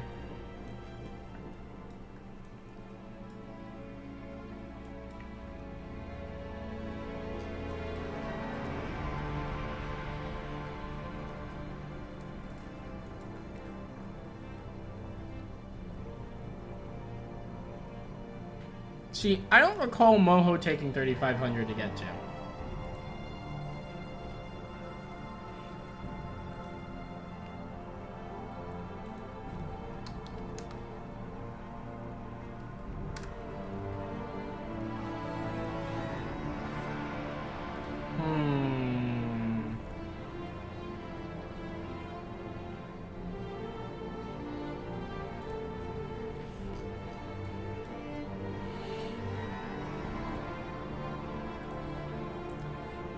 Moho ejection angle. No, it's not that. Alright. This is the Moho ejection. Moho is a 2,500, I think.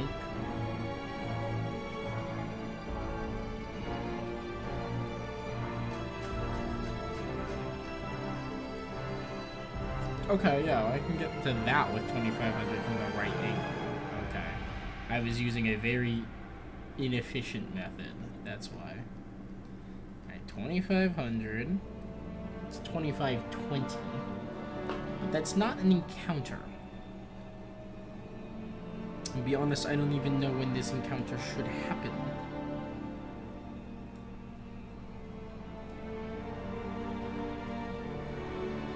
Feels like it should be there.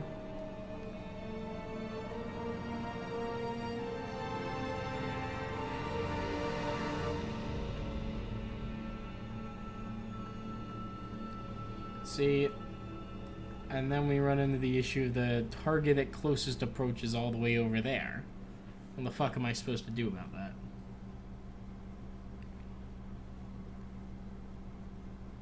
Does changing this change that?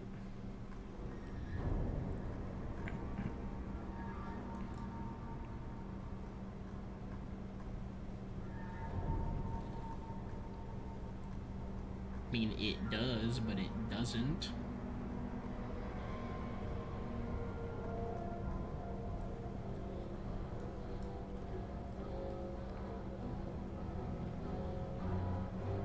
I mean, it's a 25-20.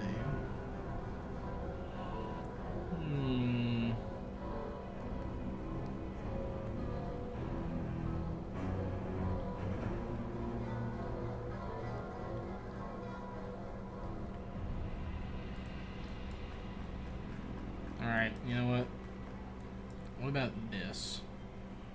What's 25-20 plus 760?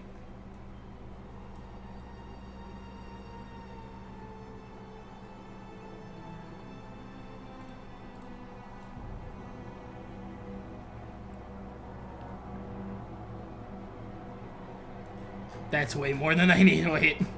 That's 6,500. 25-20 plus 700. So 25 plus 7. Fuck, I don't know. I can't do math. 25-20 plus 760. 3,280. What if I do that? What if I do it to straight prorate 3,280?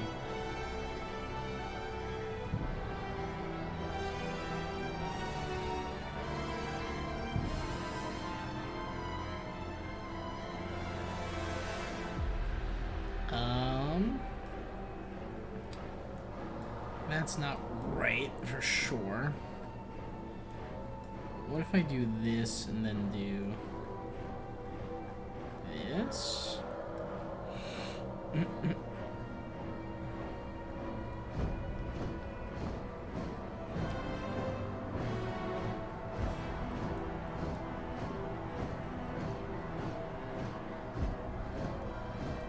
See, I'm still running into closest approach problems. Like, the target position's just not correct. That's 3280, and it's not even close.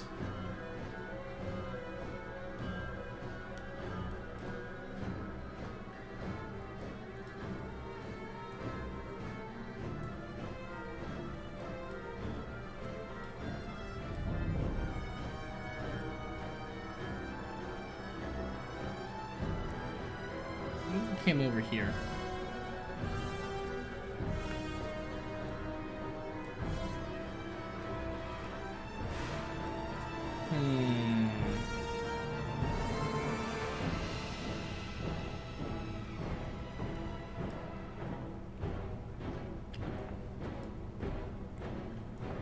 Okay.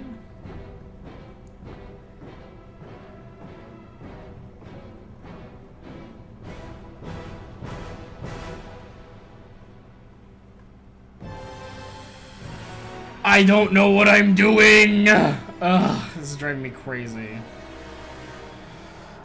Just do it, sis Palpatine, just do it, do it, do it. I like how the Frostburn 2 bars in me zoom in the sun almost. Ay, I've got no idea what's going on.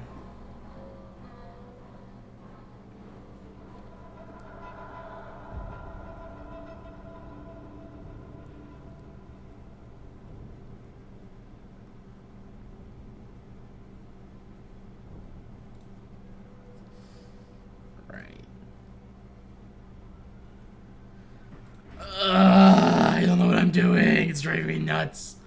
How do you make a moho transer? Do I need to make this thing do it for me? You know what? Hold on. I've got an idea.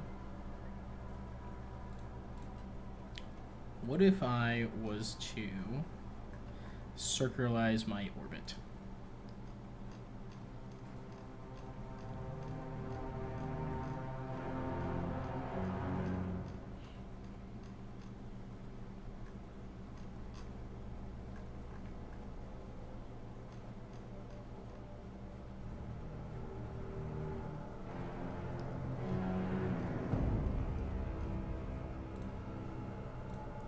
Let's start there. What if we circularize our orbit? And then... Let's do breast impression or something I can do. I can do a pretty good Shaggy. Oh, like, dude, I don't know what's going on with our rocket, but I can't seem to make it work. Oh, what's an orbital transfer window, man? Like, I just wanted a sandwich.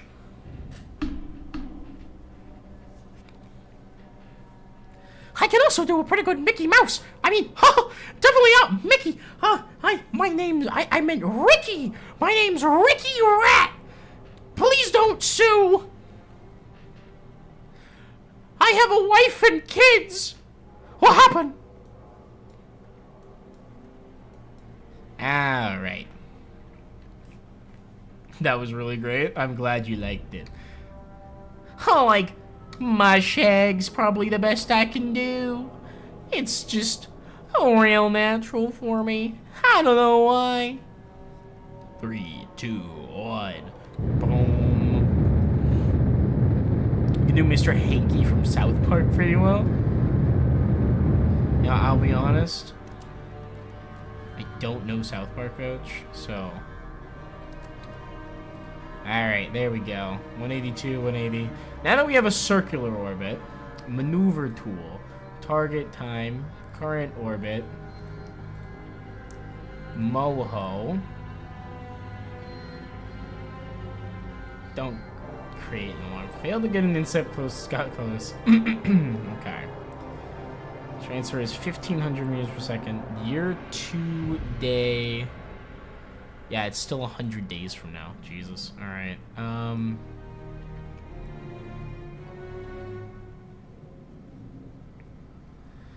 You know what? Fuck it. I'm sick of trying to get moho transfers. I'm gonna be so real. I'm so sick of trying to get these manually. We're just gonna let it give me one. We got a moho. Scanner probe to moho alarm now that we'll have to deal with. Jesus Christ. Pirate Oh yeah, bro. You know who else can't do transfer windows? That was a terrible muscle, man. I've done better than that. You can do an okay Stitch. The Dutch voice actor even said your mind was pretty good. Oh, hell yeah. The Dutch voice actor sounds basically the same as the one in English, so there's that. Oh, hell yeah. That's awesome. Alright.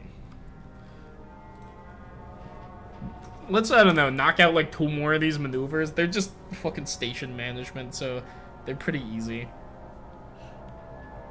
And then maybe we can get a decent idea for what our deep space relay is gonna look like. Yeah? Let's see. Look at our alarms. Relay station 1 apoapsis rays. Let's warp to that. Oh, that was a good beat drop to hit fast forward on.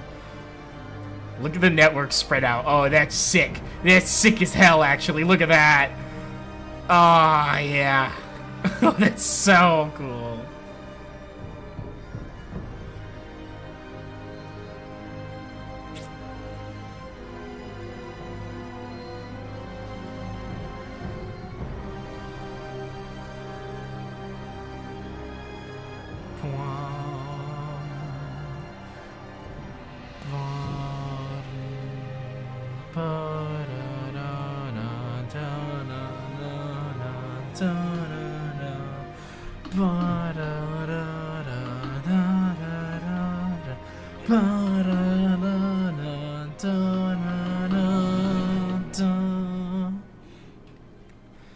Oh, hello trajectories. Alright,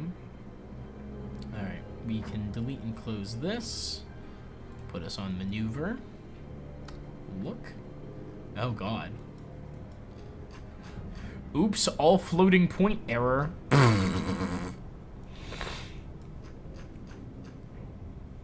Is that Kerbin? Oh, yeah, that is Kerbin. Okay. I love when we're like 12 feet off of our fucking maneuver. What the fuck am I looking at here? Alright. If we look at our map, and we look at what it's supposed to be, alright. Shouldn't be too bad.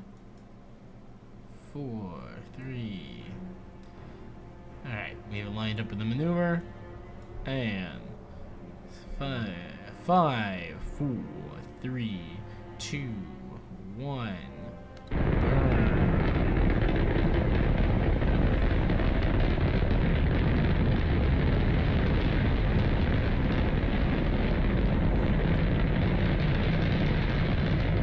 God, this thing's got such a dinky little engine. I'm so used to flying things with a mammoth engine as its main stage. Next D&D character, a real blue gremlin creature, so you can. It's gonna be a blue gremlin creature, so you can use the Stitch voice. That's great. That's a good one. Very nice pattern. Very nice. 2, 2, 1, and boop. And boop. Very nice. Okay. I'm gonna push that up to 17 million. Very nice. Then we'll go up to our apoapsis here. Add a maneuver. I'm going to raise that periaptic to be also at 17. Oh.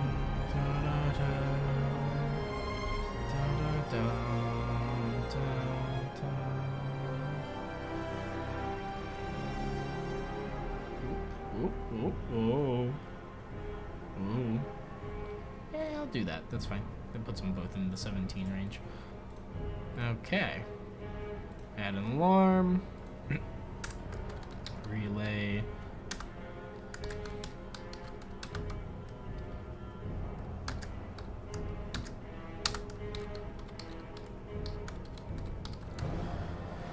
Go ahead and apply that. Okay. Very nice. And when is that? It's quite a long time from now. Sensible. Alright, let us pop back to the tracking station. Vine alert 6 times 3. What? Why are there vines? Are there vines growing? Is there a plant grow here? I love a good Alarin. Okay.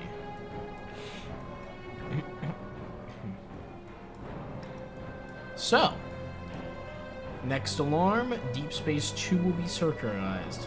Let's work to that. It's only 11 days from now.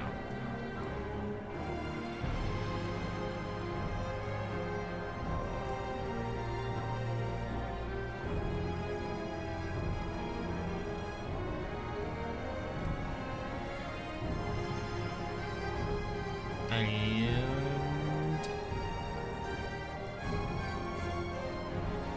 ding! Alarm goes off. Let's jump to the vessel. Where's Deep Space 2? Oh, this is the one that we sent in, right? Oh, hey, John. Saw on Jacked Up Sky released a video about the movie. If it wasn't real before, it sure is now. Have I not heard of the old Vine app? Am I joking? Yes, I'm joking. I've heard of Vine. God, back at it again at the Krispy Kreme. No love in your heart for me. Yeah, this is the one that's between Eve and Moho. Let's go ahead and relock ourselves back on our maneuver. Hope we can get there in time.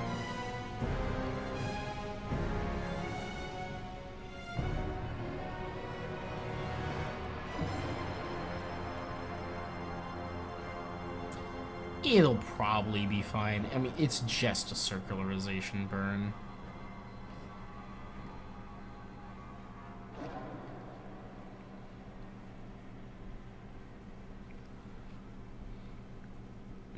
Vine, my beloved. I love that word, beloved. 3, 2, 1. I'm gonna head and start burning because we're mostly in the right direction, and it'll help us spin. And as we get right about on it, we will... Come on, come on, come on. Gun it.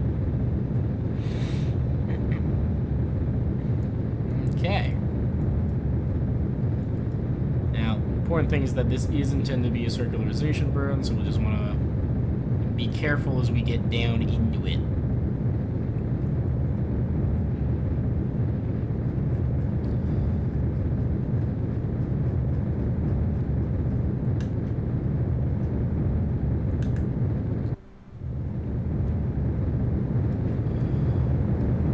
I think, also going to want to...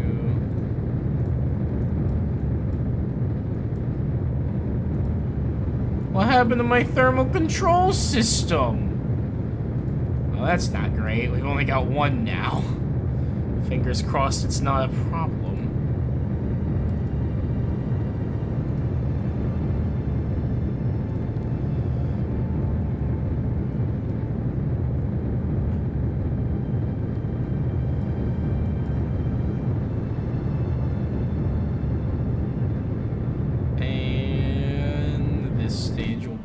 Fuel, stage separate, and activate them nuclear engines.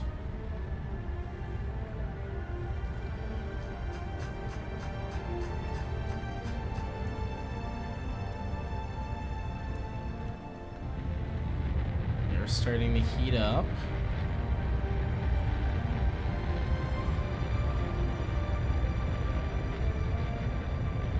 It's not sinking too fast. We should be okay. I just want to kind of monitor these things.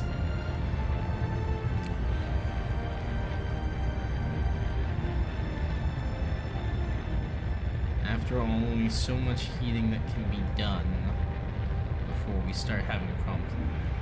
Interesting that they've got a little secondary gas outflow here from both of them. I wonder if they're running a turbo pump.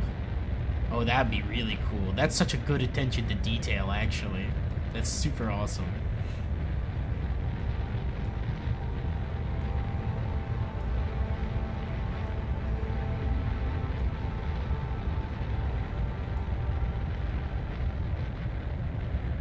Alright. Gonna go ahead and pop back to the map view because we are getting real close. We're just gonna be able to cut the engines when we get to the point where it starts spinning. Or, I mean, if it hits 7 million more or less.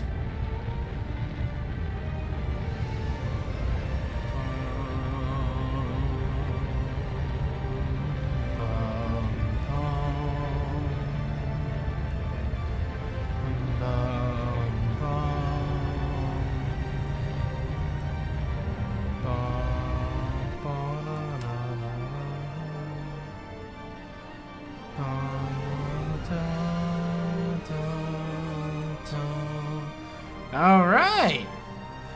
We're in orbit! We got plenty of power still to work with. So, I'm gonna go ahead and retract our solar panels. And these did not overheat, so that's awesome. And we're gonna go ahead and, actually, I'm gonna extend one of these back up. But we're gonna go ahead and disconnect all of the struts.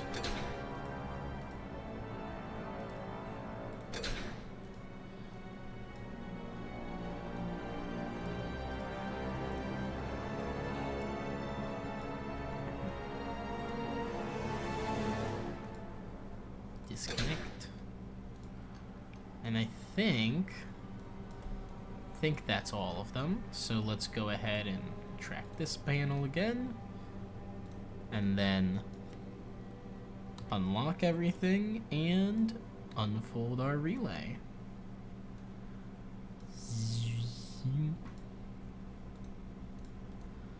Gorgeous. Ugh. I am such a sucker for these robotic arms.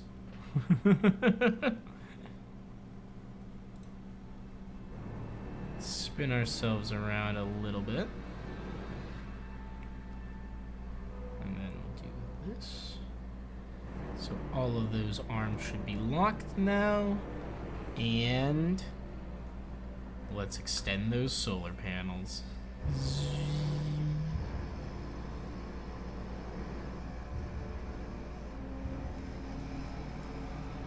Ignore the ones that are clipping into those fuel tanks. They don't count.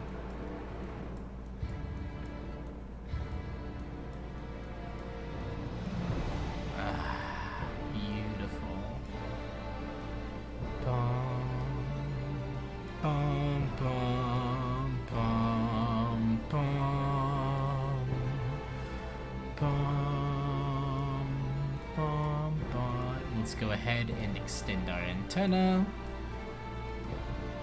And we can go ahead and extend this antenna. Turn off SAS because it's not really needed. And just like that, that's another relay station in orbit where it needs to be. We now have an 11-day window for a Kerbin Joule transit.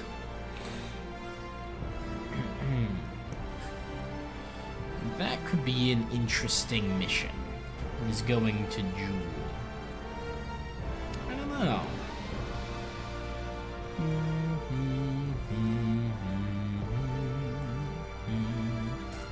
Comnet vessel links. I gotta say, shout out to the fact that this thing has such a good connection to Duna. Like, our Duna probes have a good connection to this. Oh yeah, those combinable sets are good. This is awesome. Alright. Let's pop back to the tracking station, and we can see our whole network as it stands right now. Frostwing 2 music hits hard. It does. It's so good. And then I think we'll call it, and we'll consider whether or not we're going to use that Julian transfer window for anything. Yeah, shout out to the fact that this poor satellite is still barely connected. It's trying so hard, but it barely is. But meanwhile, the relay constitution, I mean, they're already doing pretty well.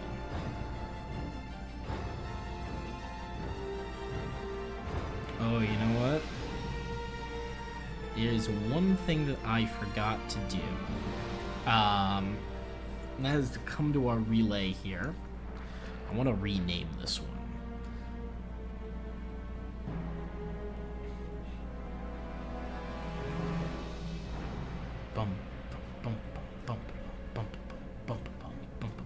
Since this now is perfect, now that it is stably, what the fraggin' lagglin' dagglin' hell is happening?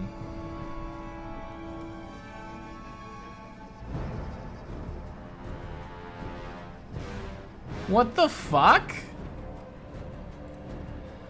How long ago was my last save? 206, you're 2 day 70.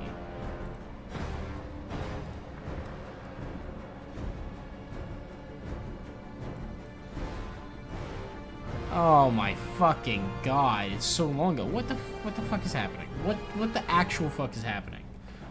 What the actual fuck is happening? What why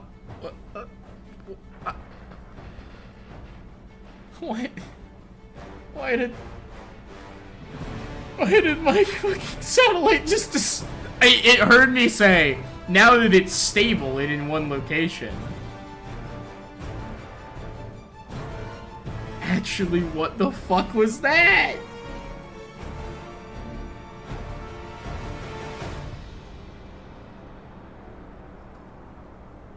Alright, hold on. Let's drop a fresh save real quick. Let's go, check on our satellite and see what the damage is. I'd rather not have to redo those two things, but if it ends up being the case, fucking I will. What the fuck just happened? Why did it do that? Why did it do that?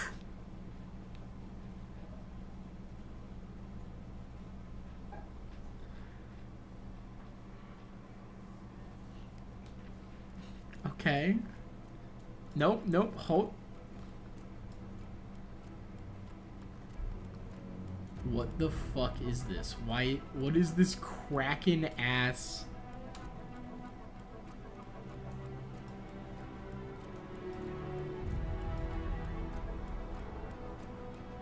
What the fuck is happening? Why is the Kraken decided that I deserve to suffer?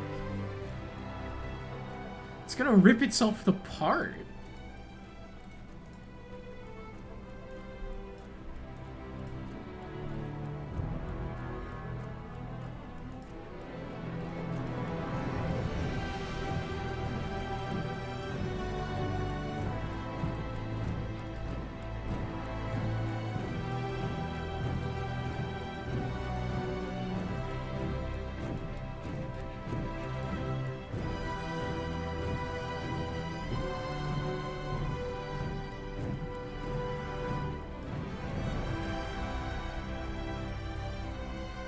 It's still just fucking wobbling along here.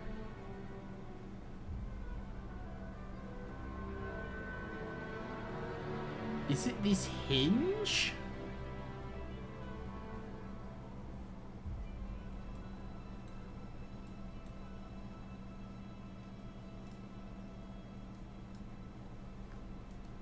It seems to be that the hinge is glitched.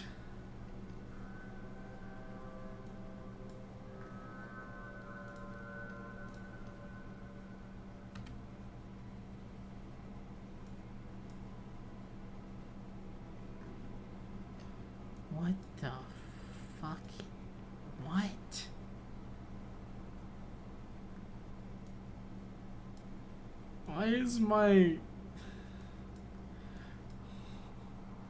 Why is it possessed?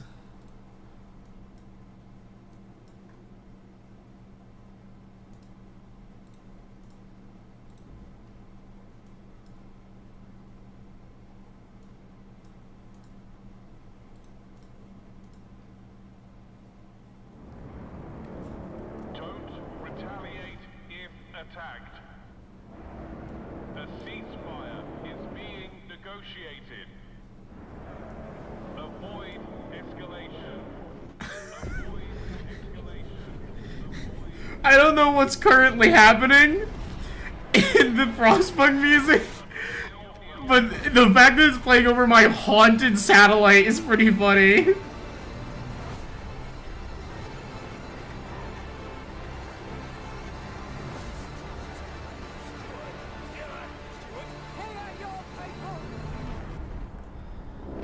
looks like a weapon. Weather warning is in effect. Is this the trailer? This is I think this might be the trailer. Hinge. Okay. The motor is currently motorized. I think this is the issue, is that for some reason the motor is currently motorized.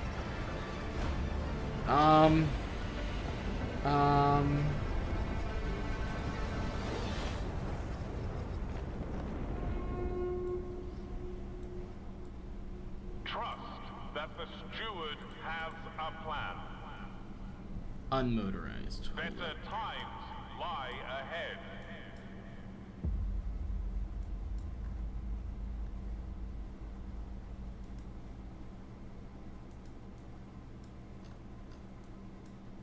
What the The steward is sending signals across the Frostland? You know, I think that's true.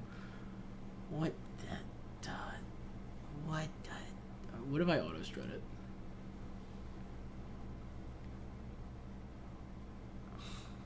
Auto-strut appears to have made the spinning worse, because now it's transferring force where it shouldn't.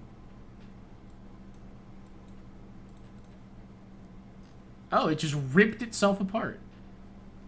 Okay. It finally stabilized after I auto-strutted it back together. Okay. We did it, guys! We saved the city!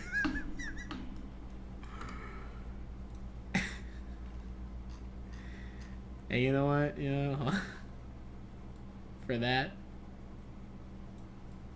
I think it's perfect timing.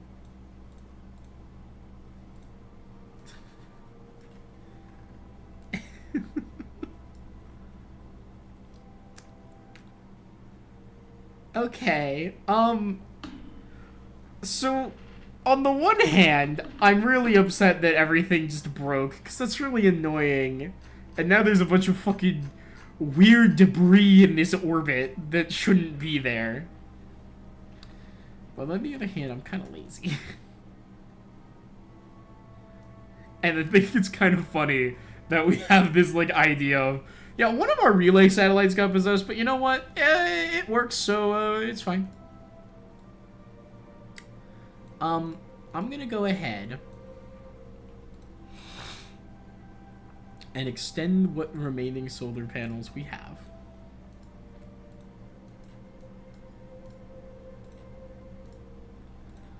With the intention being that, this one janky-ass solar panel arm. I like to imagine this thing is still giving, like, 98% of its power. It's like, yeah, that's fine. We're gonna go ahead and rename it, and then we're gonna remember to never look at this again. This is not just Deep Space Relay. We're gonna just go ahead and rename this to Deep Space. This is Deep Space 2, if I remember correctly. Do not look.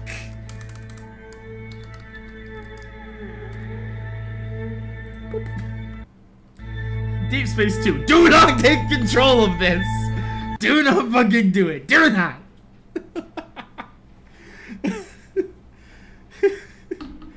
One of our satellites got quirky. Start of analog or true.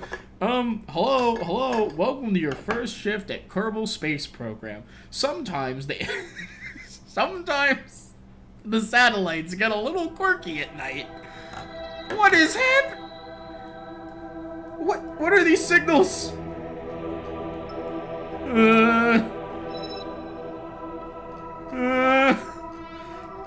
Sometimes the satellites get a little quirky at night.